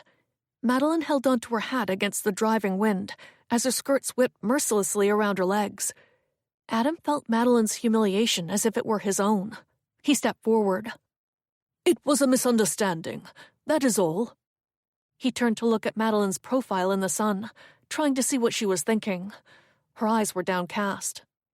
Oh, God, he wanted to hold her. He wanted to lead her away from here and take her into his arms and tell her that he wanted her, not Diana, and that Diana's unexpected appearance, though a shock to be sure, only served to confirm that fact to him. He decided firmly that he would do everything in his power to make it right. Somehow. Lord Blackthorne interrupted the awkward silence with his deep, booming voice. "Well, it has all worked itself out now. Lady Thurston and I had a fine opportunity to get acquainted on the ship, and I dare say you can imagine my surprise when she explained who she was and why she was on her way to Fort Cumberland. Small world, is it not? For it was I who had the pleasure to assure her that her sister had not married Mr. Coates, and that if Lady Thurston had remained in London, she would have received a more recent proposal herself. Naturally, she was overjoyed to hear it." Diana elaborated, directing her words at Adam. "Yes, well, I was a bit concerned that you might have already married Madeline, out of guilt, I suppose, or a sense of responsibility, or pity for her, after what occurred. As I'm sure you must know, that would have been devastating for me." She glanced around, her cheeks flushing. Adam didn't know what to say. She was gazing at him, waiting for him to say something. Madeline shook her head. "Please, I would never have allowed such a marriage to take place, Diana." It was her pride talking. Adam knew it, and it only made him respect her more. Diana hugged Madeline again. "Oh, you are the dearest sister in the world. There are none more loyal than you. Thank you, Madeline. My heart thanks you. You cannot imagine how little I slept during the crossing, worrying I would be too late." She faced Adam again, and her gaze was intense. "For I have dreamed of this day all my life." Lord Blackthorn interrupted again. "Well, we shall have a grand time over the next few days. I have much to learn about the Tantramar, and I will greatly enjoy watching two lovers reunited, getting to know each other again. I could not have planned my visit for a better time." To Adam, however, the timing of everything could not have been worse. During the trip home, Lord Blackthorn rode up front in the buggy with Adam, so that he might see some of the marsh and ask questions, which left Madeline to ride separately in Diana's hired coach, along with her maid, Hilary. Madeline realized that part of the entourage she and Adam had seen at the fort was as much for Diana and her maid and 2 grooms as it was for the lieutenant governor and his retinue. She supposed her sister was still an English lady, a wealthy one at that, and had certain expectations about how she should live her life. Madeline wondered, with some concern, how Diana would adjust to the simple country life in Cumberland, where tilling and harvesting were more important to most people than keeping up with the latest Paris fashions. The convoy of carriages descended into the woods along the narrow cart road, and the sound of sharp branches scraping against the roof of the coach unnerved Diana. Heavens, I had no idea the land was so uncultivated here. "It's not uncultivated," Madeline explained. "Maybe just a little thick here in the bush. But Adam's farm is fully cleared, with fields of grain already planted, and hay almost ready to be harvested down on the marsh." Diana smiled. "Papa told me that Adam had made something of himself, that he'd grown quite wealthy. He said Adam owns more land here than anyone in the area. Is that true?" "He has indeed come a long way since the days we knew him in Yorkshire." Her sister smiled and leaned back. "I always knew he would rise to something wonderful. And, oh, he has grown even more handsome, don't you think, Madeline? I thought I was going to fall off the boat when I saw him standing there, dressed so finely in that embroidered waistcoat, his eyes so strikingly intense. The sight of him brought it all back, all the memories from my youth when I was so desperately in love with him. And when you jilted him to marry a baronet." Madeline's thoughts were full of acid, and she knew it. She chided herself, of course, but at the same time, she accepted that she couldn't help feeling resentful.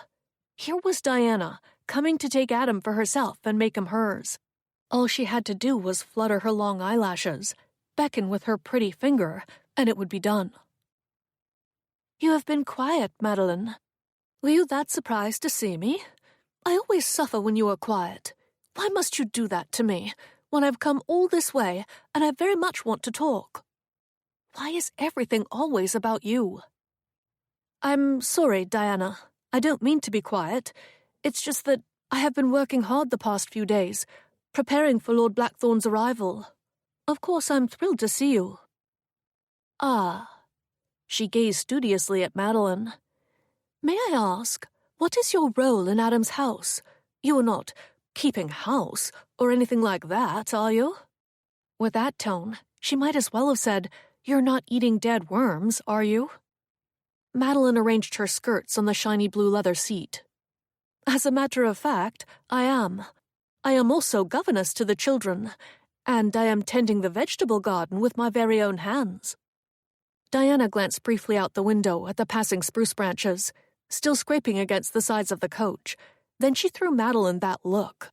That, "you just like to shock me because you are hateful" look. Perhaps there was a bit of truth to that today. Madeline wanted to shock Diana, to let her know that Adam was not an aristocrat like her late husband, and he did not expect his future sister-in-law to be one either. "I forgot," Diana added, "that you always liked getting your hands dirty in the gardens. I never understood that." Madeline felt guilty suddenly for purposefully trying to exasperate her sister, who had just traveled across an ocean to be with Adam, whom she loved.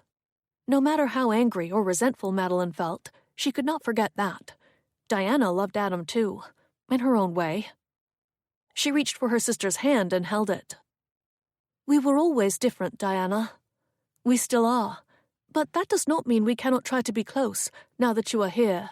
We are family, and we are a long way from home. We must stick together." Diana's beautiful smile reached her eyes and made them sparkle like jewels. No wonder everyone fell in love with her. "Yes, we must get to know each other all over again. After all, you are the only true family I have here. At least, until I become Adam's wife." That last comment struck Madeline like a slap. But she made a firm decision not to feel sorry for herself any longer. Fate had played its hand today and had sent Diana early. It was clear that Diana truly loved Adam, and he most certainly loved her. So it was time for Madeline to accept that and endeavor to be a dutiful sister. Adam spent the early part of the afternoon seeing to everyone's needs and ensuring that his guests and all their servants had places to sleep. Mrs. Dalton had returned to offer assistance, and Mary was doing her part too, while Penelope watched the baby. By the time everyone was settled, it was time for dinner. They dined on fresh beef with gravy, fiddleheads and Yorkshire pudding, with chocolate squares and gingerbread cake for dessert. Adam sat at one end of the long table, while Lord Blackthorn sat at the other, his pleasant laughter filling the room with mirth. The food was delicious, the children were polite and entertaining, conversation was engaging. Yet, Adam was reeling with discontent. He watched Diana eat her dessert, gracefully, delicately, while she shone with witty remarks and curious questions for the Lieutenant Governor about his property in England and his new position here in Nova Scotia. Her beauty was unfathomable. She possessed shiny golden hair and blue eyes, a flawless complexion, and she wore a flattering gown of the latest fashion, trimmed in precious gold lace. She was the perfect hostess, even though it was not yet her party to host. She was any ambitious man's dream of a wife. Yet, her physical magnificence left Adam feeling listless and unresponsive. It was Madeline's simple beauty that attracted his attention now.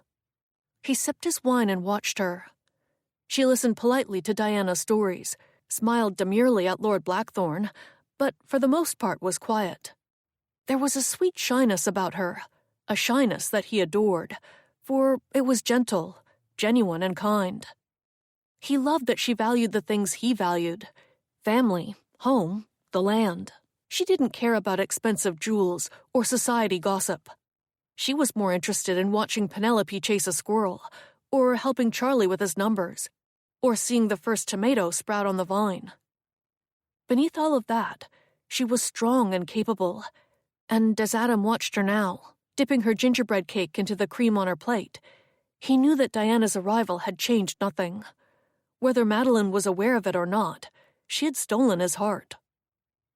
Did Madeline have even the slightest idea how he felt about her? Did she suspect anything when she looked into his eyes? Just then, Lord Blackthorn directed a question at Diana. "Tell me, Lady Thurston, what do you think of Cumberland, now that you are here?" She raised her wineglass. "I do believe that I have never seen a more fascinating landscape, my lord. The sheer size of the marsh is astounding. Yet, I have not seen any tenant farms, Adam. Where are you hiding them?" The Viscount laughed at her intended jest, but Adam wasn't sure Diana understood that her joke had just revealed her ignorance of the colony. He tried to correct her as kindly as possible. "Mostly I farm the land myself, and though I do rent some land to other families, the returns are incidental. I only wish to keep those farms productive until the children are ready to move on to them, if it is their wish. I do not wish to profit from them. The families I rent to are merely in transition until they can buy land of their own." Diana cleared her throat. "You farm this yourself? You must at least hire hands." "At harvest time, of course, but my sons and I can manage most of the work ourselves throughout the year." He winked at Charlie, who smiled proudly in response. By the blank look on Diana's face, he sensed she was imagining him actually pushing a plow. She seemed to have a hard time swallowing. Lord Blackthorn changed the subject, and Adam decided he would have to resolve the situation as soon as possible. He could not go on misleading Diana, nor could he continue to keep his true feelings for Madeline to himself. He would have to do the right thing, as swiftly and gently as he could, and do his best to spare any further heartache. He had an uneasy feeling, however, that no matter how carefully he handled this situation, it was going to be bloody. With Lord Blackthorn's presence in the house, it was necessary for Diana and Madeline to share Madeline's bedchamber, the one that should have been Diana's to begin with. As Madeline slipped into the cool sheets beside her sister, she felt as if she were the guest. "Is it true," Diana whispered to Madeline in the darkness, "that after you arrived, Adam sent instructions for a proxy marriage? Lord Blackthorn told me so on the ship, but of course I never received the proposal, so I don't know for sure." Madeline hugged the coverlet to her chest. "I knew that he had proposed, but I did not know that he had gone so far as to pursue a proxy marriage." She was still reeling over that bit of news. Why hadn't he told her? "Adam must have been terribly anxious to have me. It still seems like a dream. Oh, how disappointed he must have been when it was you who arrived that day, and not me. Was he very angry? I'll wager he wanted to brain Papa." "He was indeed disappointed," Madeline replied, sensing that her sister wanted to hear all the juicy details, but she couldn't bear to recount it, not without revealing how heartbroken she had been, and continued to be. "Oh, Madeline, I can still hardly believe that I am actually here, in Adam's house. You cannot imagine how, over the years, I have dreamed of seeing him again." Madeline rolled onto her side to face her sister. "Was it difficult for you, being married to Lord Thurston, when you still loved Adam?" Diana nodded, and Madeline was suddenly curious about more of her sister's deeper feelings. Madeline thought of Mary and Jacob, and how they always expressed every feeling of love. Consequently, Madeline decided that, even though she was having a difficult time with the situation, she must strive to think of the future and nurture a closer relationship with Diana. She was her own flesh and blood, after all, and if Adam was a pipe dream, wasn't it time that Madeline reached out to forge a true bond with someone? Diana blinked up at the ceiling. "Edward was my husband, and I respected him very much, but it wasn't easy being his wife. I was young and naive when I married him, and I had no idea how the world worked. I thought I was marrying into a fairy tale, becoming Lady Thurston, but to them, I would always be a tenant farmer's daughter. Edward only married me to badger his mother, and of course because I was young and beautiful. He already had his heirs from his first proper aristocratic wife. I was just a pretty reward for doing his duty all those years." "But he seemed so in love with you." "It was lust, Madeline, not love. Part of the curse of being beautiful, I suppose." She rolled over to face Madeline and stroked her curly hair. "You should consider yourself lucky. When a man falls in love with you, he will love you for what you are on the inside, not what you look like on the outside." Despite what Madeline felt was a backhanded compliment, she smiled consolingly at Diana in the dim flickering candlelight. "Adam truly loves you," she said. "You can be certain of it. If it had been lust, he would not have carried a torch for you all these years. A torch that still burns as brightly as the day it first sparked into flame." Diana sighed. "Oh, that is music to my ears, and it is what kept me going when the reality of my marriage sank in. I had to believe that somewhere out there, Adam still loved me. Even when he married Jane, I clung to that hope. I always dreamed that one day—" She could not continue. Madeline confided in her sister. "I read one of your letters to him. He kept them, Diana, all of them." "He did?" Diana's voice beamed with surprise and happiness. "He never answered them. I feared he had crumpled and burned each one." "No, he still has them, and he treasures them." Diana rolled onto her back. "I am so happy, Madeline, to be reunited with him at last. It's so romantic, isn't it? As if this was always our destiny, to be together. I believe God has made it happen. Will you stand with me on my wedding day?" Madeline swallowed over the painful lump that formed in her throat. "Of course, I will be honored." Then she yawned and rolled over onto her side to face the wall. She tried to keep her voice from trembling as she closed her eyes and said wearily, "Good night, Diana. We will talk more in the morning." She fell asleep with tears staining her pillow. Chapter 13. For the next 2 days, Adam escorted Lord Blackthorn all over the marshlands, explaining the workings of the dikes and the abois d'eau. When the lieutenant governor realized that entire hay crops would be lost and the land would become inoperable if the dikes were not maintained, he became more open to the idea of establishing stronger requirements for the farmers, as well as attaining some funding for yearly maintenance. Feeling pleased with the results of the visit, Adam and the rest of his family said goodbye to Lord Blackthorn and his servants, and waved to the convoy of carriages as it rolled with a flourish out of the yard. Adam, at last, could take a breath.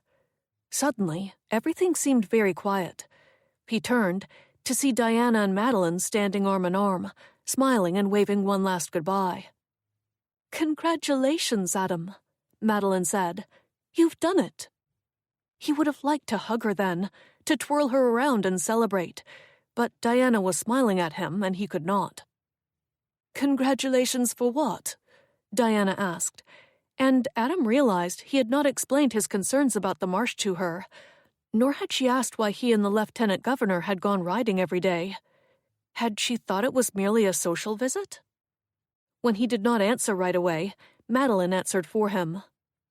"Adam has just secured Lord Blackthorn's support to fund the maintenance of the dikes and protect the marsh." "Protect it from what?" "From flooding." "Flooding? Good heavens! Are there floods here?" Adam opened his mouth to explain, but before he had a chance, she turned toward Mrs. Dalton. "What time is lunch being served?" 1 o'clock, my lady." Without another word about the marsh, Diana turned to go into the house. "I had best go and dress then. It will be our first meal alone as a family, and I want it to be special. Will you summon my maid, please, Mrs. Dalton?" Adam watched her, feeling sadly dumbfounded, and tried to remember what he had expected when he sent his proposal to her originally. He thought he knew Diana, but he hadn't really. He only knew his fantasy of her, what he wanted her to be. A moment later, everyone was gone, and Adam was left alone in the yard. A longing flared through him, to be with Madeline, and he could not keep it buried any longer. Clearly, the time had come. No matter how difficult it was, he would speak to Diana tonight, and pray she would release him from their engagement. Later in the afternoon, Madeline heard the tapping of hoofbeats up the driveway, and knew that Adam had returned from his inspection of the fields. She sat up straighter on the bench, forcing herself to ignore him, for she had another caller today, a gentleman caller of her own. She would not turn around and look at Adam, and she would fight the clattering, painful awareness inside her heart. She smiled warmly at John Metcalf, who had come this windy afternoon to tell her about the farm he had just leased. "What are your plans, John? Will you raise beef?" "I reckon so. I still have some work to do on the barn, though, before I can purchase any stock. There is a hole in the roof the size of a wagon wheel." "Oh, my." Still trying to ignore the urge to turn and greet Adam, Madeline laughed with John, who began to fidget nervously on the bench. He cleared his throat a few times before speaking. "The other reason I came, Miss Oxley, is to ask you to accompany me to the summer dance at the Aikens place. I hear they clear out their barn for a real romp." Madeline felt her face color. No one had ever asked her to a dance before. She took a moment to consider his invitation. Then, she pictured Adam escorting Diana and dancing all night long with her. A quick decision immediately followed.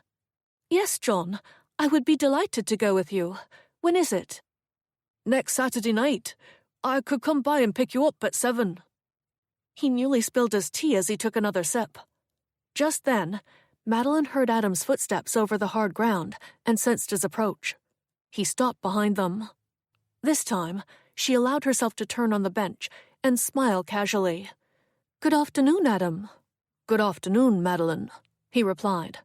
Metcalf, how are you?" "I'm fine, sir. I came to give Madeline the good news that I found land to lease. It's nearby, not more than a stone's throw, down in the lowlands just past the Chapman place."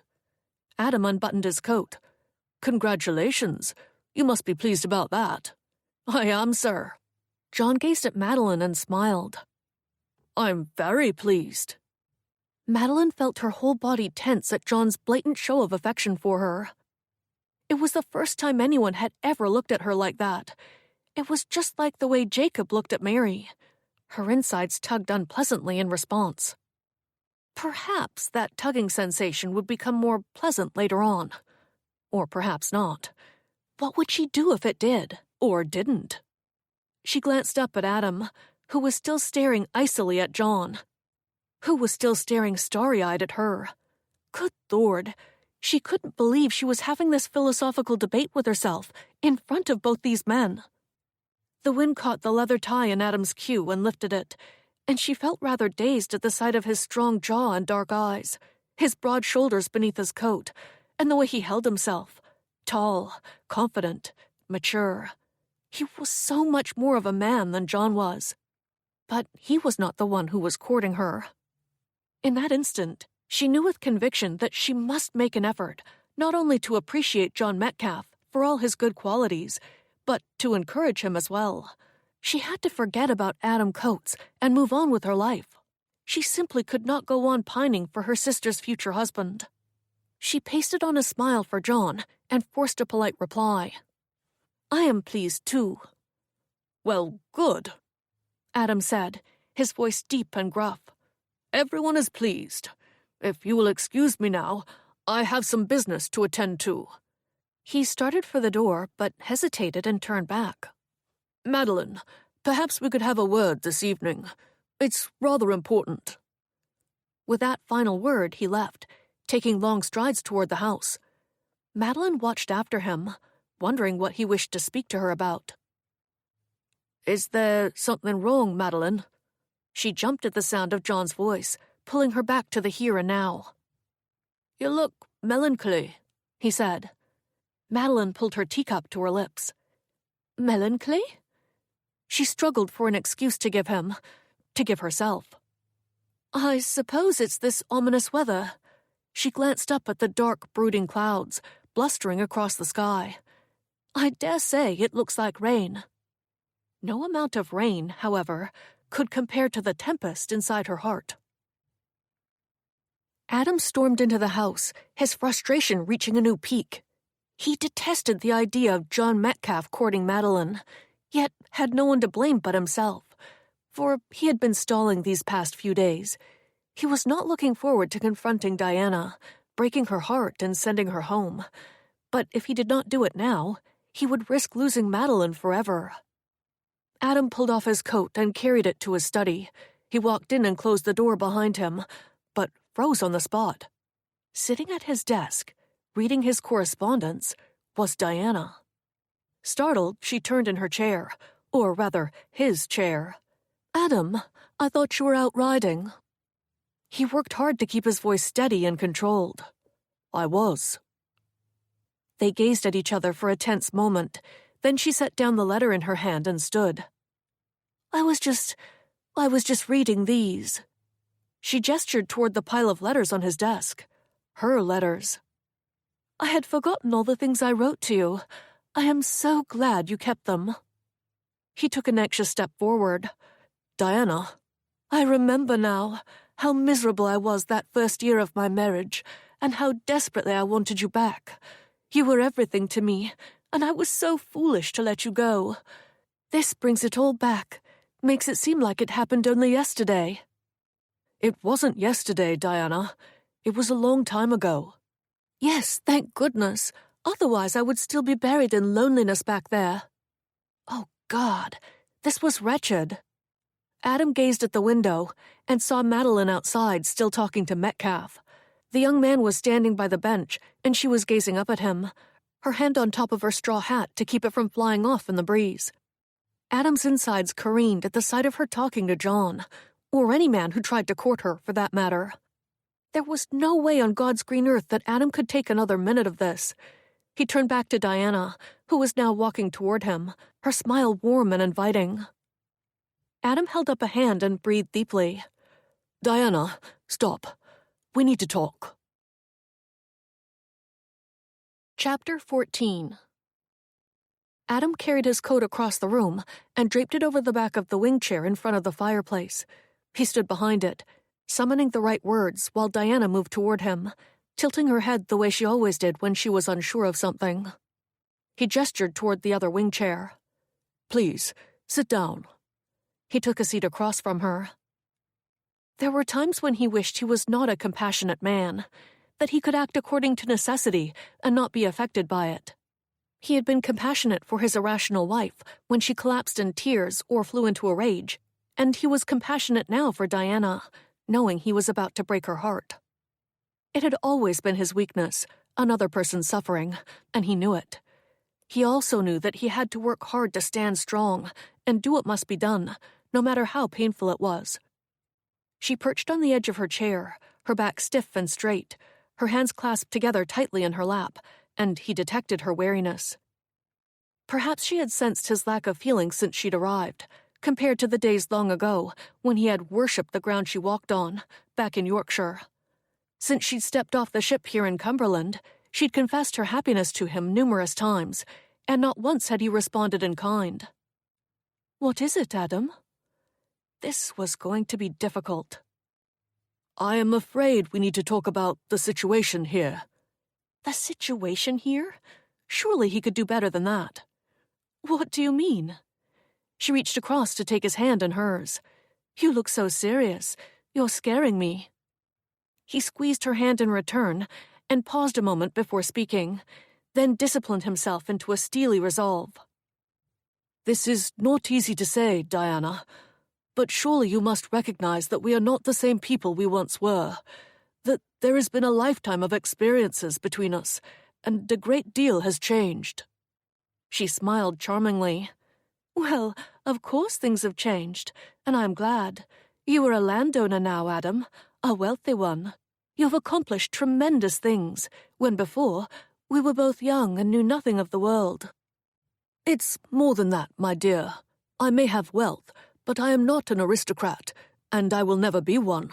In my heart, I am still just a simple farmer. You, on the other hand, are every inch a proper lady, and in your heart, I believe you always were. She laughed uncomfortably. I don't understand, Adam. He shook his head. I'm not saying this well at all. It has nothing to do with rank or class or wealth. It has more to do with... He touched his fist to his chest. With our hearts. But my heart has always belonged to you, even while I was married. There was a pleading note in her voice all of a sudden. It tied his gut into a knot. Has it really? Or has it belonged to a youthful dream of me? She shook her head. I still don't understand what you are trying to say. Adam leaned back in his chair, searching for the grit to see this through. The fact of the matter is, we do not know each other, Diana, and I am not certain we ever did. Something gave you reason not to marry me years ago, and whatever that reason was, it still exists. We are different people.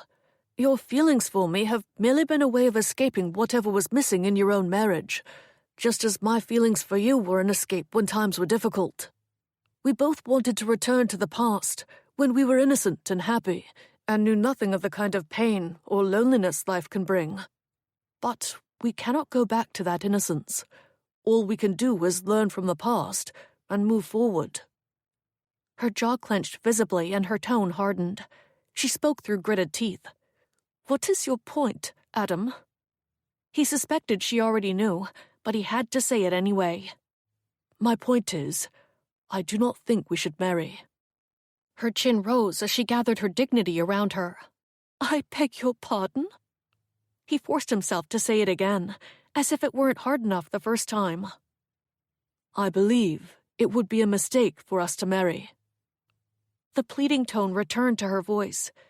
But maybe we just need some time alone together to rekindle our love.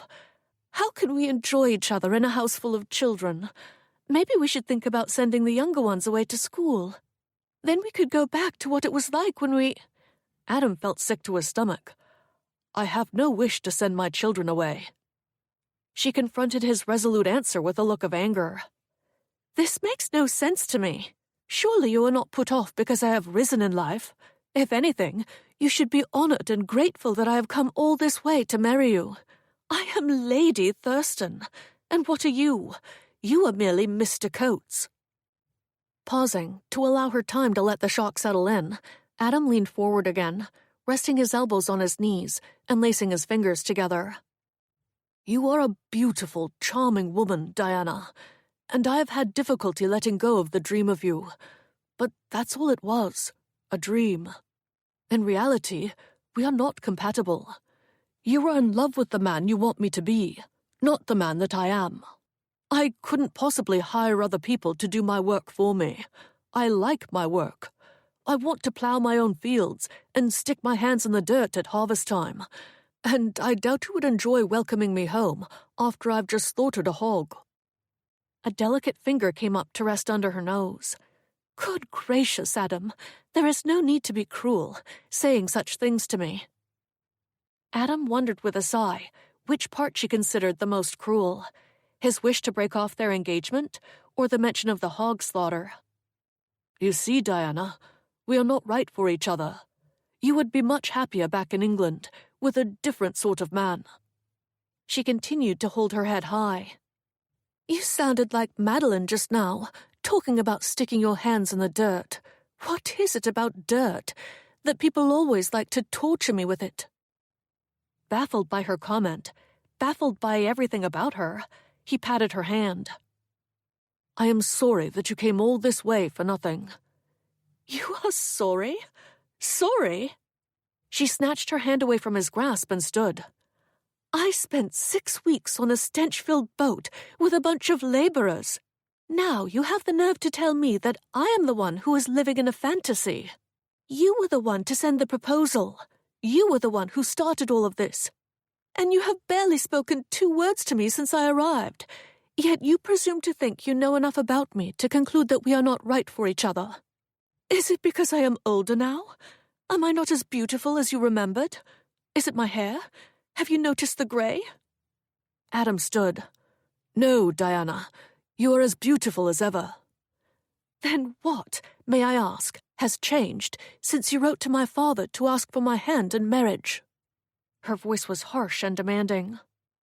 Not entirely sure how much he should say, or how truthful he should be, he replied simply, "I have changed." The features of her face hardened. Her voice faded to a hush. "How? And why?" Adam moved to stand in the center of the room. "It grieves me to say this, Diana, but I have changed because I have met someone who sees the world the way I do. I have learned to appreciate what is here before me, in the present, to let go of the past and all the pain that went with it. I have met someone who is, I believe, the true mate of my soul." That last comment shook her physically. "There is someone else?" "Yes." "Who? Who has cheated me out of my place in your heart and stolen you away when I have waited so long?" "I cannot tell you who, because I do not even know if she returns my feelings." Diana scoffed. "Are you afraid I will go to her and tell her what a faithless, fickle man you are? That you could propose to a woman 1 week and forget her the next?" "It wasn't as simple as that," he tried to explain. "I assure you, I was not cavalier about this." "Then what was it?" she asked. "How could you sweep me from your heart so expeditiously, after wanting me all your life? Madeline assured me it was so, that you still cared for me." The mention of Madeline in this conversation unnerved him, but for the moment he concealed it.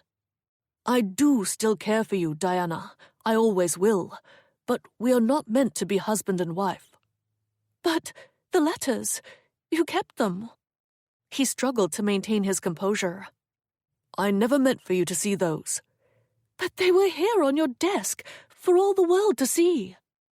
Adam tried to keep his anger in check. "They were locked in a box." Diana realized her gaffe, but brushed it off and pointed a finger at him. The key was sitting out, right there. He gazed at it upon the desk. A key on a desk is not an open invitation to go through a man's personal belongings. They were my letters! Oh, God, why were they arguing about this? Adam pinched the bridge of his nose to try to thwart the persistent pounding in his skull. You may have them back if you wish. She glared at him hotly. Indeed, you are finished with them now, are you? He said nothing. He merely met her gaze, hoping she would see how truly sorry he was, and know in her heart that he was right. He wanted to believe that someday she would understand. Diana marched angrily over to the desk and picked up the box of letters. I believe I will take them, thank you. And you, Adam Coates, can burn in Hades. With that, she walked out of his study. Adam followed her down the hall and into the kitchen, where she threw the entire box of letters onto the fire. Sparks snapped and crackled and flew into the air, and Diana slapped her hands together as if to brush off the grimy memories. Alone in the kitchen, they stood face to face, staring at each other. Adam didn't know what to say. If she wanted to slap him, he would let her, for she deserved some kind of satisfaction for what he had put her through. If he could have changed the way things turned out and avoided this altogether, he certainly would have. If only he could have seen into the future, he would have sent for Madeline's hand in marriage in the first place. Life, however, was never as easy as that. He had to face the difficult truth that he had caused Diana great pain and inconvenience, and that he had displaced her from her home. The least you can do is tell me who she is and where you met her, Diana said. Adam stiffened. He could not tell Diana that it was her sister he loved, when Madeline herself didn't even know. I would rather not. I deserve to know the truth, Adam. I want to know. You owe me that. He would not waver. He shook his head at her. Diana folded her arms across her chest. Have you already proposed to her? No. Does she know about me? Yes. For a long time she stood there, glaring at him, and when he offered no further information, she pushed past him toward the stairs. I am leaving on the next ship, and I shall take Madeline with me. Before he had a chance to realize what he was doing, he was reaching for Diana's arm as she passed. With a quick, tight grip, he stopped her. Madeline stays here. Diana's startled expression would not shake his resolve. At least until I have a chance to talk to her myself. Diana yanked her arm from his grasp. Her chest rose and fell with deep, furious breaths. Then her face changed. Her voice was like an echo as she comprehended the truth. It's Madeline, isn't it? Adam met her challenging glare, but said nothing. For what could he say when his world was crumbling all around him, and nothing was unfolding as he wished? You've fallen in love with my sister. How could you? How could she? She assured me that you still cared for me. She pretended to be my loyal sister, when she was betraying me all along. No, Adam argued. She is innocent in all this. Innocent? An innocent girl does not steal her older sister's. Diana's outburst halted on her lips. She appeared to be putting all the pieces together on her own, without his help. She doesn't know. Adam swallowed uncomfortably. No, and you cannot tell her. I must tell her myself. I will tell her whatever I want, Diana shouted. And don't think for 1 minute that I will sing your praises. She gathered her skirts in her fists and walked quickly to the stairs. Adam went after her. If you have a kind bone in your body, Diana, you will leave this to me. I love Madeline, and I intend to ask her to be my wife. Do not take this chance for happiness away from her. Diana continued to scurry up the stairs. I won't let her marry you, not after what you've done to me. It is not your decision to make. She is a grown woman. Diana stopped on the landing. She is my obstinate little sister. She has always been jealous of me, and she probably seduced you just to get back at me, for being prettier and smarter, and for always getting what I want. No one has ever chosen her over me. Feeling weak and stunned by Diana's brutal, egotistic honesty, Adam stood at the foot of the staircase looking up at her, squeezing the railing in his fist. It seemed almost impossible that he could have loved her once. She whirled around with a swish of silks and petticoats and floated the rest of the way up the stairs. A few seconds later, her bedroom door slammed shut. Adam quickly summoned his thoughts into action. He had to find Madeline before Diana spoke to her. He had to tell Madeline that he loved her and explain his conversation with Diana. He went out to the front porch, but she and Metcalf were not there. Returning inside, he took 2 steps at a time up the stairs and went from room to room, searching. But the house was quiet and still, all except for Diana's maid, Hilary, who was stitching a hem in the hall by the window. "Have you seen Miss Oxley?" he asked her. She shook her head. Penelope had gone to Mary and Jacob's house to help them prepare to move in, and the boys were out in the fields. Where was Madeline? He listened at Diana's door, but heard nothing, and knew that Madeline was not in there with her. If she had been, there would be screaming and tears. He ran down the stairs and out the front door.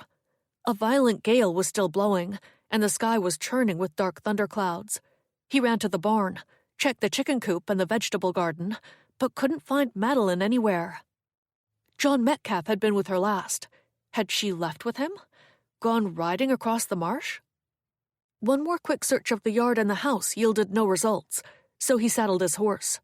No matter what it took, he would find Madeline, and, God willing, he would fix all of this, and finally make her his own. Chapter 15. Adam galloped along the top of the ridge, stopping to overlook the marsh below, while a chilly, brisk wind blasted him in the face. A storm was brewing, there was no doubt about that, and he had to find Madeline. He needed to explain his feelings for her before Diana had a chance to spoil everything. And she would. He knew she would. Madeline was deeply loyal to her sister. If she heard Diana's story first, Madeline might never believe Adam's love was pure. She would never betray her heartbroken sister. He kicked himself then, remembering the day he had brought Madeline with him to meet Lord Blackthorn's ship. With high hopes and grand intentions, he had carried the letter to Diana in his pocket. Yet he had not disclosed a word of his plan to Madeline. He'd foolishly believed that he had all the time in the world to woo her. He had stalled, waiting for the right moment, and now he might have missed his opportunity altogether. The open window had slammed shut on his fingers. When he didn't see Madeline or John down on the marsh, he wondered if John had taken her to see his new homestead. Deciding it was a likely place to find her, Adam turned his mount around and kicked in his heels, feeling the first cold drops of rain pelt his cheeks. A short while later, he was thoroughly drenched and trotting into John Metcalf's yard. John's horse was tethered inside the open barn, his saddle removed. A light burned in the kitchen window. Feeling a surge of protectiveness over Madeline, Adam dismounted and strode through the driving rain to the door. How would he handle this if Madeline was inside? The impropriety of it was one thing. John would have to be dealt with. But what about Adam's more important objective? To pour out his heart to Madeline. He certainly couldn't do it here. And what if he was too late? What if Madeline had fallen in love with John? Steeling himself against any of those possibilities, Adam knocked on the door. It opened before him, and John stood there in stockinged feet, his waistcoat off, his shirt open at the neck. Adam felt his gut twist with dread. Please, Madeline, be anywhere but here. Clenching his jaw, he tried to keep his voice low and controlled. "Hello, John. I'm looking for Madeline." John held a half-eaten chunk of rye bread in his hand. He stopped chewing. "I left her at your house over an hour ago." An odd mixture of relief and frustration welled up inside Adam. He heaved with a shaky breath. "Did she mention anything about going anywhere? For a walk, perhaps?" John shook his head. "No. Why? Is she missing?" Adam recognized the concern in John's voice, saw the flash of panic in his eyes, and knew John's feelings for Madeline, like Adam's own, were genuine. Although there were times he would have liked to put John on a leaky boat back to Yorkshire, he couldn't fault the young man for his affections. He was young and unattached, hoping to begin a new life, and Madeline was indeed a treasure. Adam descended the steps while the rain continued to pour, filling the brim of his hat and dripping from the front. "Don't worry, I'll find her." Not 5 seconds later, John was shrugging into his foul-weather slicker. "I'll come with you." "There's no need." To his credit, the young man persisted. "You need help, Mr. Coates. The storm's getting worse, and if Madeline's not at home, she might be stranded somewhere." Adam mounted his horse. "All right, I'll meet you back at the house. We'll see if she's returned there. If not, we'll search the hay barns on the marsh. She might have taken shelter in one of them." With a grateful nod to John, Adam steered his horse directly into the wind and rain and galloped fast across the wet field. Feeling the chill of the first few raindrops strike her skin, Madeline picked up her skirts and hurried into the yard. She entered the house just as the storm unleashed its fury, and the skies opened up with a violent downpour. Thankful to have outrun it, she removed her shawl and shook away the wetness. The house was quiet, and she felt guilty for having been gone so long, but she had needed some time to herself.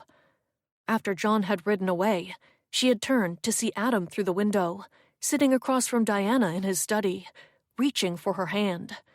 It had shaken Madeline, for although she had consciously accepted their love, it was quite another thing to see them alone together, exchanging intimacies, gazing at each other, touching. It was the very thing she had been dreading all this time.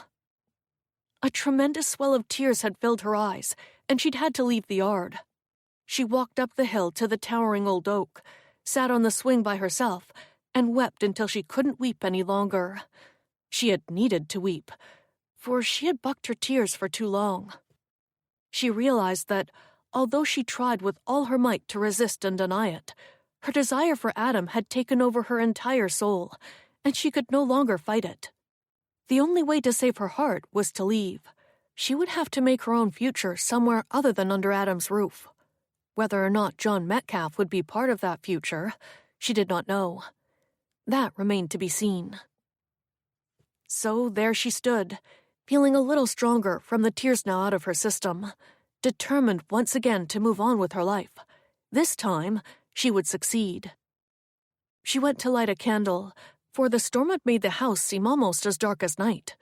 Madeline jumped when Penelope came bounding down the stairs. "It's you!" Charlie hurried down behind her. "Where is everyone?" "What do you mean?" Madeline said. "There is no one here except for Hilary," Charlie replied in a tense, clipped voice. "We returned from Jacob's house and saw Lady Thurston riding out of the yard toward the marsh on Penelope's horse. She didn't stop when we called after her, and when we came inside, Hilary didn't know where Lady Thurston had gone. Now it's raining." Hilary hurried down the stairs as well. "Begging your pardon, Miss Oxley, we're dreadfully worried." "Where is your father?" Madeline asked Charlie and Penelope. The children shook their heads. "We don't know." Madeline walked to the window and peered out at the rain streaming down in a forceful, almost horizontal torrent. Huge Scotch pines and maple trees in the yard swayed in the gusting winds, their branches flapping about. Raindrops noisily battered the glass panes. Madeline thought of her sister out there, getting caught in this. It wasn't dark yet, but it would be soon. Would she find shelter, or would she become disoriented and lose her way? "Diana doesn't know her way around," Madeline said. "She's never been down on the marsh. Why would she ride off like that?"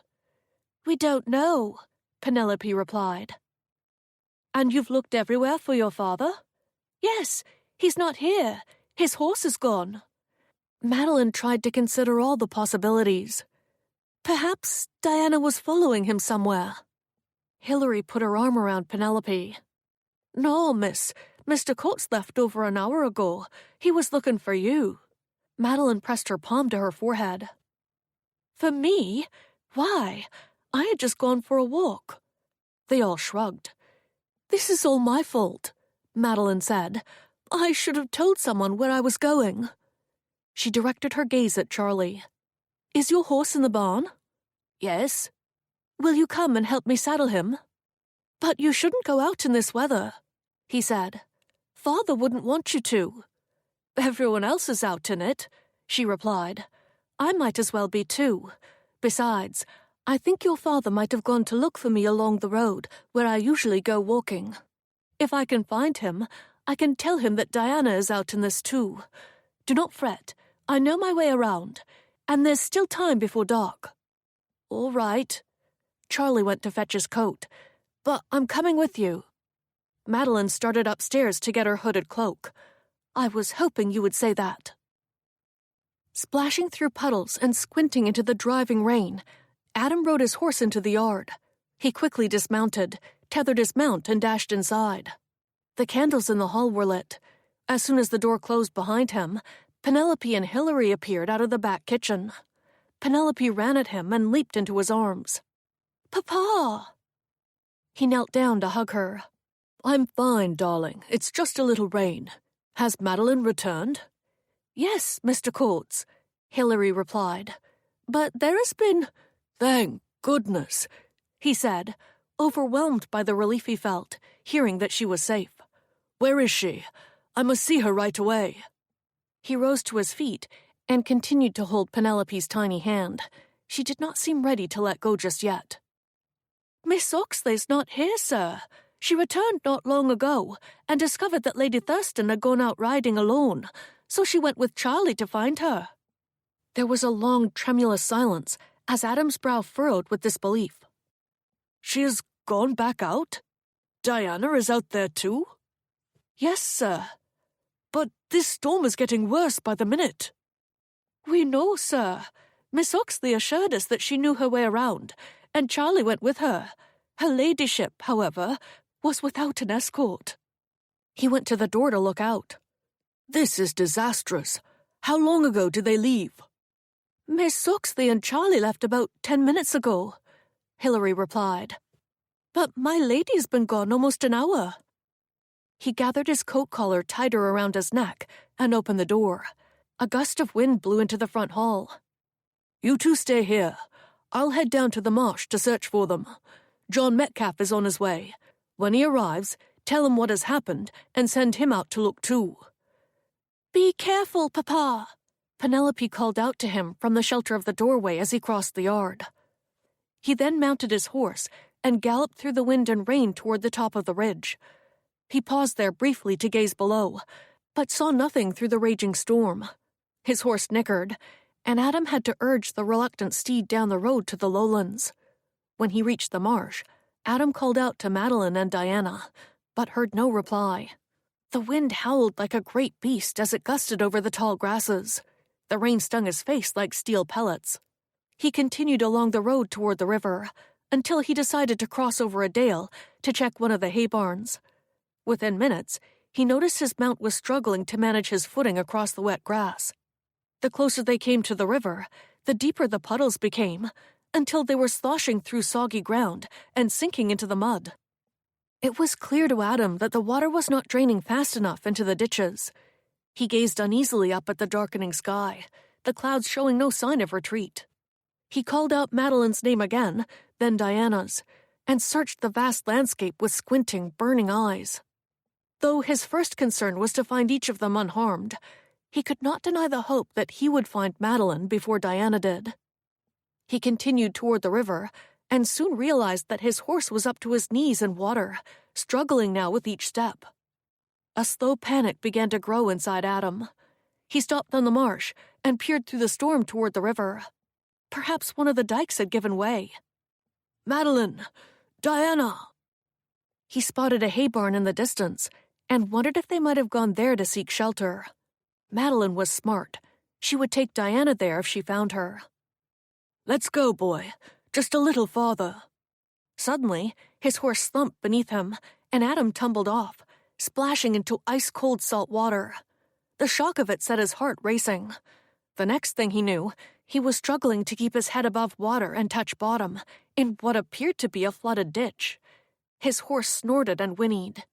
A few frenzied seconds of panic passed. Then they both managed to stagger out of the trench.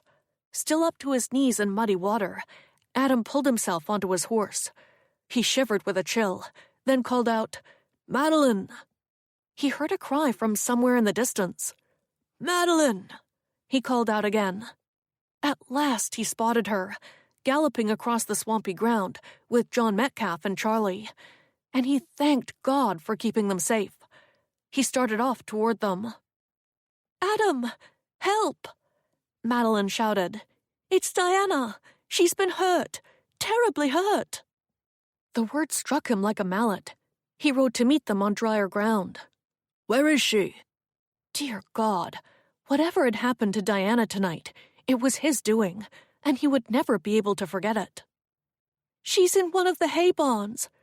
Madeline turned to point toward the center of the marsh. "I couldn't get her out. The wind took the roof off, and it collapsed on her. She's not conscious." He heard the terror in Madeline's voice, felt it in his own chest. All he could do was urge his horse onward. "Let's go. We've got to get her out of there before this whole marsh floods." John rode up beside Adam. "That's flooding. You're drenched, sir."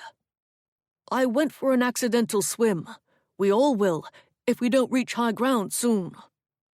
By the time they crossed the marsh to where Diana was trapped, the entire ground had flooded knee-deep.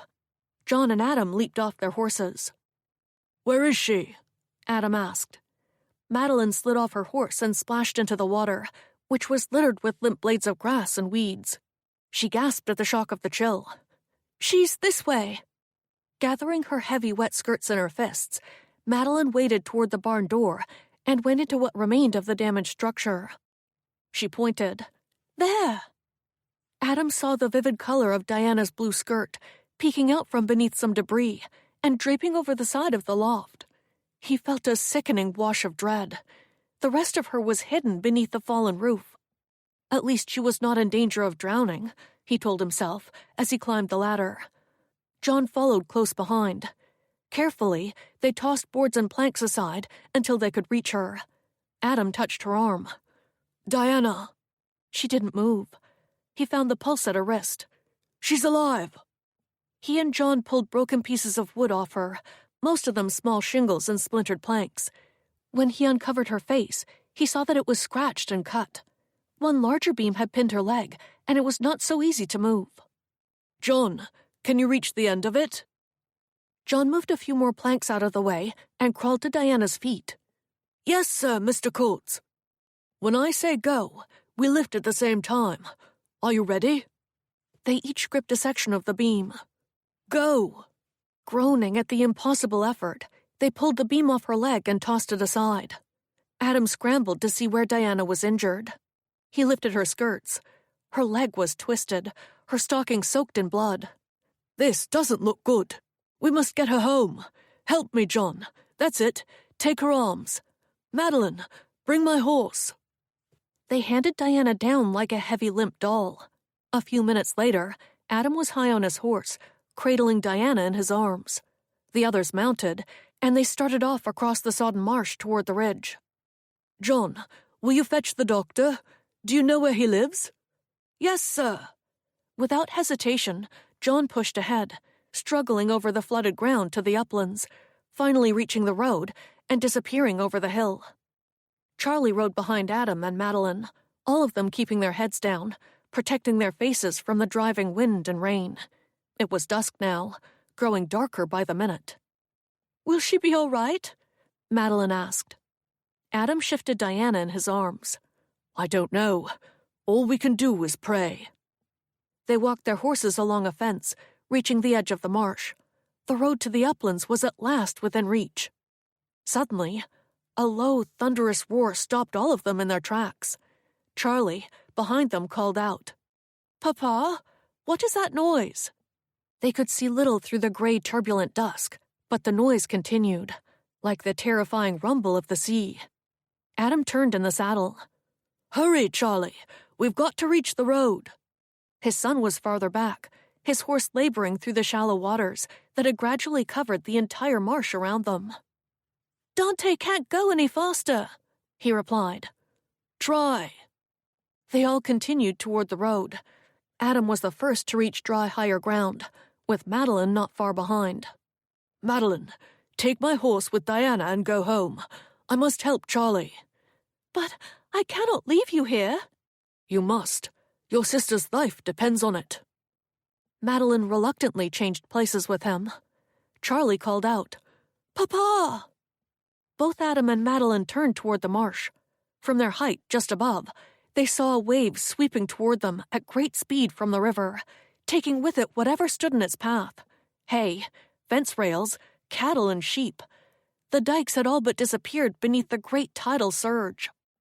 Panic welled up in Adam as he watched his youngest son turn to look over his shoulder. Adam ran down the hill. "Ride, Charlie! Ride!" He heard Madeline call out to him, but he couldn't stop. He ran splashing into the water just as the wave swept up behind Charlie and lifted both him and his horse off their feet. Chapter 16. Adam continued to sprint toward Charlie, finally being swept off his own feet by the waves. Ice-cold water covered his head. He pushed himself to the surface and swam toward his son, who was flailing in the frigid, rough waters, calling for help. Reaching Charlie at last and gathering his coat collar in a tight fist, Adam hauled him through the water in the direction of the ridge. "Swim, Charlie!" Frigid waves crashed over their heads. Adam gasped frantically for air. His heavy coat, tangling around him, made it nearly impossible to stay afloat in the dark waters, let alone swim to shore. The sound of the waters surging all around them was deafening. He tasted the salt in his mouth, felt the grit of the marsh mud between his teeth. Charlie cried in defeat. Adam shouted again, "Swim!" and struggled harder against the weight of his clothes. His fingers, in a tight fist around Charlie's coat, ached from the cold, but he would not let go. He would never let go. Then, by some great gift of fate, another surge swept both of them toward the edge of the marsh, and Adam grabbed onto a fence pole, the top barely visible in the gray waters. They made their way along the fence and climbed upward to dry ground, where they collapsed in heaps of exhaustion. Adam turned to look at Charlie. "Are you hurt?" Charlie shook his head. From somewhere outside his muddled consciousness, Adam heard the faint sound of Madeline's voice. "Adam!" He sat up. The wind gusted past him, pressing his cold, wet clothing hard against his skin. He managed to wave at her. "I must take Diana home," she shouted. He could barely make out what she had said beneath the roar of the flood. She rode the horse up the hill toward the house. Adam gathered Charlie into his arms. "Thank God you're all right," Charlie sobbed. "What about Dante?" Adam gazed out over the water, searching for the horse. Farther out, he saw the heads of his cattle, drifting toward the sea.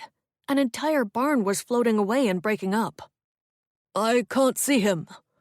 Charlie stood, his teeth chattered, his voice trembling from his shivering. "What will happen to him?" Adam managed to stand also. "I don't know, Charlie. We'll just have to wait and hope he makes it to dry ground. But for now, we've got to get you home." Madeline rode into the yard, her muscles aching from the strain of keeping Diana's limp body on the horse. Just as she approached the door, John Metcalf came galloping in behind her. He dismounted and rushed to Madeline's side. "The doctor's on his way." Madeline handed Diana down to John, who carried her to the house. Hilary and Penelope must have been watching from the window, for they were already waiting, holding the front door open for him.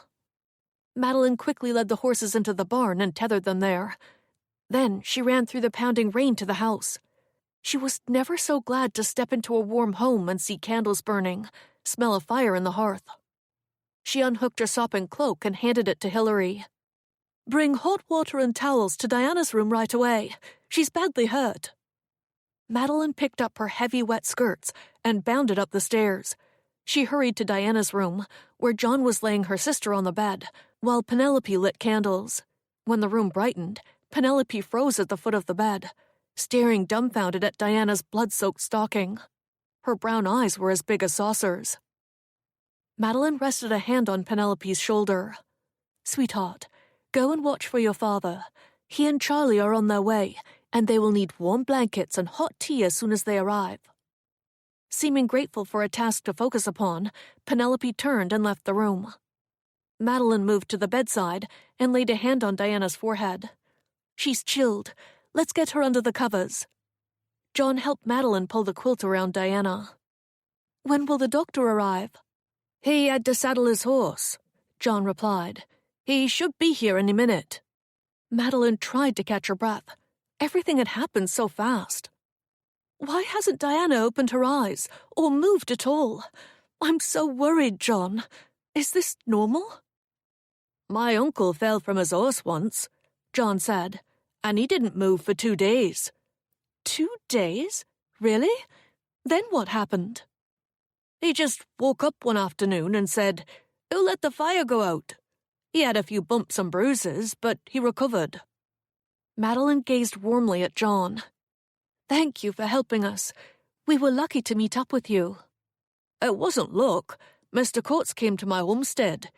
It was you he was looking for. He was worried, Miss Oxley, and I offered to help him find you." She remembered that she had gone for a walk without telling anyone, and all this was surely her fault. Would she ever be able to forgive herself? What if Diana did not recover? She couldn't bear to think of it. Hilary appeared with the towels, and Madeline pushed her fears aside and proceeded to gently remove Diana's stocking and begin to wash the blood off her leg. There was some commotion downstairs, the sound of boots thumping over the floor, and a lot of questions being asked at once. Madeline looked up. "John, go and see if that's the doctor." John left Madeline alone with Diana to cleanse her wounds. It was obvious to Madeline that bones were broken. How many and where, she couldn't tell. But no normal leg ever looked as misshapen and swollen as Diana's leg looked now. More footsteps came thumping up the stairs, and the doctor, a distinguished gray-haired man with gold spectacles, entered the room carrying a brown leather bag. He set it down on the floor and approached the bedside, immediately checking the pulse at Diana's neck, then feeling her head for a fever. His intelligent eyes assessed Diana's full form and settled on her leg. "That looks serious." Madeline could tell by his voice that he was a Yorkshireman. She moved out of his way to allow him room to examine her sister. A swell of fear squeezed Madeline's heart. "How is she?" "It's too soon to tell." He squeezed Diana's calf and all around her knee. "She hasn't regained consciousness at all?" "No." He continued to apply pressure in different spots. "The leg is definitely broken, in at least 3 places." He shook his head ruefully. 4 places. Madeline tried to keep her voice steady, even though, inside, her stomach was rolling with queasiness. "She won't lose her leg, will she?" The doctor glanced up briefly. "I'll do my best, Miss Oxley, but I cannot make any promises." He moved around the bed and pulled Diana's lower eyelids down with his thumb, then checked around her scalp for a head injury. "There's a bump there, but no blood on her scalp." He went to his bag and pulled out a couple of splints. "I will set the bones in place now, while she's still out. Will you stay? I could use your help." Madeline stepped forward. "Doctor, you couldn't make me leave if you tried." He nodded approvingly at her and began to roll up his loose linen sleeves, then stared down at Diana's leg again. "This may take a while."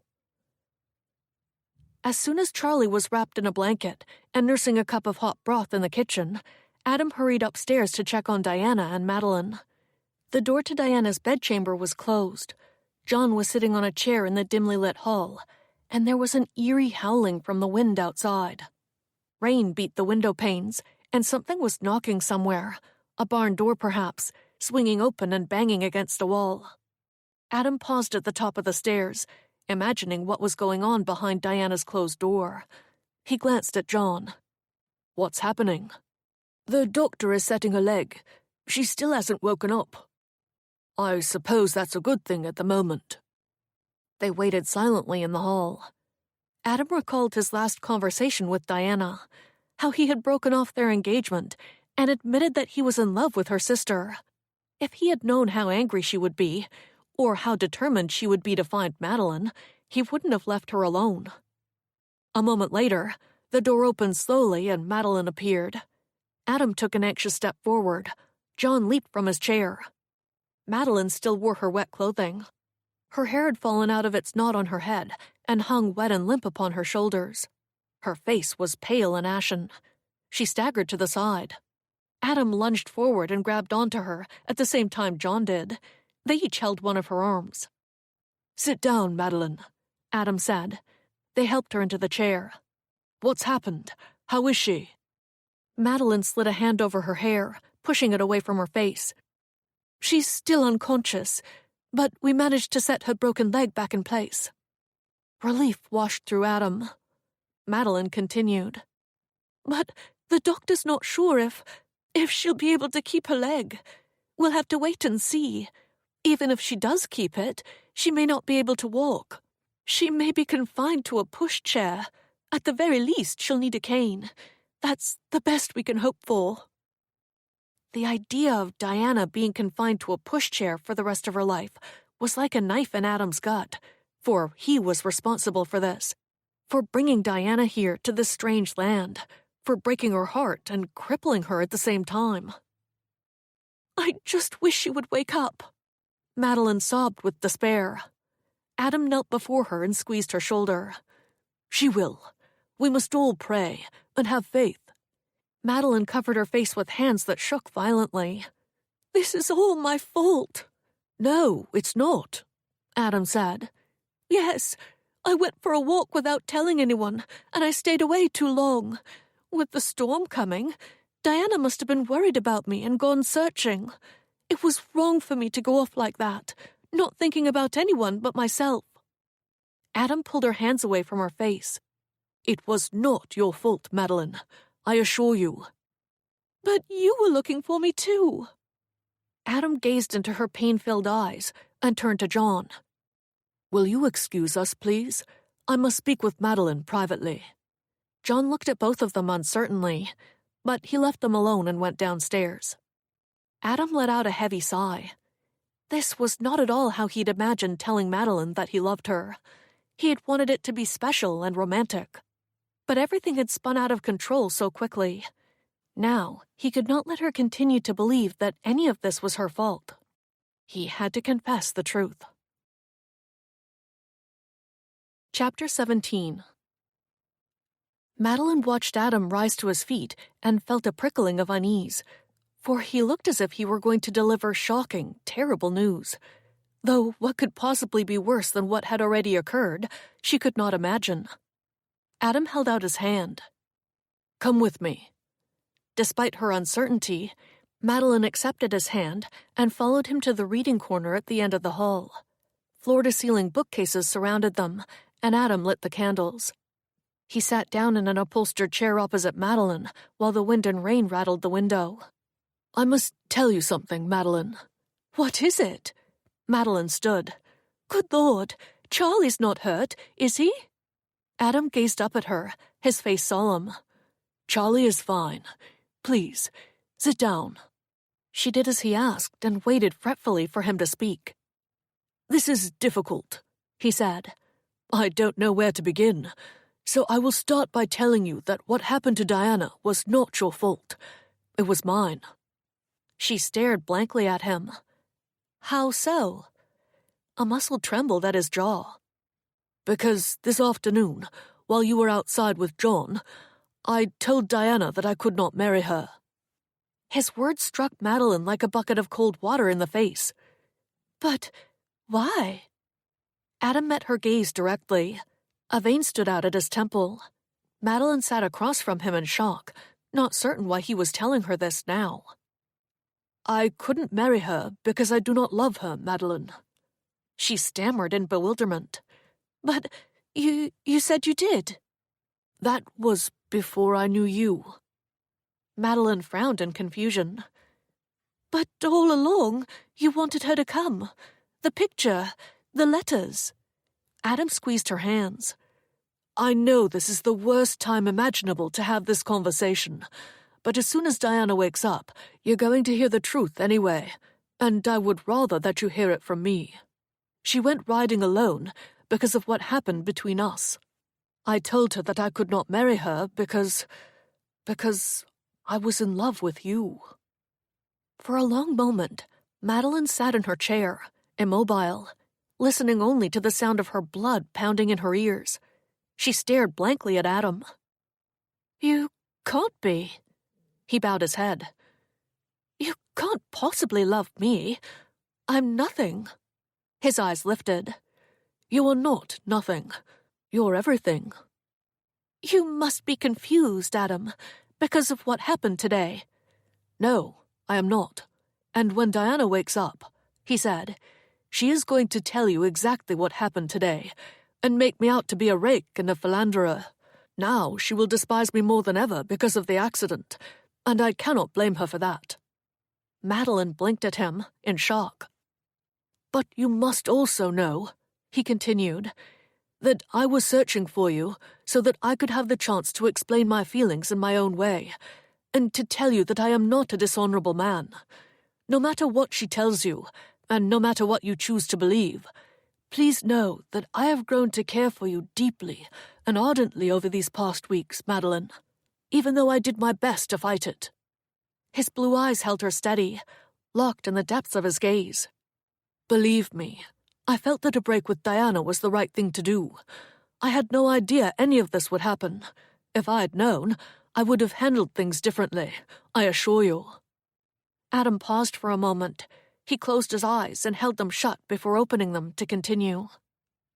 "The truth is," he said, squeezing her hands in his, "that when I brought you with me to meet Lord Blackthorn's ship, I had a letter in my pocket which I intended to send to London, a letter which instructed my solicitor there to halt the proxy marriage or annul it if necessary.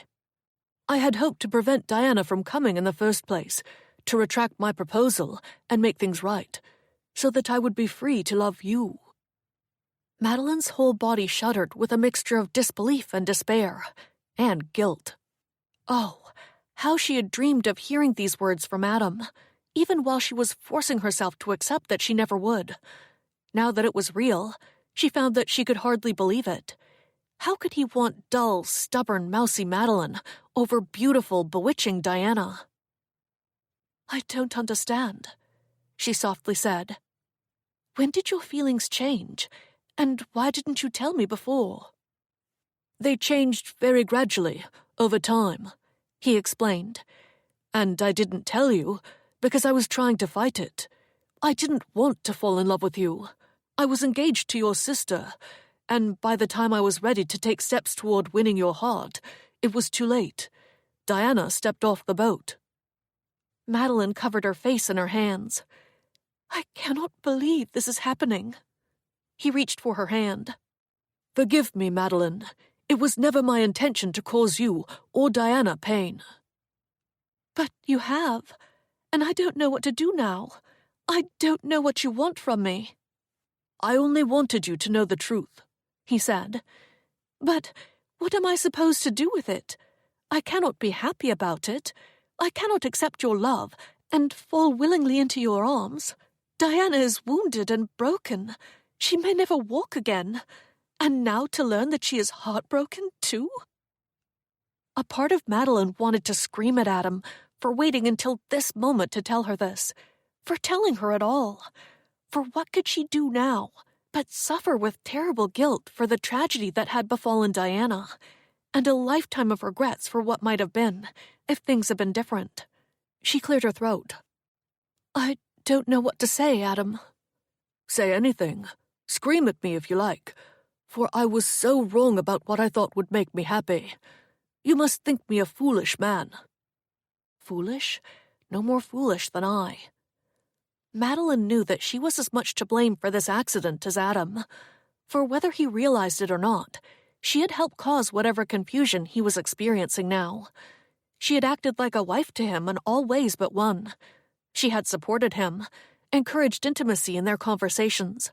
She had taken care of his family and cooked for them, and she had been as charming as she knew how to be.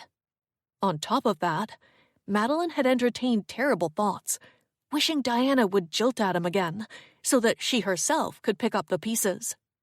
Or she had wished that Adam would jilt Diana, so that for once in her life, Madeline, the ugly duckling sister, could be the chosen one. Now she was, but at what cost? The rain battered against the window, the panes rattled in the wind. Adam and Madeline sat in stony silence. "I am so sorry, Madeline," he said. Will you ever be able to forgive me? Madeline felt tears coming, tried to subdue them, but it was no use. She still loved Adam with all her heart, but she could not be with him now, despite his beautiful, astonishing declaration of love. She could never be so cruel and disloyal to her sister when her future was so bleak. Madeline breathed shakily and forced herself to speak. This has been a terrible day, Adam. I doubt you even know what you are saying. Head bowed low, he shook his head.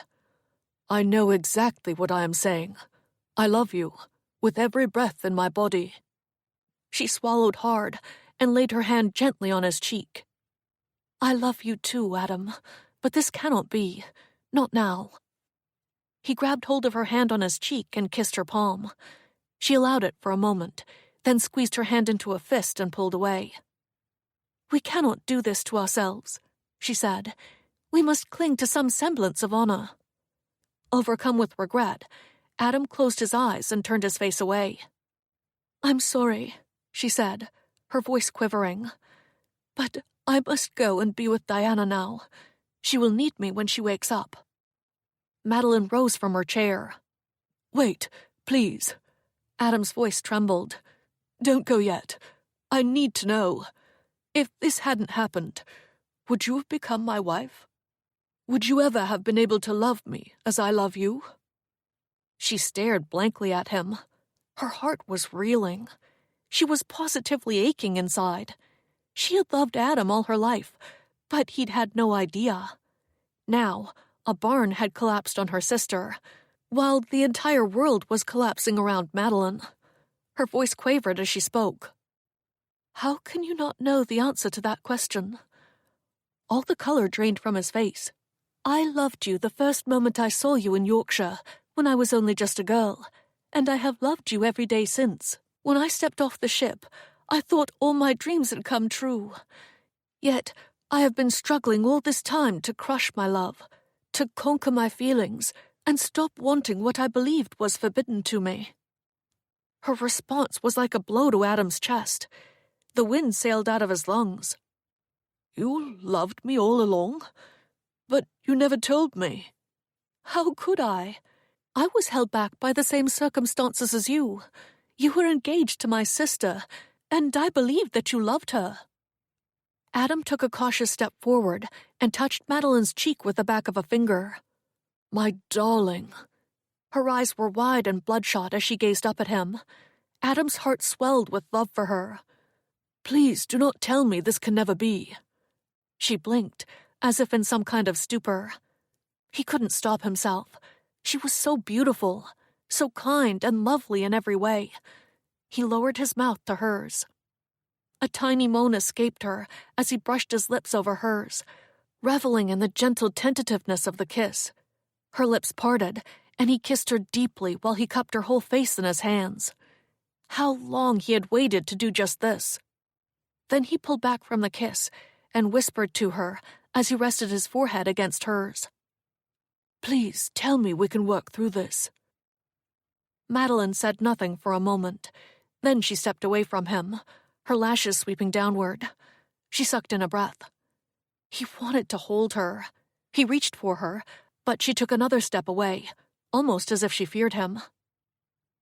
I don't know what your intentions are with Diana, she said.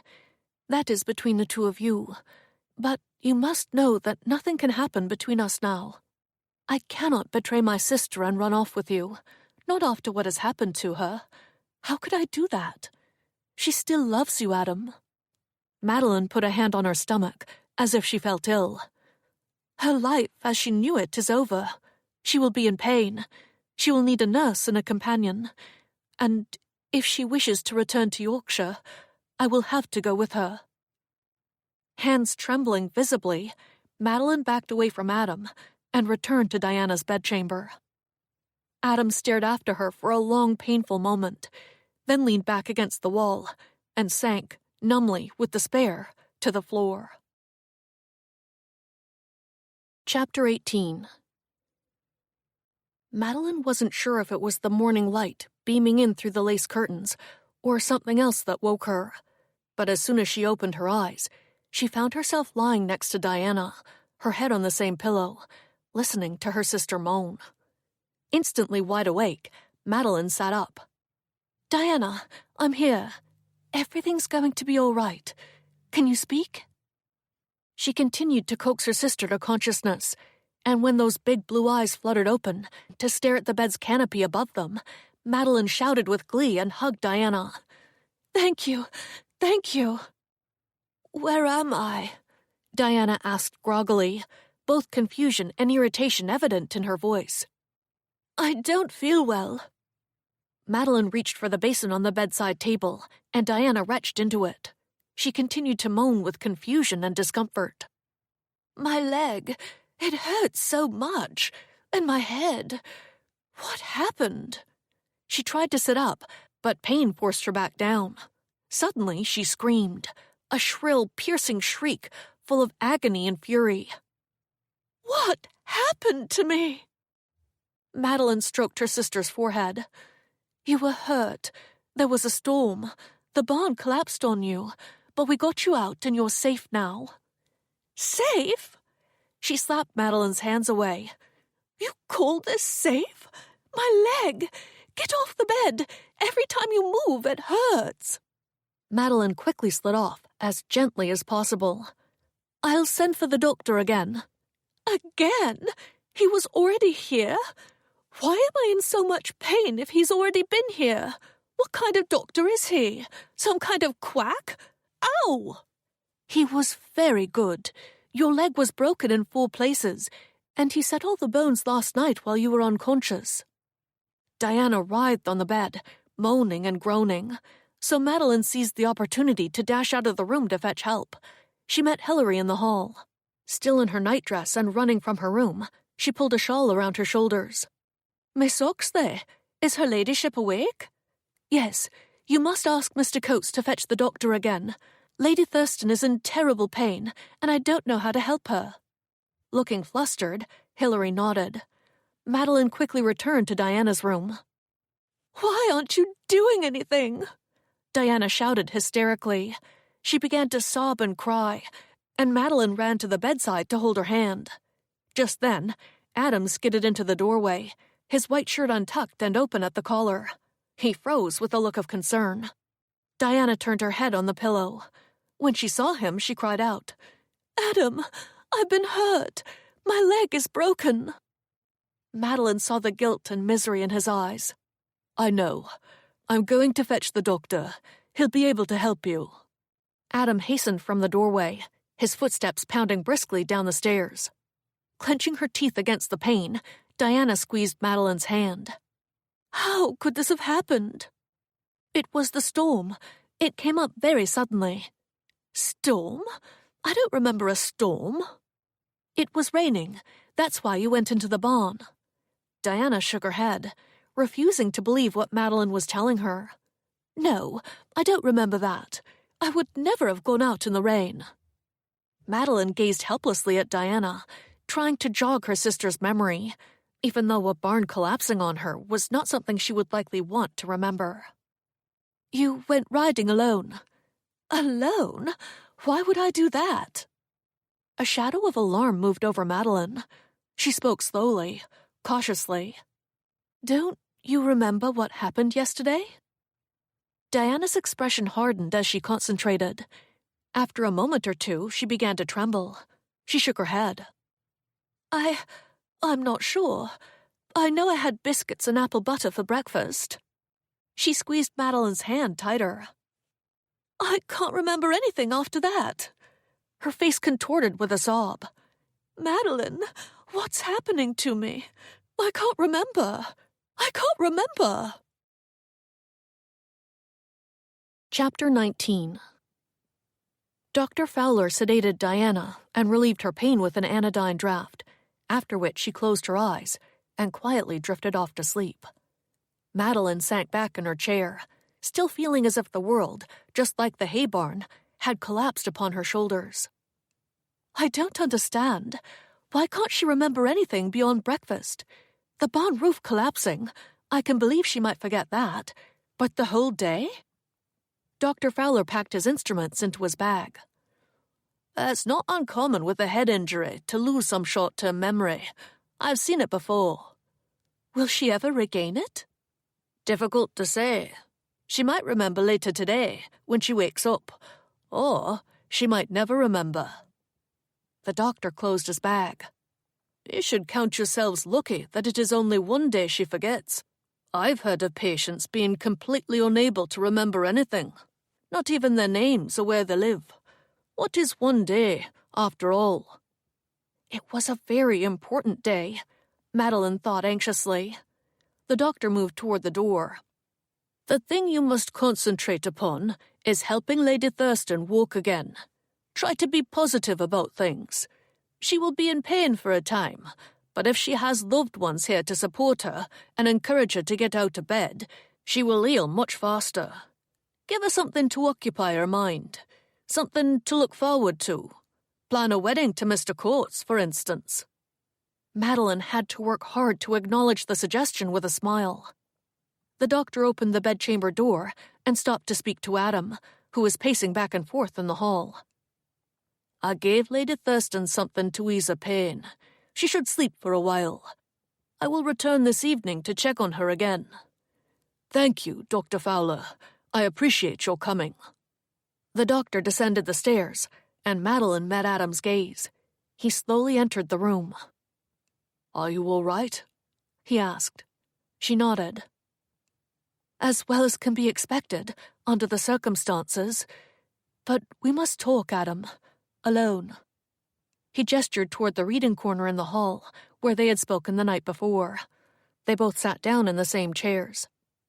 Madeline perched on the edge of her seat, not quite sure how to tell Adam about Diana's memory loss, or what they should do about it once she did tell him.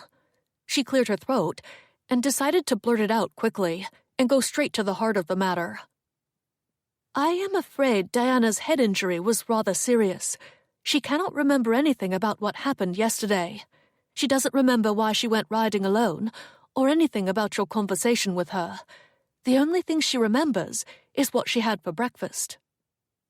Adam took in this news. It was difficult to imagine not being able to remember something that happened only yesterday, not to mention something as important as an engagement being broken. It took him a moment or two to comprehend it. Will there be any long-term effects on the health of her mind? He asked. Madeline answered him with a clear voice. The doctor assured me that a memory loss like this is quite common, and that we shouldn't concern ourselves with it, as it is only one day. As long as she remembers everything else, the important thing is to help her walk again. Adam leaned back in his chair. She thinks we are still engaged. Madeline nodded. That seems to be the state of it. Adam stood up to pace the hall in front of the reading corner. I cannot break with her again. At least, not now. Madeline sat quietly for a moment. I am relieved to hear you say that. What you decide to do in the long run is your decision, of course, but I must ask that you not tell her the truth right away. Please wait until she is feeling better. The doctor even suggested that we keep Diana occupied and lift her spirits by planning your wedding. A wedding? That will be taking things a little far, don't you think? Thank God, Madeline was reasonable about it and nodded. Yes, I think it would be a mistake to mislead her in that way, unless you think you might change your mind. He gazed at Madeline through the dim morning light that shone through the window. If only she knew how ridiculous such a notion was. Did she still not believe how much he loved her? If she thought he could forget about what he had said to her the night before, pretend it never happened, and marry another, she underestimated his feelings, without a doubt. Do you think I should change my mind? He asked, testing her, for he had not been able to give up hope that she might one day accept his love. On the other hand, if she pushed him to marry her sister, he would know for certain that Madeline was firmly resolved never to accept it. Do you think I owe it to Diana? Madeline responded in a calm, indifferent tone that made him doubt she could ever care for him the way he cared for her. I think you owe it to yourself to do the right thing. She could not have been more cryptic. The right thing? He heard the anger rising in his voice, but could do nothing to stop it. "What is the right thing, exactly? Marry Diana out of pity? Out of duty or guilt?" "I have already done that once in my life, and I promise you, it does not bode well for future happiness for either party involved. Besides, Diana already married a man who did not love her. I doubt she would be happy with a repeat of that particular past." "But perhaps you might grow to love her again. It was not that long ago that you wanted to—" Adam dropped to one knee at her feet to stop her from saying another word. "This is difficult enough as it is, Madeline. What happened to Diana is killing me inside. I feel responsible. And yes, there is a part of me that thinks I should marry her, to try and make up for what has happened. But I cannot let pity rule my head and my heart, for that would not be fair to Diana. I cannot change the fact that she was injured, no more than I can pretend to love her. She would know the truth, and it would chip away at her heart every day for the rest of her life, until she knew nothing but misery. Diana may remain here as long as she wishes, and I will do everything in my power to give her all she needs to get well. The best medical attention, the best food, the best entertainment to keep her spirits up. But I cannot marry her, Madeline. I will not make the same mistake twice in my life. It would be a disservice to both of us." He would have liked to add that he could not marry Diana, or anyone for that matter, because there was only one person in the world for him, and that person was Madeline. If circumstances were different, he would take her into his arms right now and never let her go. Without revealing the slightest weakness or change of heart, Madeline simply nodded. "I understand. We will try to avoid the subject when we are with Diana, at least until she is stronger. We will continue as we were when Lord Blackthorn was here, and pretend everything is fine.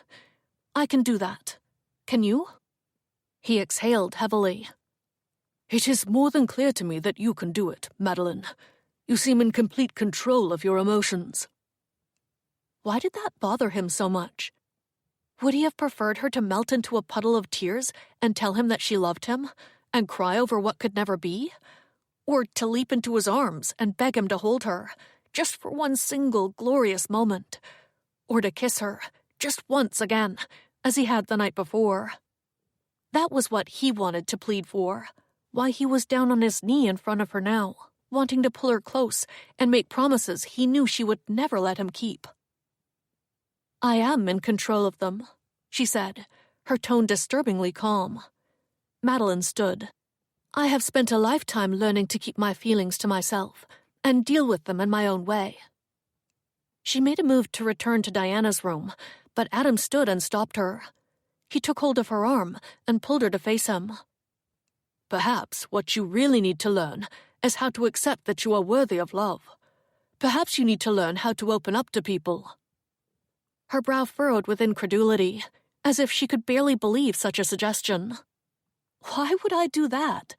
It would be like opening a wound, when it's much less painful to close it up and keep it that way. Feelings are not wounds, Madeline. They are to me, because love has only ever been painful. My feelings have made me vulnerable, Adam, and lately, especially lately, I prefer to be formidable." She pulled away from him, and he had no choice but to let her go. The door slammed closed behind her. Later that morning, Jacob arrived to check on the family and inspect the marsh with Adam, who was still thinking about his conversation with Madeline. He was treading in strange territory, for Madeline was the complete opposite of Jane, who had wept and wailed over the smallest disappointment, or smashed things when she became frustrated or angry. He had always known where he stood with Jane, especially when he stood in the hall, locked out of their bedroom for the night. Madeline's composure and unwillingness to express any of her feelings, on the other hand, was beyond reserved or constrained. It almost seemed as if she was denying the fact that she had a heart. Yet, over the past few weeks, he had come to believe that he had found his true mate. He had been certain that what lived beneath Madeline's sweet, polite exterior was pure perfection. They had everything in common. She always seemed so calm and level-headed, which was one of the things he loved most about her. How could his feelings have been real if she had no heart and no affection for him in return? How could he feel so connected to her? Perhaps it wasn't real, he thought soberly. Perhaps he had been dreaming again, wanting what he wanted, the perfect woman, instead of what was real. He and Jacob rode their horses to the top of the ridge to overlook the marsh below, and what they saw pulled Adam's attention back to where it presently belonged, on his land and his livelihood. That at least was something he could be sure was all too real. Speechless, Adam and Jacob stared at the unimaginable scene while they each contemplated the enormous losses. By the hour of the day, Adam knew that the tide had already receded, but was now on its way back in. The damage to the dikes must have been substantial, for most of the great marsh was still flooded with seawater. The lush green grasses, the clover, the goldenrod, all that once fluttered and swayed in the wind was gone, completely submerged, transformed into a muddy brown swamp that produced a sickening stench and a dismal fog. Carcasses of dead cattle dotted the area, and fence planks lay scattered about, floating and bobbing in dirty, shallow pools. A number of hay barns lay in disordered piles of lumber. Others had simply vanished from where they had once been. My whole world is in ruins. It's a good thing we drove that herd to Halifax when we did, Jacob said with quiet resignation, or we would have lost everything. Adam clicked his tongue to urge his horse further along the top of the ridge. It's going to be a long winter. What will we do for feed, father? We will get what we can from the uplands and purchase the rest. It will be enough to get us through, though we won't see any profit. We will have to be frugal. No more pretty scarves for Mary, Jacob, or toys for the baby. Jacob followed quietly behind. What about next year? Will this drain off by then? Will we be able to start fresh? Adam wished he had better news for his son, but alas, he did not. Jacob, however, was a strong and bright young man, and Adam knew he would find a way to provide for his wife and child. They would all work together as a family. Even if we managed to repair the damage to the dikes, Adam said, it will take a few years for the rain to rinse out the salt. A few years? What will we do in the meantime? We'll farm the uplands. We've always had enough to meet our needs. We'll just have to forego the luxuries. They rode down the ridge road to the edge of the marsh, where the muddy floodwater was lapping up against the hill. I'm going to call a meeting of the dike holders, Adam said, and we will vote on what should be rebuilt. I suggest you prepare yourself for a great deal of dirty work in the next few months, Jacob. We will have to locate the breaks, repair them. Then we'll be up to our elbows in marsh mud, digging ditches and trenches to drain it. And if we have to, we'll build new dikes, high enough and strong enough to hold back the sea. For we will not surrender to it, Jacob, not even if it is determined to defeat us. Jacob smiled at Adam with admiration. Your confidence is contagious, Papa. Adam only wished he could be that confident about his future where Madeline was concerned. Chapter 20. The storm, they later learned, had caused the Fundy tides to rise to a level 5 feet higher than ever before, an unusual and extraordinary occurrence that no one had been able to predict. It took 6 days for the tides to return to normal levels, during which time Adam, Jacob, and George, along with other local farmers, surveyed the dikes and searched for breaks and fractures. To their surprise and relief, they found the damage minimal. Most of the dikes had held strong against the battering of the currents. It had been the extraordinary height of the tides that had caused a natural overflowing. They also recovered a number of stray cows and goats, as well as Charlie's horse, Dante, who had managed to escape the flood farther down along the ridge. During those days of investigation and decision-making, Madeline learned that the dance at the Aikens barn had been cancelled, and to her own chagrin, she was relieved. She had not been looking forward to spending an evening with John Metcalf, trying to pretend that she was interested in him. That would have been too difficult, especially now, after all that had happened. So Madeline spent her days and nights nursing Diana's broken leg and keeping her company in her bedchamber. Madeline also had hot soup dumped in her lap, had her hand slapped for checking for fevers, and had been hollered at for keeping the window open when Diana was too cold, or for keeping it closed when Diana was too hot. Today, Madeline found herself in the unfortunate position of having to give Diana a sponge bath. Cautiously, apprehensively, she approached the bed. "Get that cold cloth out of my sight!" Diana shouted. "It must be your calloused hands. You can't tell if the water is steaming hot or ice cold. I want another bucket of hot water brought up here. Hilary!"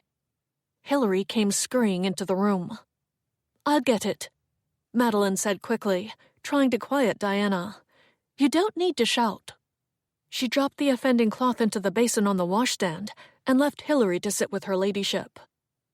Taking a few deep breaths to summon her necessary quota of daily patience, which was becoming more and more difficult to fill, Madeline ventured downstairs. She entered the kitchen and fetched a bucket, then went outside to fill it with water. As she drew the bucket up out of the well, she thought about her relationship with her sister. It had been years since she and Diana had lived in the same house. Madeline had forgotten how demanding and vocal her sister could be about every little discomfort. It was one area where they differed greatly, for Madeline preferred to deal with her own discomforts quietly, by herself. Madeline wondered suddenly how it was possible they could have come from the same mother. Madeline carried the heavy, sloshing bucket into the kitchen and poured it into the pot over the fire. She wiped a sleeve across her forehead and sank into a chair at the work table. Madeline then recalled the string of housekeepers they'd had when she was young. None had stayed more than a few months, until kind Mrs. Stapleton arrived and remained with them for 10 years. Madeline had thought the woman simply had no other aspirations, for the others had always explained their reasons for leaving: a more profitable opportunity, a change of heart, or a desire to take up a different profession. Perhaps, as Madeline considered it now with a trifle more perspective, the only reason Mrs. Stapleton had been different from the others, and had stayed with them as long as she had, was because Diana had left shortly after she was hired. Diana had gone away to live with their aunt in London and learn how to be a proper lady. The house had become astoundingly quiet after that. The sight of steam from the pot pulled Madeline from her thoughts, and she rose from her chair. As she carefully filled her bucket, she thought of Diana's many complaints that morning, and compared them to the number of complaints Diana had voiced the few times Adam had visited with her to read to her or play cards. Whenever Adam walked into the room, Diana became perfectly demure and brave in the face of her pain. To be honest, it made Madeline angry enough to spit. Out of sheer agony, she would leave and hand her duties over to Hilary, for Madeline couldn't bear to watch Diana fluttering her eyelashes at Adam, using all her accomplished skills to bewitch him. "Making soup?" said someone behind her. No, not someone. She could not pretend to think it was anyone other than Adam. Madeline straightened and faced him. His clothes were filthy with ground-in mud, his boots caked with it. He moved to the wash bucket to rinse his hands. Madeline set the heavy bucket on the floor. "I am taking hot water upstairs for Diana."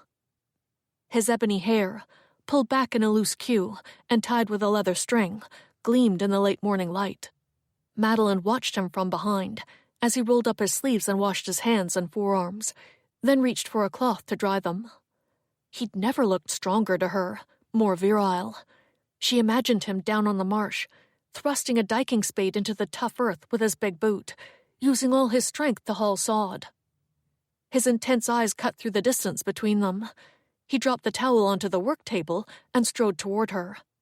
She took an instinctive step back and realized, uncomfortably, that she had barely looked him in the eyes since the morning after the accident, when she had pulled away from him.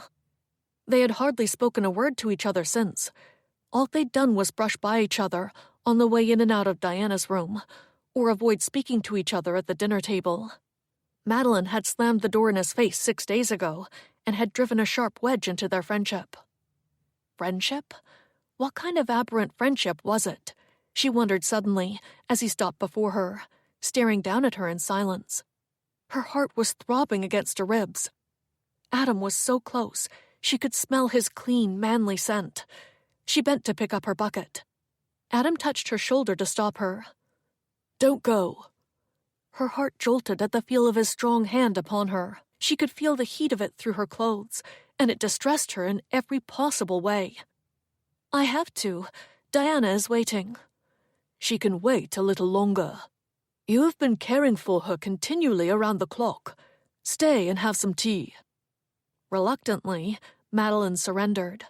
She moved to the hearth and poured the hot water back into the pot on the fire to keep it warm, while Adam spooned tea leaves into the teapot. The silence between them was excruciating.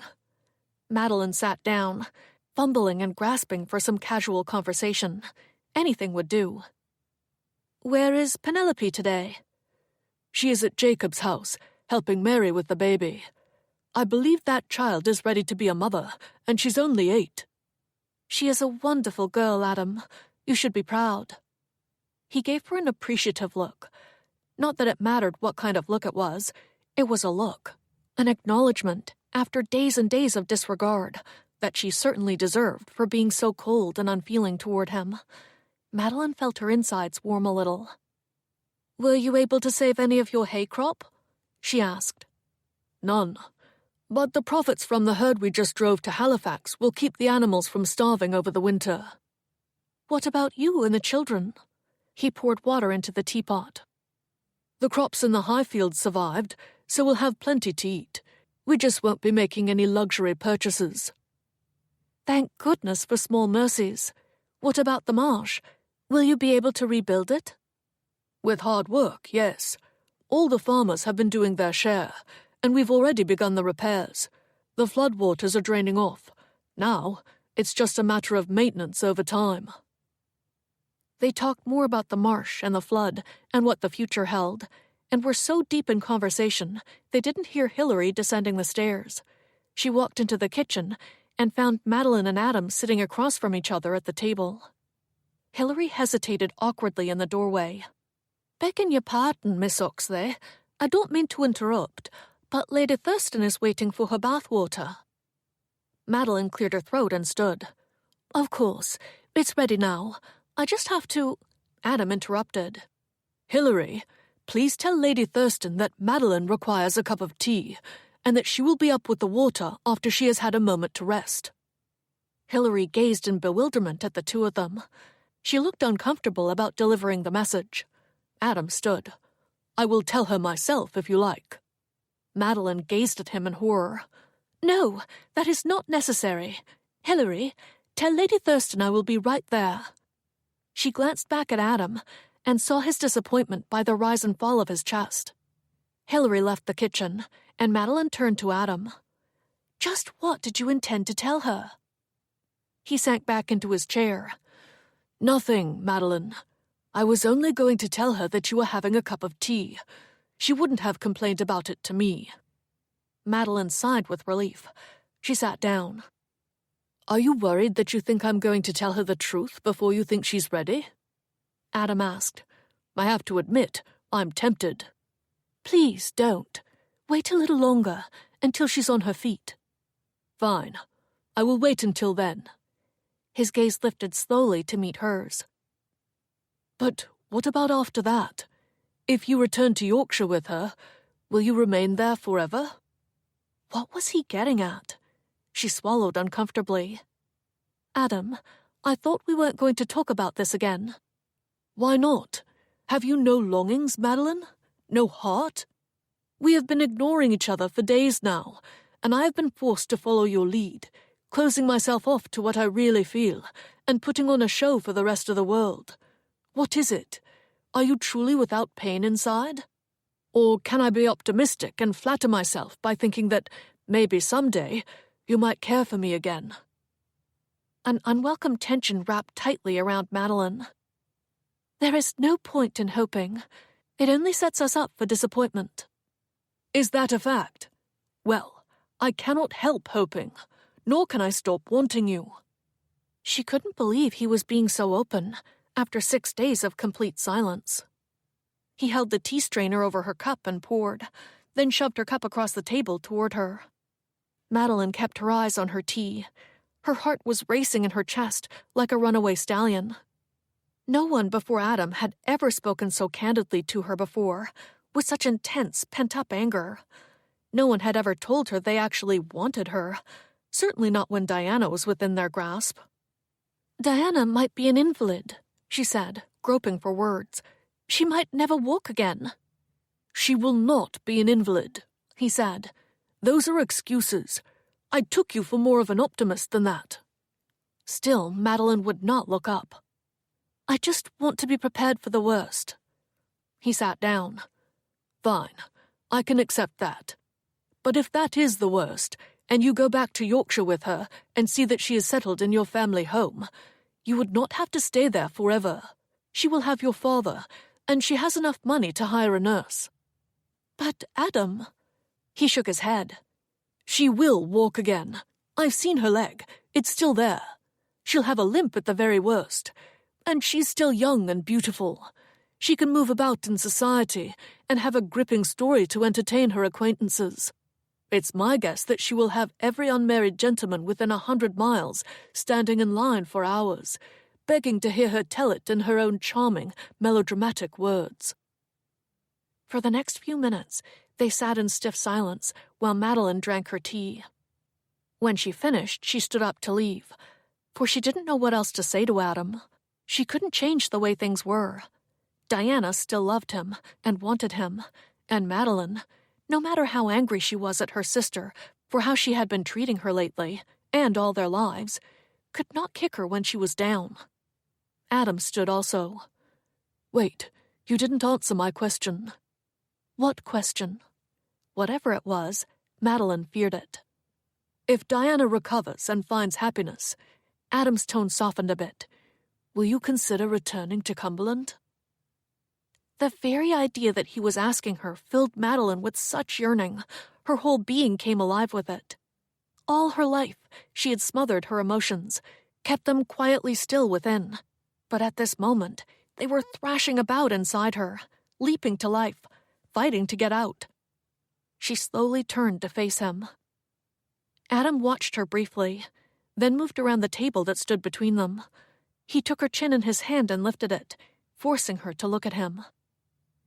"The other day, when you walked away from me, I was angry with you for shutting me out.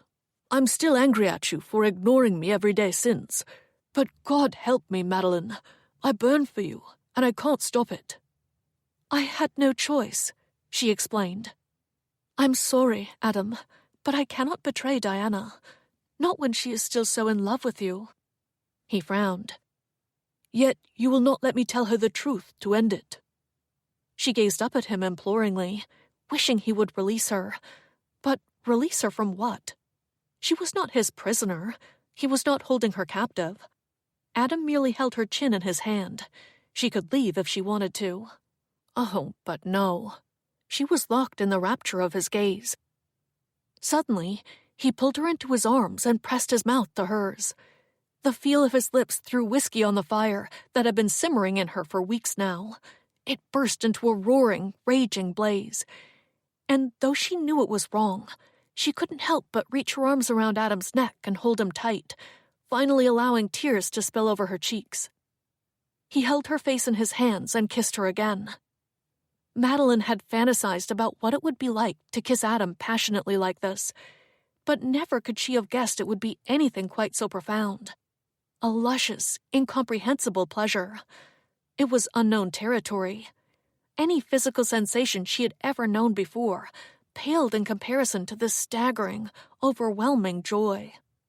Adam's fingers caressed the wisps of hair surrounding her face, and the power of her emotions obliterated everything else.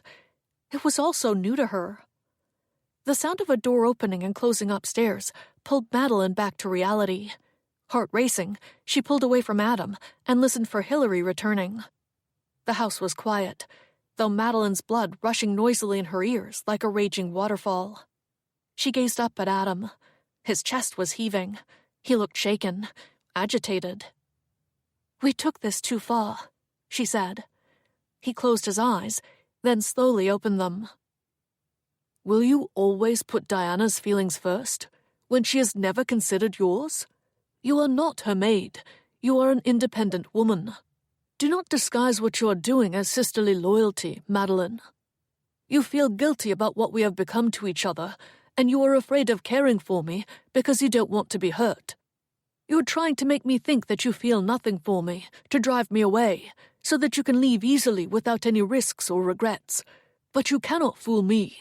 There is passion in you. I saw it just now. I felt it. Please, Adam, there is so much for me to work out. She heard Hilary's footsteps upstairs, returning to Diana's room. You don't understand. Madeline gazed up at the ceiling and thought of her sister, and wished she could explain it to Adam. Yes, she and Diana had grown apart, but there was so much more to it than that. I know that Diana seems cruel sometimes, but she is still my sister. When I was very young, she used to read to me, and when you came calling, she would tell me all the romantic things you said to her. She would comb my hair and tell me that one day I would marry my own Prince Charming. I cannot forget that, Adam. She was all I had. I cling to those memories. I'm sorry. Not knowing what else to say, she turned away from him. Madeline, he called after her. She stopped in the doorway but would not face him. It's a mistake to cling to something that no longer exists. You're not a child anymore. His words burrowed deep into her consciousness. Benumbed by their sharp effect, all she could do was turn and hurry up the stairs.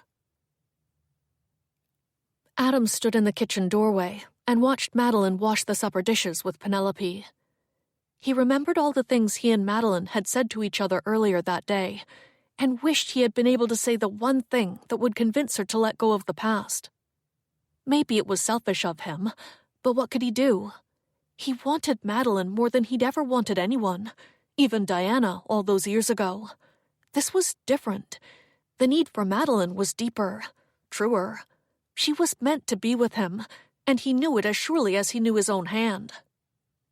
I tasted the passion in your kiss, Adam thought with absolute certainty. You cannot pretend you are in control of your heart, at least not to me.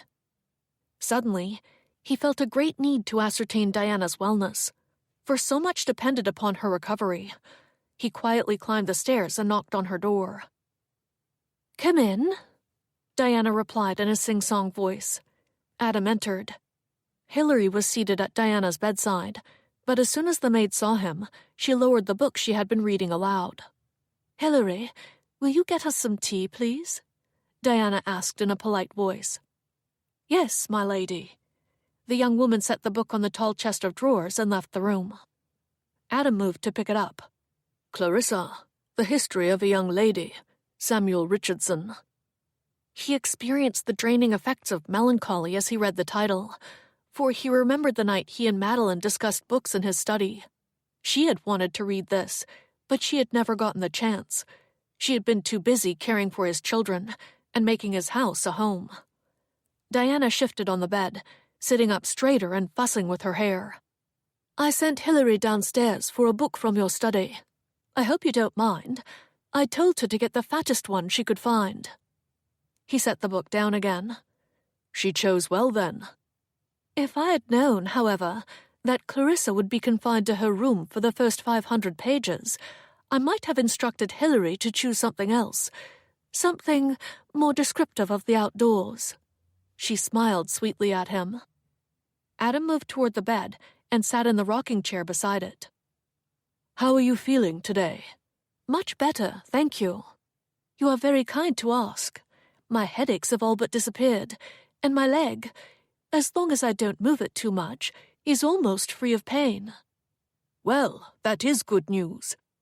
Do you think you would like to come downstairs tomorrow? Jacob and I could help you. It might do you some good to sit in the parlor and— Heavens, no! I'm not ready for that. My condition is still much too delicate. He paused, feeling his hopes dashed. Well, I suppose that is to be expected. It's only been a week. But look how far you've come. This time next week, I am sure you'll be ready to try and take a few steps. A few steps? Adam, you are much too confident. I cannot imagine getting out of this bed for weeks yet. If I ever manage it at all. Quite frankly, I am afraid of it. I do not want you to see me fall or limp. She gazed morosely at the window. What will become of me, Adam? I am no longer the beauty I once was. They sat in uncomfortable silence for a few minutes. Adam wished Hillary would return with the tea. "How are you, Adam?" she asked. He knew with regret that she had expected him to hold her just then, or reassure her, tell her that she was still as beautiful as ever. But he had not done any of those things. He wondered what she was making of that. "How is your work coming on the marshlands?" It was the first time she had ever asked him anything about work. He was surprised she had even managed to let the word pass her lips. Thankful for a safe topic, Adam began to describe the situation. He explained the breaks in the dikes, the repairs necessary, and how it would be a few years before the land would be productive again. "A few years? But that's your livelihood." "Yes, it is, I'm afraid. But all is not lost. The uplands were untouched, and we will have more than enough food to see us through the winter. We'll simply have to forego spending anything on luxuries." He remembered telling Madeline the same thing that afternoon. Her reply had been a sigh of relief. She had said, "Thank goodness." Diana was staring at him now, a look of bewilderment on her face. "You will have no spending money at all? Nothing?" "Nothing," he answered flatly. She shifted uneasily on the bed. "Well, I suppose there is my inheritance. That could tide us over, provide a cushion to meet our needs." "We will be able to meet all our needs," Adam told her. "As I said, the crops are quite substantial, and—" "People have other needs besides a full belly, Adam." Her tone was condescending. "We must be able to entertain, or purchase the occasional trinket." He cleared his throat. "Lavish entertaining is not exactly a common pastime here in Cumberland, Diana. The people here are farmers. This is not high society. Perhaps Viscount Blackthorn's visit gave you the wrong impression of how we live." She laughed. "Oh, Adam, I don't expect to live like a queen. Besides, I am sure the Viscount will return. He seemed to enjoy himself tremendously." Hillary entered with the tea. "Will you read to me, Adam?"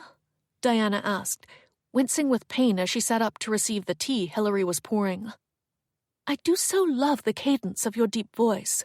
Perhaps it will help me relax, and I can get a good night's sleep. I have had such trouble sleeping the past few days." "Certainly." He rose to retrieve the book, and realized with some discomfort that he could no more break her heart now than he could push her out of bed while she slept, for he was not entirely without compassion. Yet tomorrow, he knew that Diana would again be treating Madeline like dirt under her fingernails. For a moment, he considered telling Diana the truth, the cold, hard truth, with nothing to spare. Then he forced himself to sit down and just read. Chapter 21. After 9 sleepless nights and 10 days full of abuse and unappreciated drudgery, Madeline's patience was reaching the end of its tether, and her compassion was almost completely dried up. She stood over Diana's bed now, having been just called a lazy frump because she had insisted the wash water was not as cold as ice. All while fighting hard against the urge to pour the whole wash basin over her sister's infuriatingly pretty head. "Diana, I have a dozen things to do before dinner, and I don't have time to boil another pot of water for you now. Perhaps Hillary could do it." "Hillary is reading to me," Diana replied haughtily. "Perhaps Hillary could set the book aside for a few minutes. And perhaps I should ship you off to a hospital somewhere and let a bunch of cranky nurses take care of you." Diana glared frostily at Madeline. "Have you no pity? Do you have any idea what I would give to be able to boil that water for myself? To walk down those stairs and see the sun shining in the parlor windows? All I want is to feel clean and comfortable, for that is all I have, confined to this bed. But you have never thought of anyone but yourself. You were always so selfish, Madeline, even as a child. You always wanted my hair ribbons, and you took them, too, when I was away. I would come home from Auntie's to find you wearing them." Madeline swallowed over the fury that was rising like a tidal wave in her throat. I used your ribbons because Papa would not buy me any of my own. Diana gave her a disbelieving frown. That gave you no right to take what was mine. That's not all I want to take, Madeline thought, squeezing the washcloth in her hand. She decided she needed to leave the room and be by herself for a little while, for her patience was dangerously close to snapping. I'm sorry, Diana. I really do have to tend to dinner. Hilary is going to have to look after your bath. I will be up later with a tray. Diana simply huffed and waved a commanding hand to Hilary, who picked up the washcloth and proceeded to continue where Madeline had left off. Madeline seized the opportunity to dash out of the room before Diana asked for something else. She went down to the kitchen and met Adam just coming in the back door, wiping his boots on the mat. He froze there and stared at her. You look exhausted, Madeline. When have you slept? She wiped her hands over her apron and tried to shrug casually. I have been taking naps when Diana sleeps. From the sounds of it, she has you hopping all night long. His tone was contemptuous and stern. She's still very uncomfortable, Madeline explained. She wakes during the night. And she wakes you, too. I hear you running up and down the stairs for things, and I hear her shouting, scolding you. He moved all the way into the kitchen, removed his coat, and hung it on the back of a chair. This is getting out of hand. She treats you like a slave. You don't deserve to be spoken to in that manner. No one does. He ran a hand over the top of his hair and paused before adding, Do you think she remembers? Madeline's heart lurched. Remembers that you broke off the engagement? Maybe she's lashing out at you. Madeline considered it. No, this is not Diana lashing out. She would never be able to keep something like that to herself. She would come right out and say it. Maybe throw a vase or two at my head. Adam gave her a subtle smile, but it held some annoyance. So this is just Diana's normal everyday treatment of you? He raised an eyebrow. He seemed to be questioning her, pushing her to think about this. Madeline didn't like to admit that it was normal for Diana to be cruel, not just because it seemed traitorous to her sister, but because it forced Madeline to face the fact that she allowed herself to be treated that way, and always had. I allow it. Why? Not entirely, she said in her own defense, skirting the issue that was now niggling at her brain. The pain has made her personality a bit more intense than normal. And no doubt, the doctor's pain medication has exacerbated it. You know what they say, in vino veritas. There is truth in wine, Madeline repeated. Adam's dark eyes softened. The only reason I haven't said anything to her, Madeline, is because I know you would not wish me to. But I've been grinding my teeth so much lately, I fear I may be wearing them down to their roots. Madeline stared at him in disbelief. She wasn't sure if she was flattered by his concern, and pleased that, through the walls, he had heard the not-so-charming side of Diana's personality. Or if she was angry with him for making her question her own backbone. He was right, though. This was getting out of hand. Why had she always cowered to Diana? What would you have me do, then? She asked, still not ready to admit that her obliging nature with Diana was anything more than an abnormally generous sense of duty. She has been through hell, Adam. It is natural that she should be bitter about... She has a broken leg, Madeline. It will heal. But she'll have to walk with a cane, and she'll have a scar on her forehead. That won't be the end of the world. It will be to her. Her appearance matters to her. He considered her point. And I thought I was compassionate to a fault. It seems I've met my match. He moved toward her, close enough that she could smell the scent of the outdoors on his skin. How long had it been since she'd been outside these walls with him? How long had it been since she'd spent any time alone with him, talking easily, as they used to do? She promptly felt hungry and deprived of what? Of companionship? Of love? Love. I do not believe that compassion is ever a shortcoming, Adam. It is when it lays you out like a doormat. I am not anyone's doormat. You are. Your guilt has made you into one, when you have done nothing wrong. She let out a huff. It's not guilt that makes me care for her. It's... She stopped. "It is what, Madeline?" He stepped forward, his eyes searching hers. Madeline felt the air sail out of her lungs, taking with it her resolve to be strong and keeping her emotions in a tight harness. She felt the rigid muscles in her neck and shoulders go slack. "Diana needs me now. Maybe, if I am there for her and I help her, maybe she'll... Adam's eyes narrowed. "Maybe she'll love you?" Madeline felt tears of realization filling her eyes. Neither she nor father ever said a kind word to me, or made me feel important to them. I suppose... She paused for breath. "I suppose I just want to matter to someone. Is that so wrong?" He took both her hands and held onto them. "You matter to me, Madeline. Why won't you let me love you? Why can't you let go of what Diana will never be?" "She is my sister, my flesh and blood." Madeline could feel herself melting into him. "I have to try and save us, as a family." Adam raised her hand to his lips and tenderly kissed the back of it. "This is about your mother, isn't it?" She shook her head. "No, Yes, that's it. You think it's your fault that Diana and your father were so miserable all your life. It's not your fault that she died, Madeline. God has his reasons for taking those we love from us, and we must accept it. If Diana and your father deprived you of love because of it, they hurt themselves as much as they hurt you. For look at your family now. You are spread out and distant from each other in your hearts." "But I don't want to be distant. That's the point. I want us to love each other. I look at your family, Adam, and I long for what you've been able to create and nurture and sustain." He clenched his jaw in frustration.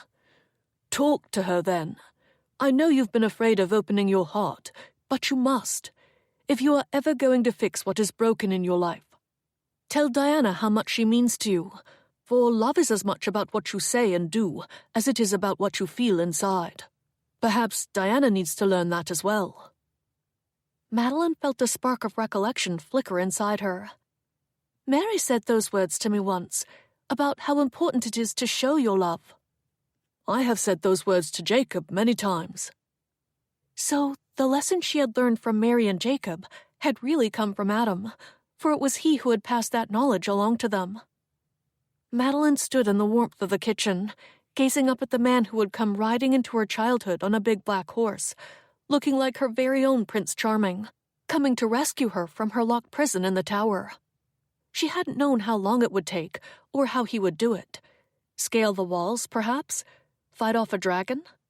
Who would have thought that he would simply hand her a key made of hope to open up her heart? Her voice quivered with a flood of emotion. "Adam, I have pushed you away. I have tried to drive you away. Yet you continue to be a friend to me." He smiled down at her, but she knew he was not entirely pleased about this. He was sending her to reconcile with her sister, knowing that a reconciliation might bring them closer together, but leave him standing outside in the cold. With nervous apprehension, Madeline returned to Diana's room, to find her quietly reclining on the pillows while Hilary read aloud to her. Madeline moved fully into the room. "I am sorry to interrupt, but I would like to talk to you, Diana, in private." Diana nodded at Hilary, who closed the book and left the room. Madeline sat on the bed. Diana held her head high, her chin slightly elevated. Madeline knew that look all too well. She was still angry at Madeline for having walked out on her earlier, disobeying her orders, and leaving Hilary to finish the sponge bath Madeline had started. This was going to be exceedingly difficult. She reached for Diana's hand. "I want to talk to you about us." "About us? What us? Are you going to propose marriage to me, Madeline?" Madeline tried to smile and make light of the joke that was meant to distance her. "Us as sisters. I wish to apologize for some things." Diana's expression relaxed visibly, and Madeline was glad she had been able to wrestle with her pride long enough to break the ice. Perhaps this way, Diana would open her ears and actually listen. "Do you remember when I was 6 years old, and you taught me how to walk with a book on my head?" "Yes," Diana replied. "What does that have to do with anything?" Madeline tried again. "Do you remember putting me to bed at night? Climbing under the covers with me, lying beside me and reading, then stroking my forehead before saying good night?" "Goodness, Madeline, I don't remember." "Well, I do. I also remember that when you packed up to leave for Auntie's house, to live in London, I did not say goodbye. While you waited in the front hall for the carriage to arrive, I complained to Papa and accused him of loving you more than me, and I said you were spoiled. Tell me you remember that." Diana pursed her lips indignantly. "How could I forget? You ran off down the lane and then my carriage came. You, as always, were the one who was spoiled that day, Madeline, not me. Don't think for a minute I was hurt." Madeline sighed heavily. "I said I was here to apologize. I am sorry for that. I was angry that you were leaving, and I knew I was going to miss you. I had no mother to hold me and console me after you were gone, and I was afraid." Diana was not moved. "I had no mother either. Do you think it was easy for me? You never even knew her. I had to watch them put the mother that I loved into the ground." Swallowing uneasily, Madeline continued. "I am sorry for that too. It was hard for all of us." For a long moment they sat in silence. Madeline felt her courage faltering and feared that she would not be brave enough to say what she had come here to say. She squeezed her hands together on her lap, then looked at Diana and saw the pain in her eyes, the memories of a distressing time in her life. "I didn't want to say goodbye to you that day, Diana, because I loved you, more than anyone in the world." There was a long silence. Diana's arched eyebrows pulled together in a frown. "Why are you telling me this now?" Madeline's stomach began to churn. "Because I want you to know it, and because I want us to be close again." The color rose in Diana's cheeks. "You think I'm going to be an invalid, don't you? You feel sorry for me. That's why you're saying all this. No, Diana. How can you expect us to be close when you will not do the smallest favor for me, like warming the water when I ask? We are nothing alike. You walk around like the living dead, keeping your thoughts to yourself, looking at me as if I am silly and frivolous for wanting to keep my hands soft or my dress clean, while you bounce about in the barnyard, taking pleasure in feeding the hogs." Madeline felt as if she'd been slapped in the face, but there was more. "You judge me," Diana said, "with that look on your face. I never know what you are thinking because you keep everything inside. At least when you were a child you expressed yourself by disobeying Papa and running off somewhere. You were such a difficult child." "I believe I did it for attention," Madeline replied. "At least, that's what the housekeepers used to say." "Well, thank heavens you gave up trying." "I did give up," Madeline thought sadly. Just as she was going to give up now, for nothing was worth this torment. She rose from the bed. "I should go downstairs and start dinner," Madeline said. "I'll summon Hilary for you." There would be no more apologies, no more attempts to reconcile with her sister. She fluffed up Diana's pillows, quite secure in the knowledge that she had been right to keep her heart closed, at least toward her sister and her father, who had deceived her and shipped her off without a second thought.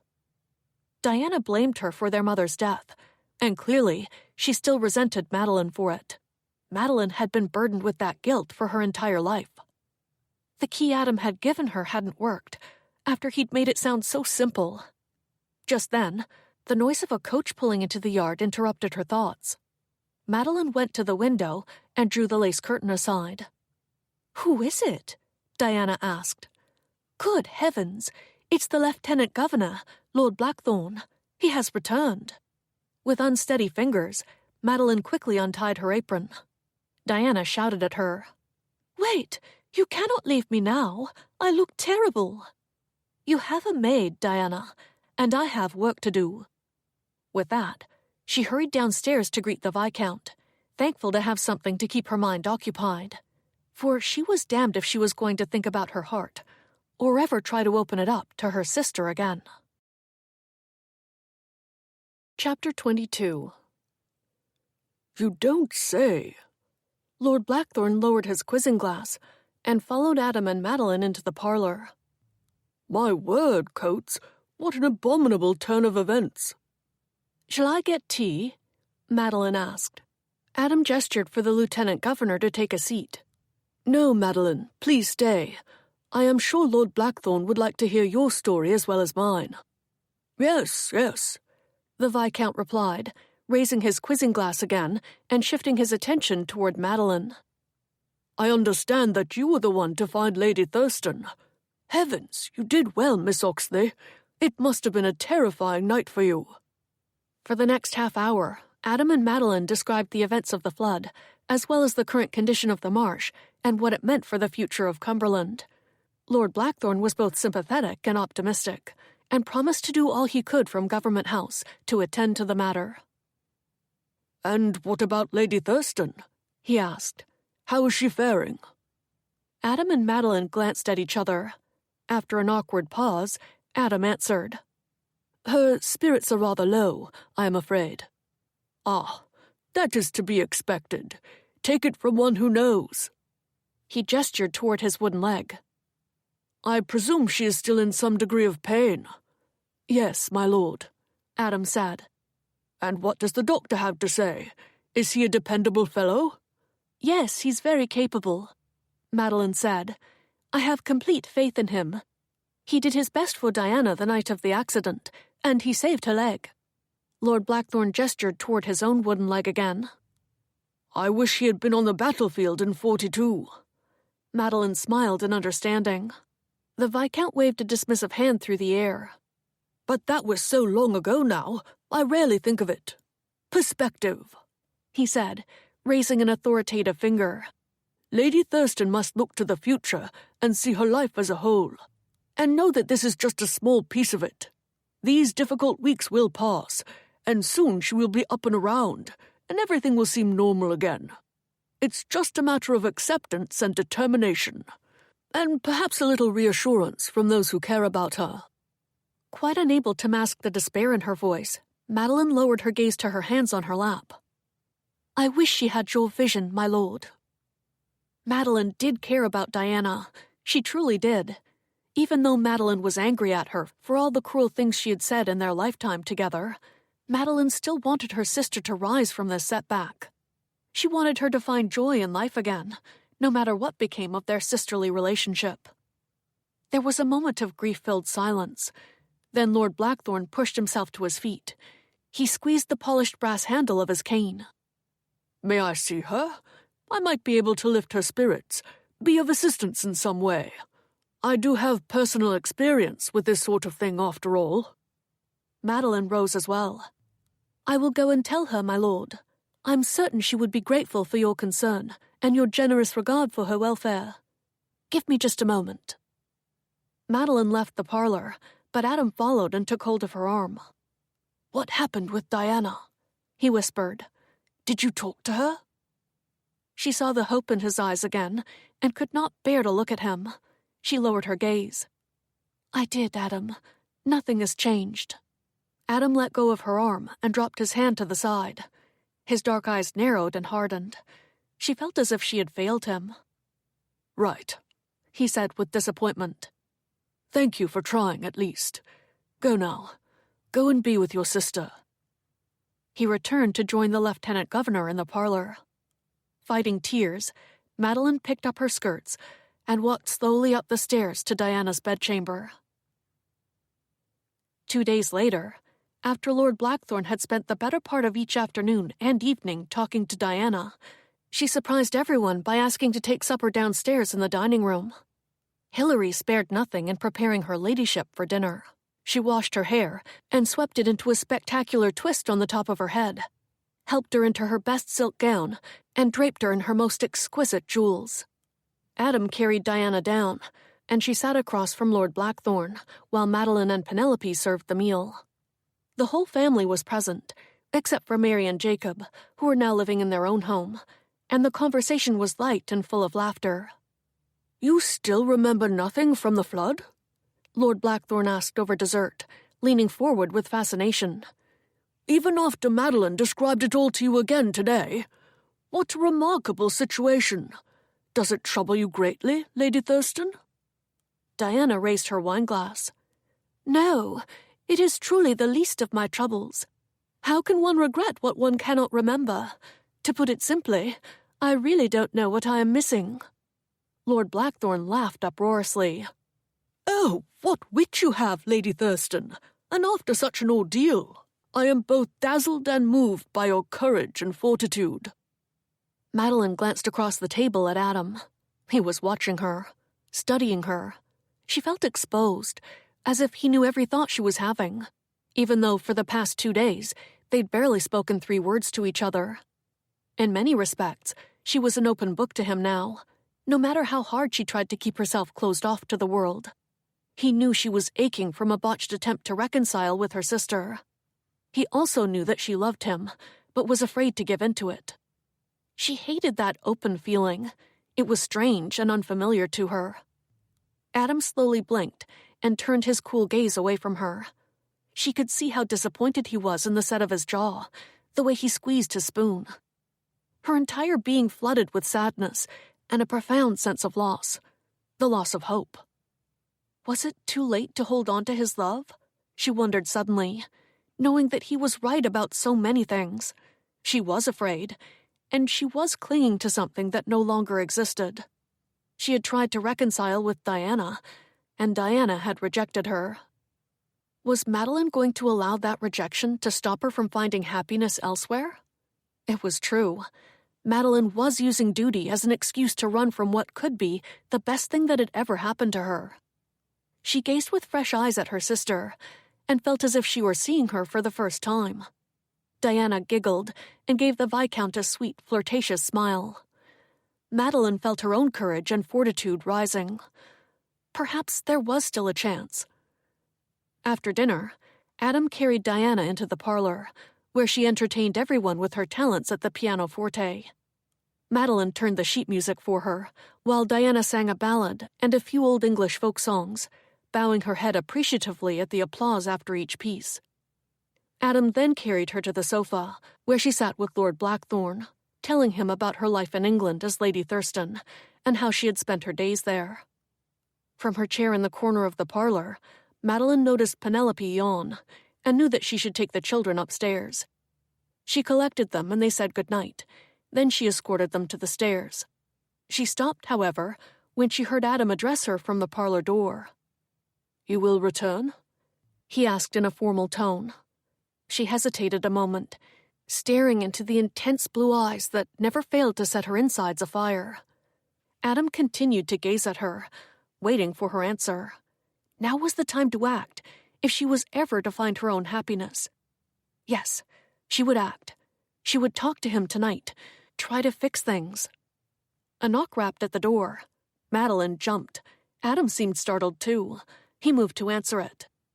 Madeline waited at the bottom of the stairs to see who had come calling at such a late hour. As Adam opened the door, the bright light from a lantern momentarily blinded her before she could ascertain that the man at the door was John Metcalfe. Adam cleared his throat. "Hello, John." John removed his tricorn hat. "Good evening, Mr. Coates. I know it's late, but I wonder if I might have a word with Miss Oxley." "This really isn't the best time, John," Adam said. "As you can see, Lord Blackthorne is here, and I know you have visitors, sir, and I'm sorry for intruding, but I just couldn't wait." For a long, tense moment, Adam stood in the doorway, barring John from entering. Then he finally stepped aside. John nodded gratefully and entered. His gaze fell upon Madeline at the other end of the hall. She froze there, not sure what she was feeling. Part of her was annoyed at John for interrupting her moment with Adam, when she was so close to finding her courage. Another part of her was thankful that John had interrupted, for she was not yet as brave as she wanted to be. Diana and Lord Blackthorne laughed from the parlor, seemingly unaware that anyone had even knocked on the door. "Miss Oxley, may I have a moment of your time?" John asked. Madeline looked at Adam questioningly. He gave her a nod that told her she was free to do as she wished. She whispered to the children to go upstairs and get ready for bed, and that she would be up shortly to say good night. Then Madeline put one foot in front of the other, slowly moving down the hall, to where Adam and John stood side by side, watching her. "Shall we go and sit on the veranda, John?" she suggested. She noticed Adam's shoulders rise and fall, and knew that he was worried. John sat on the bench outside. "Thank you for seeing me, Miss Oxley. I know it's not the usual time for a social call, but I needed to come and say my piece before it was too late." "Too late?" she replied. "What is it, John, that holds such urgency?" He squeezed his hat in his calloused hands, took a deep breath, and blurted out, "I have come to ask you to marry me." Lively music from the pianoforte inside began again, lending a clumsy quality to the already awkward moment. Madeline cleared her throat. "You surprise me, John. Why do you feel you must be rushed?" "Because I can see what's going on with Mr. Coates." Madeline stiffened. "I beg your pardon?" "Maybe you don't see it, but he's fallen in love with you. I saw it in his eyes the night he came to my house during the storm, searching for you. I saw it again when you came out of Lady Thurston's room after the doctor tended to her. And I saw it in his eyes just now. He didn't want me to speak to you, so I can't in good conscience let you go on living here, especially when Mr. Coates is engaged to your sister. I've had a mind to propose for a while, and I decided I ought to do it now, before something terrible happens." "Something terrible? Such as?" "Before he— You'll pardon me if I don't say it, miss." Madeline sat very still. "I am not sure what you are suggesting, John, but I assure you, I have a will of my own. You needn't worry about anything untoward happening under this roof." She recalled the day she'd punched a Yorkshire vicar between the eyes. John leaned back, only somewhat appeased. "Still, sometimes appearances matter more than what truly is. So my proposal still stands, Miss Oxley. I want to marry you." Madeline felt all the air sail out of her lungs. She understood that John did genuinely care for her. She knew it with absolute certainty. It wasn't exactly the most romantic or heartfelt proposal she'd imagined, considering he made it appear that he was doing her a favor, rescuing her from a possible scandal. But he was a decent man. She knew that, too. But did she love him? No. Could she ever love him? No, she could not. She loved only one man. She had to admit, however, there was something safe about being with John Metcalfe. She noticed that her heart was not racing, and she felt no anxieties. There was nothing confusing about him. The truth of it was that he was not a danger to her, for there was no intimate connection between them. Nothing fragile. She could marry John and simply live a comfortable life in his house, farming the land, gardening, and fearing nothing. For, essentially, she would continue to live alone, at least in the depths of her heart and soul. She could retreat into her own thoughts most of the time, and make casual conversation with John when he was at home, and he would not know that she was keeping anything of herself from him, for he had never seen the real Madeline. He had never even suspected that there was a real Madeline beneath the polite surface that she showed to the world. Adam knew it, and he made her feel so vulnerable. Yes, John would be safe. Still, she could not marry him. She would be making the same mistake Adam did not want to make, marrying Diana, who he did not love. He had said it would be a disservice to both parties involved. John deserved more. Besides that, Madeline suspected that John didn't really love her either, at least not passionately. He was proposing to her because she was the only single woman in Cumberland, and he was afraid someone else was going to snatch her up before he had the chance. Madeline reached for his hand. "I'm sorry, John. I cannot marry you." He blinked a few times. "But why?" "Because I am not in love with you, and you deserve to be adored by the woman you marry. I'm not the right one for you." "But you're the only one," he replied. Madeline smiled gently. "That's because I'm the only unmarried woman in Cumberland above the age of 12. He managed to laugh. For a moment, they both sat on the bench in companionable silence. Madeline stood and hugged John. "I'm sorry. I hope we can still be friends." "I guess that will have to do," he replied. She took some comfort in the fact that she had not broken his heart. She could see it in his eyes. She said goodnight to him and turned to go back inside. Stepping into the front hall, she peered into the parlor. There was Diana, all smiles and laughter, playing her heart out on the pianoforte, while Lord Blackthorne turned the pages for her and sang along. What a silly little ditty it was that they played. Madeline had never heard it before. Contrarily, Adam sat in the chair by the fire with one leg crossed over the other, gazing dolefully into the flames. Madeline's knees went weak at the sight of him in the firelight, looking so handsome and elegant, so somber. She longed to throw all her foolish caution to the wind and go to him, pull him to his feet in front of everyone, and tell him nothing mattered more to her than he did, for no one in her life had ever treated her better, or managed to open her eyes to what true love really was. It wasn't about loyalty or duty. It was about tenderness and affection and kindness.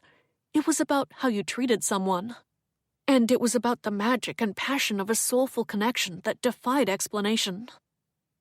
Madeline took a deep breath and slowly approached her sister. She didn't even wait for the song she was playing to come to an end. Madeline tapped Diana on the shoulder. "I need to talk to you. It's very important. Would you gentlemen excuse us, please?" They all stared at her in shock and rose to leave the room. Chapter 23. The men retreated to Adam's study for brandy, and Diana glared up at Madeline from the piano bench. "That was very rude, Madeline. What did you think you were doing? Lord Blackthorne is an important man." Madeline sat down beside her. "Yes, and I like him very much, but this could not wait." "What could not wait? La, you would think the house was on fire." "It is, in a way." "What in the world are you trying to say? As usual, you're making no sense at all. Selfish, selfish, selfish." Madeline held up her hand. "Diana, stop." To Madeline's surprise, Diana did stop. She gazed at Madeline with surprise, waiting for her to say what she meant to say. Madeline tried to speak clearly and concisely.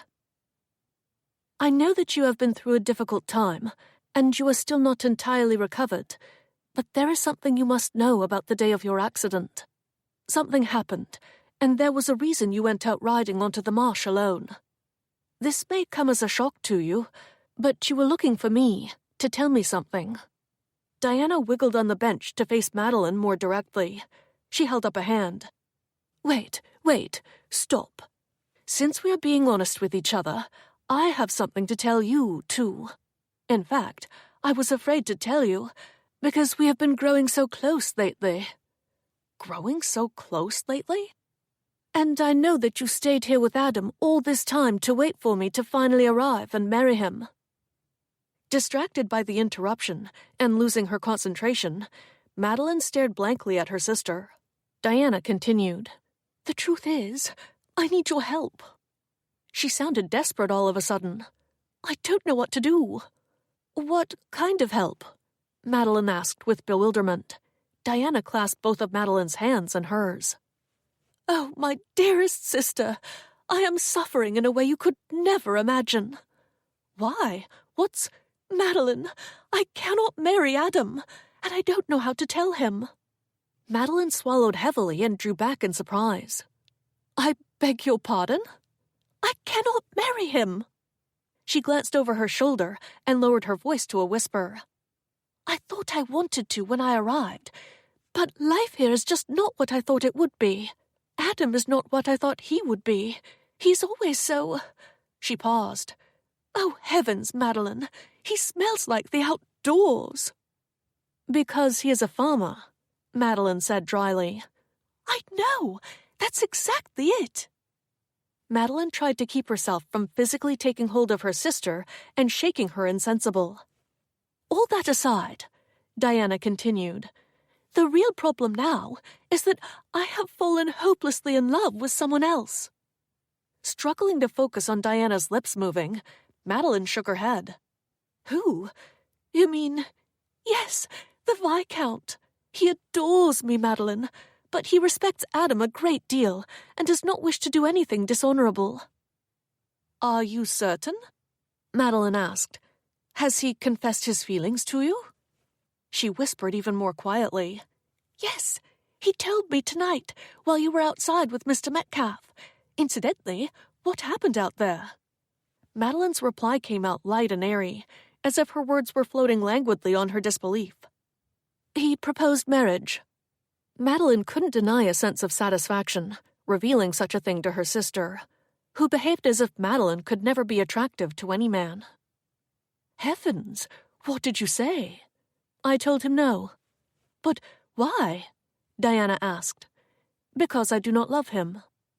Diana waved a dismissive hand through the air. Well, he wasn't much anyway. He doesn't even own the land he's living on, isn't that right? He's leasing it from Adam. Then she shifted the topic back to herself, faster than Madeline could say pox on you. As I was saying, Diana continued, Adam left us alone for a few minutes, and Lord Blackthorne told me how he felt. He said I was the most beautiful creature in the world, and that he wished I were free, and that if I were, he would take me to Government House and make me his Viscountess. Imagine, a Viscountess! Madeline felt the color drain from her cheeks. But you barely know each other. Diana sighed dreamily. Sometimes it's just magic. Madeline stood up and paced the room. I don't know what to say, Diana.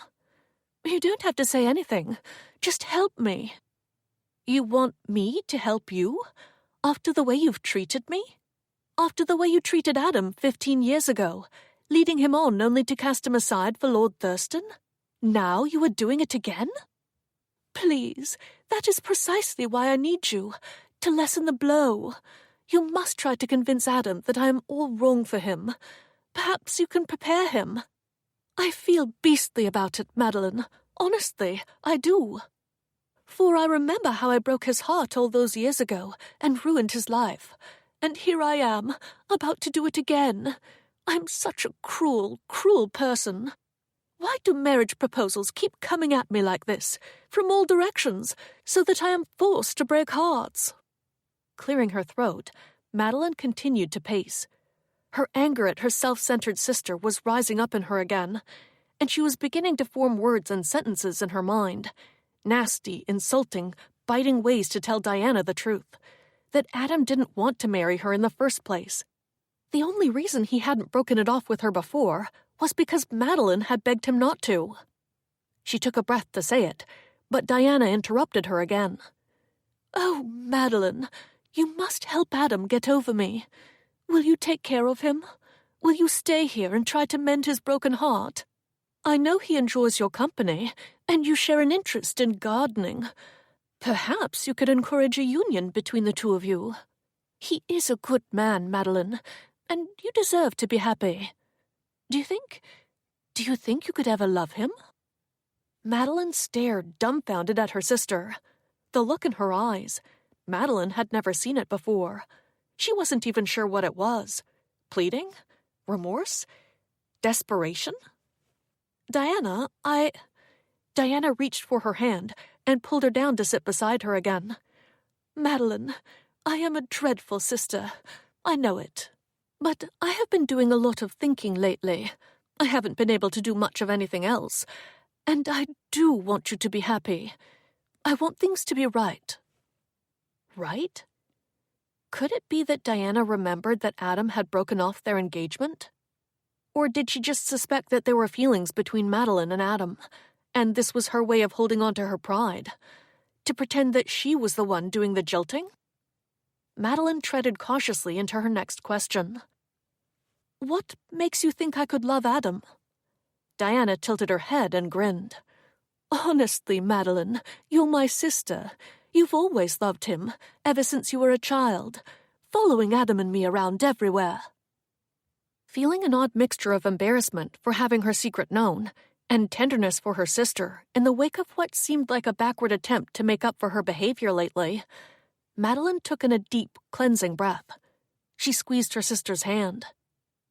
I suppose it's true. I am in love with him. Diana slowly absorbed her confession. She laid a gentle hand on Madeline's cheek. Yet, when you thought I loved him, you kept it to yourself. How you must have suffered. Oh, my dear. Your loyalty and your sacrifice makes me feel very ashamed. Madeline gazed into her sister's beautiful blue eyes, glistening with sentimental tears, something Madeline had never seen in Diana before. Ashamed? Diana stroked a lock of hair behind Madeline's ear. The gesture was familiar, for Diana had always done that when Madeline was a child, snuggling into bed with her at night. I'm sorry for the way things have turned out between us, Diana said. I have been positively wretched to you. When I found out what Papa had done, I came on the first ship out of Scarborough because I didn't want you to have what I considered to be mine. Just as I didn't want you to wear my ribbons, even though I wasn't wearing them anymore. And I had unrealistic fantasies about Adam. I wanted to be young and innocent again. I wanted to go back to those days when he came calling, and all I knew was that he adored me. But he was never right for me. He talked about farming all the time, and as you know, I didn't have the slightest interest in anything to do with dirt. But you, my little sister, the gardener.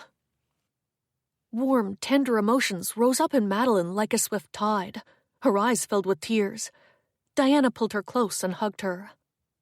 Adam was never meant to be mine, Madeline. He was always meant for you. You are the one he loves. He told me so. Madeline squeezed her eyes shut against the tears. You remember? Yes, I might as well admit it now. I remembered everything the second day after the accident, and I'm sorry for the way I've treated you. I wanted to punish you and push you away so that I could take back what I thought was mine. But then you came the other day to apologize to me. I was angry at first because you made me feel like such a cruel monster, which I am. But then I realized how horribly I had always treated you, and I am desperate to make up for it, Madeline. I want to be a better person. I want to be more like you. Can you ever forgive me? Can we be close, as you always wanted us to be? Madeline threw her arms around her sister. Of course we can. It's all I've ever wanted. I was just afraid to open up to you. But you did, and I am so glad. At least one of us had the courage. Madeline knew she had Adam to thank for it. But are you sure you want to marry Lord Blackthorn? Madeline asked. He's not just an escape for you, is he? A way to give Adam to me and to exit the situation with your pride intact? Because I won't let you make that kind of sacrifice. There are other ways. I know the Viscount is not the most handsome man in the world, Diana said, but it may surprise you to know that looks are not that important to me. He adores me, truly and passionately, and I am in heaven. Madeline smiled knowingly. And he will make you a Viscountess. Diana gave a satisfied smile. There is that, yes. And when he completes his term here, we will return to his estate in England, and I will live out my days there, moving about in society with him, for he is a very popular man. He is on friendly terms with the king. It was the perfect life for Diana, that was certain. Madeline hugged her sister again. You have made me very happy. She sat back and gazed at the fire in the hearth. But all is not yet perfect. I have been unfeeling and distant toward Adam. I can only hope he will be able to forgive me for shutting him out, and believe that I am capable of love. Oh, how can there be any doubt about it? You have proven it to me time and time again. You are the most loving, selfless person I know. And if you believe it yourself, Diana said gently, he will believe it too. Madeline paced back and forth along the oval rug in her candlelit room, wearing only her white nightdress, nothing else. Diana had giddily informed her that she would be leaving the following day with Lord Blackthorn, and they would be married in Halifax as soon as possible. She planned to speak to Adam after breakfast, to officially end their betrothal, and to apologize for leaving so soon, with so little notice. Should Madeline simply stand back and wait for events to unfold? Diana would drive away tomorrow, and Madeline would be left behind, standing beside Adam in the yard, waving goodbye. Everything, if she was lucky, would simply fall into place after that. Or should she go to Adam now and be the one to tell him what was transpiring? Diana had wanted Madeline to seize the opportunity to take him for her own. But how was she to tell him? Should she begin by informing him that he was free? That Diana did not wish to marry him after all, and see where it went from there? Or should Madeline begin by telling Adam that she had gone to Diana first to tell her the truth?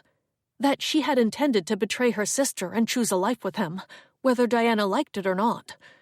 Would he even believe that?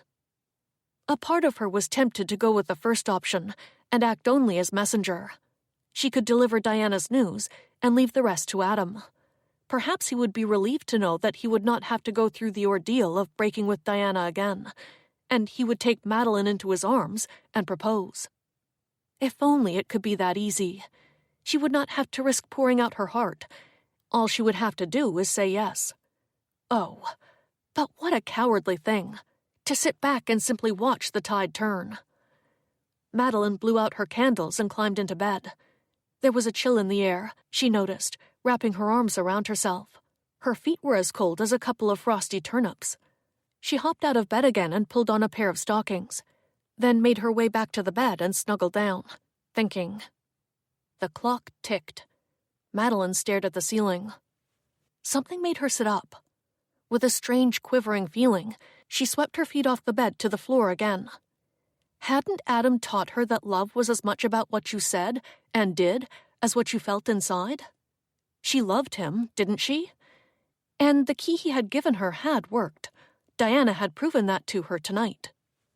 Would it work if Madeline used it on Adam? And didn't she owe him that, after rejecting him and saying no so many times? With trembling fingers, she lit all 5 candles on her candelabra and carried it to her door. She paused there to take a breath. It was important that she do this. If she didn't, Adam would never know how much he meant to her. He would never know how much she truly loved him. Madeline reached for the door latch, let herself out into the hall, and walked apprehensively to his door. Chapter 24. It was the fullest, brightest moon Adam could recall seeing in a dog's age. Hands clasped behind his back, he stood on the ridge overlooking the marsh, where moonbeams gleamed on the glossy dales below, and stars glimmered brilliantly in the night sky overhead. There was a chill in the air, a sign of late summer, yet not a hint of wind off the bay. He closed his eyes and breathed in the fresh scents of chamomile and spruce, and thought of Madeline. He wondered what John Metcalf had said to her that evening. Surely the young man had proposed. Adam truly had no idea what Madeline would do.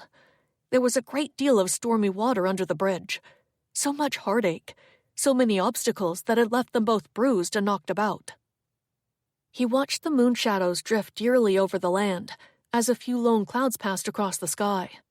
It was too late to be out here in the dark, analyzing his mistakes, and the guilt he felt over jilting both sisters at different times.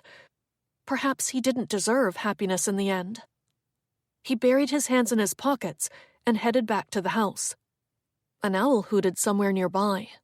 He stopped at the end of the tree-lined driveway to look up at the tall pines and spot the owl, but heard the sound of his front door open and close.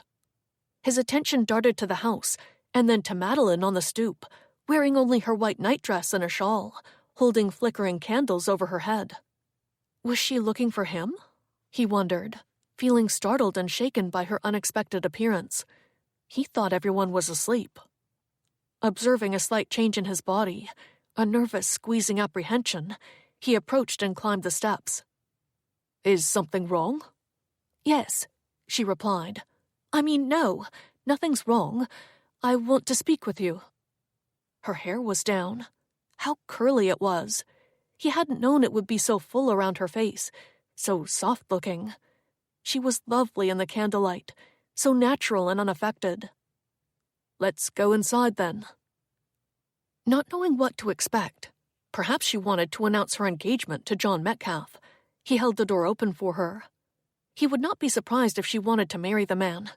Nothing would surprise him now. She led the way into his study rather than the parlor.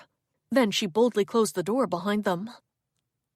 Adam stood motionless in the center of the room, trying to subdue the dread that was spreading through him like a climbing vine. Following close behind that dread was an unhealthy dose of frustrated desire. For heaven's sake, he should not be in this room alone with her with the door closed, facing the prospect of losing her to another man, while the entire household slept upstairs. It was too much to ask of himself. He did not think he could resist the need to pull her into his arms and demand that she give her whole heart to him. She was meant for him and no other. Madeline walked to the desk and lit a few more candles. The room brightened.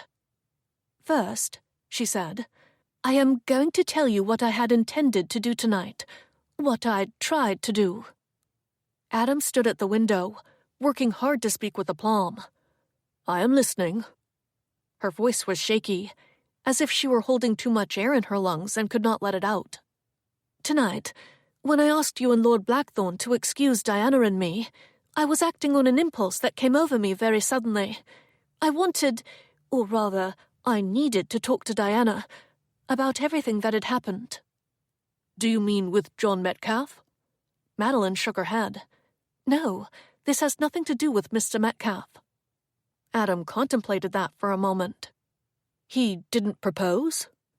"Oh, yes, he did," she said matter-of-factly. "But I turned him down. Did you think—" Adam shook his head as if to clear it. "It doesn't matter what I thought." He swallowed heavily. His legs seemed to be made of butter. She turned him down. Madeline wandered to the bookcase and ran a finger over the spines. Adam wished she would just spit it out, whatever it was she wanted to say, for his patience was all gone. She faced him at last. "I'd tried to tell Diana what she had forgotten the day of the flood, that you had broken off your engagement." Had he heard her correctly? Adam stepped away from the dark window. "You tried, but you did not succeed?" "I did eventually. You may relax now, Adam. Diana is releasing you from the engagement. She plans to leave tomorrow." The muscles in his back and shoulders relaxed in one great sweep of comprehension. The secrets were out. "How?" he asked. "What did you say?" Madeline tilted her head, as if she were considering how best to describe it. "If you must know, when I tried to tell her, she informed me that she already knew. The fact is, she remembered since the day after the accident, but she kept it to herself because she didn't want me to have you." Adam fought to keep his anger in check, while Madeline walked to him. She took his hands in hers and pressed them to her soft cheek. Caught off guard and instantly flustered, he looked into her eyes for the first time, searching them. What was this? "The other day," she continued, "when you convinced me to speak openly with Diana, I tried, but I failed.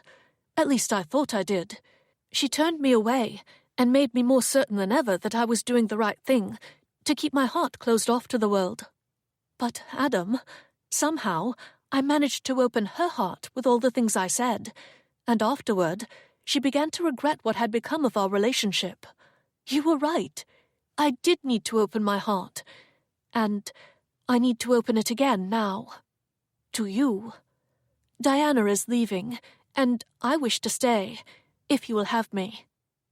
She kissed his hands and pressed them to her cheek again, and he tried to focus on what she was telling him, rather than the feel of her soft lips on his skin and the fire kindling in his veins. Yet, through it all, he still had questions. "You said she is leaving tomorrow. Why so quickly?" "Diana wishes to depart with Lord Blackthorne. He has proposed, and she has accepted him." The fires within began to cool slightly. "When did this transpire?" "Over the past few days," Madeline explained. "And I suppose it began when they met initially, on the ship." He shook his head. "This is quite unbelievable." A smile spread across Madeline's face. "Yes, it is. But I want you to know something, Adam. That even if Lord Blackthorn hadn't come to our rescue by proposing to Diana, I would have thrown her out of here myself if she had tried to keep me from you for one more day, because I love you more than anything in this world. At last, his beautiful, timid Madeline was wearing her heart on her sleeve. With jubilant surrender, he dropped to his knees before her and took hold of her hand. The room was dimly lit, but he could still see the brilliant luster of her eyes and the dazzle of her smile. "Marry me, Madeline." She smiled. "Oh, Adam, I have dreamed of this moment all my life. That day, when I stepped off the boat and you did not want me, I thought I was doomed to live without you forever. And when you still wanted Diana..." He rose to his feet and touched a finger to her lips. "Forget about dreams, Madeline. No more of that. We are real, you and I. No more idealizing. Love me for the man that I am, as I love you for the woman you are. You, my darling, are the one I want to spend the rest of my life with." "Oh, Adam." She wrapped her arms around his neck and kissed him lovingly. "I've waited so long for this." "I love you," he whispered in her ear. "And I promise I will never stop telling you that, Madeline, for as long as I live." The love she felt brought tears to her eyes again. "Then I am yours, for as long as you will have me." "That will be forever, my love. Forever."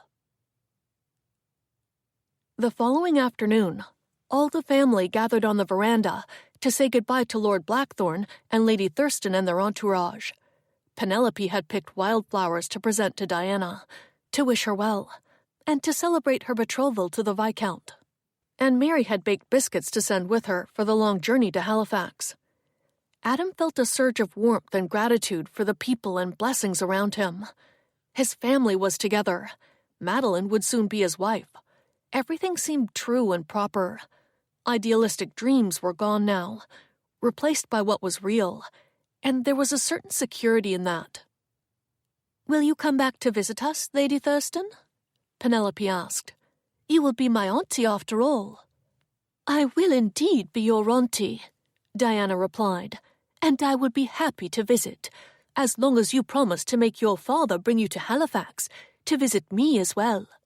She tapped Penelope lightly on the nose, and a smile spread across the girl's sweet cherub face.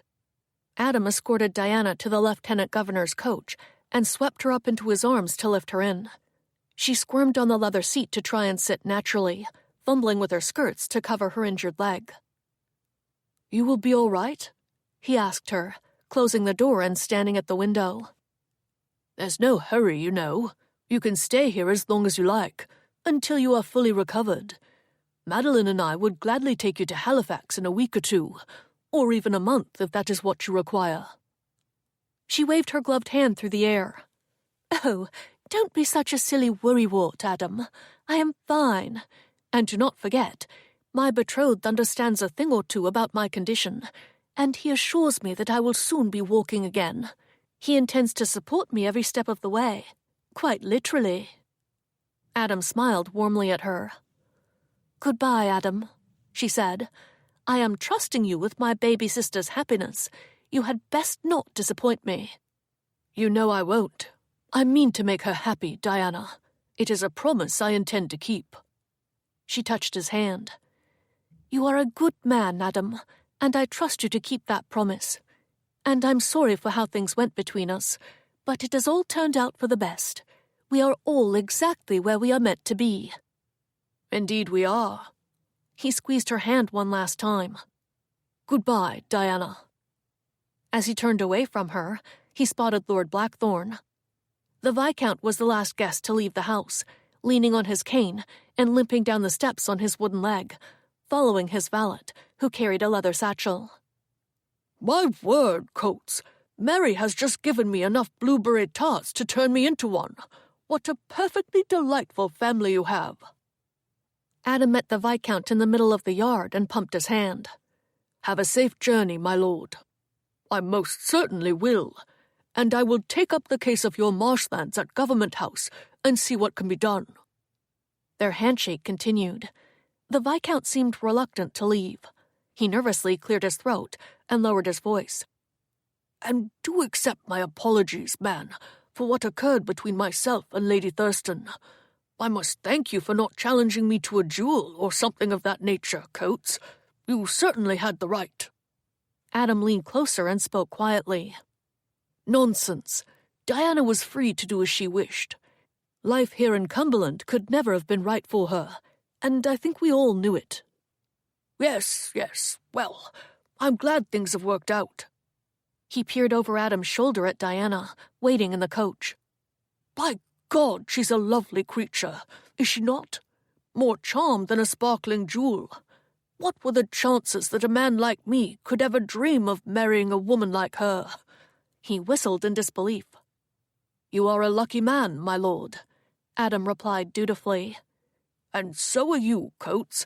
Miss Oxley is a lovely lady in her own right. Quite ravishing, actually. She seems to belong here. I always thought so, from the first moment I saw her.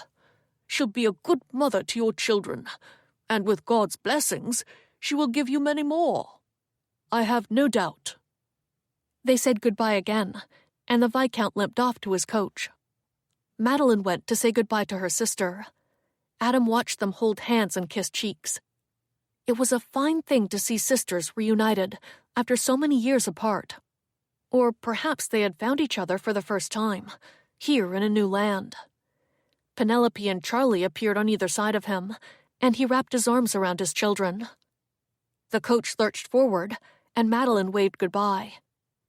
As soon as the convoy turned onto the lane, she faced Adam, a glow of true happiness lighting up her face. Adam moved toward her and held out his hands. The children giggled and dashed for the house, leaving Adam and Madeline alone in the yard, facing each other with the warm sunshine raining down on their faces. Adam raised both of Madeline's hands and pressed his lips to her soft knuckles. "Shall we go and find the Reverend?" he asked with a seductive grin. Madeline returned his smile. "Now?" "Yes, now. I would have preferred it to be yesterday, or the day before, or the day before that, but I will settle for today." Her voice was silky and flirtatious. "Why the hurry?" "You know why, love." "Because you are afraid I might change my mind?" "No." "Because you are afraid John Metcalfe will come back and propose to me again?" "No." "Because, you have dikes to build and fields to drain, and today is your only free day?" Adam covered her mouth with his own, tasting the sweet honey of her kiss, consuming the light that had finally begun to shine from her soul. "Does that give you a hint?" he asked, rubbing his nose against hers. "If not, just wait until tonight, my Yorkshire bride, and I will show you exactly why." Madeline smiled enticingly and kissed him again.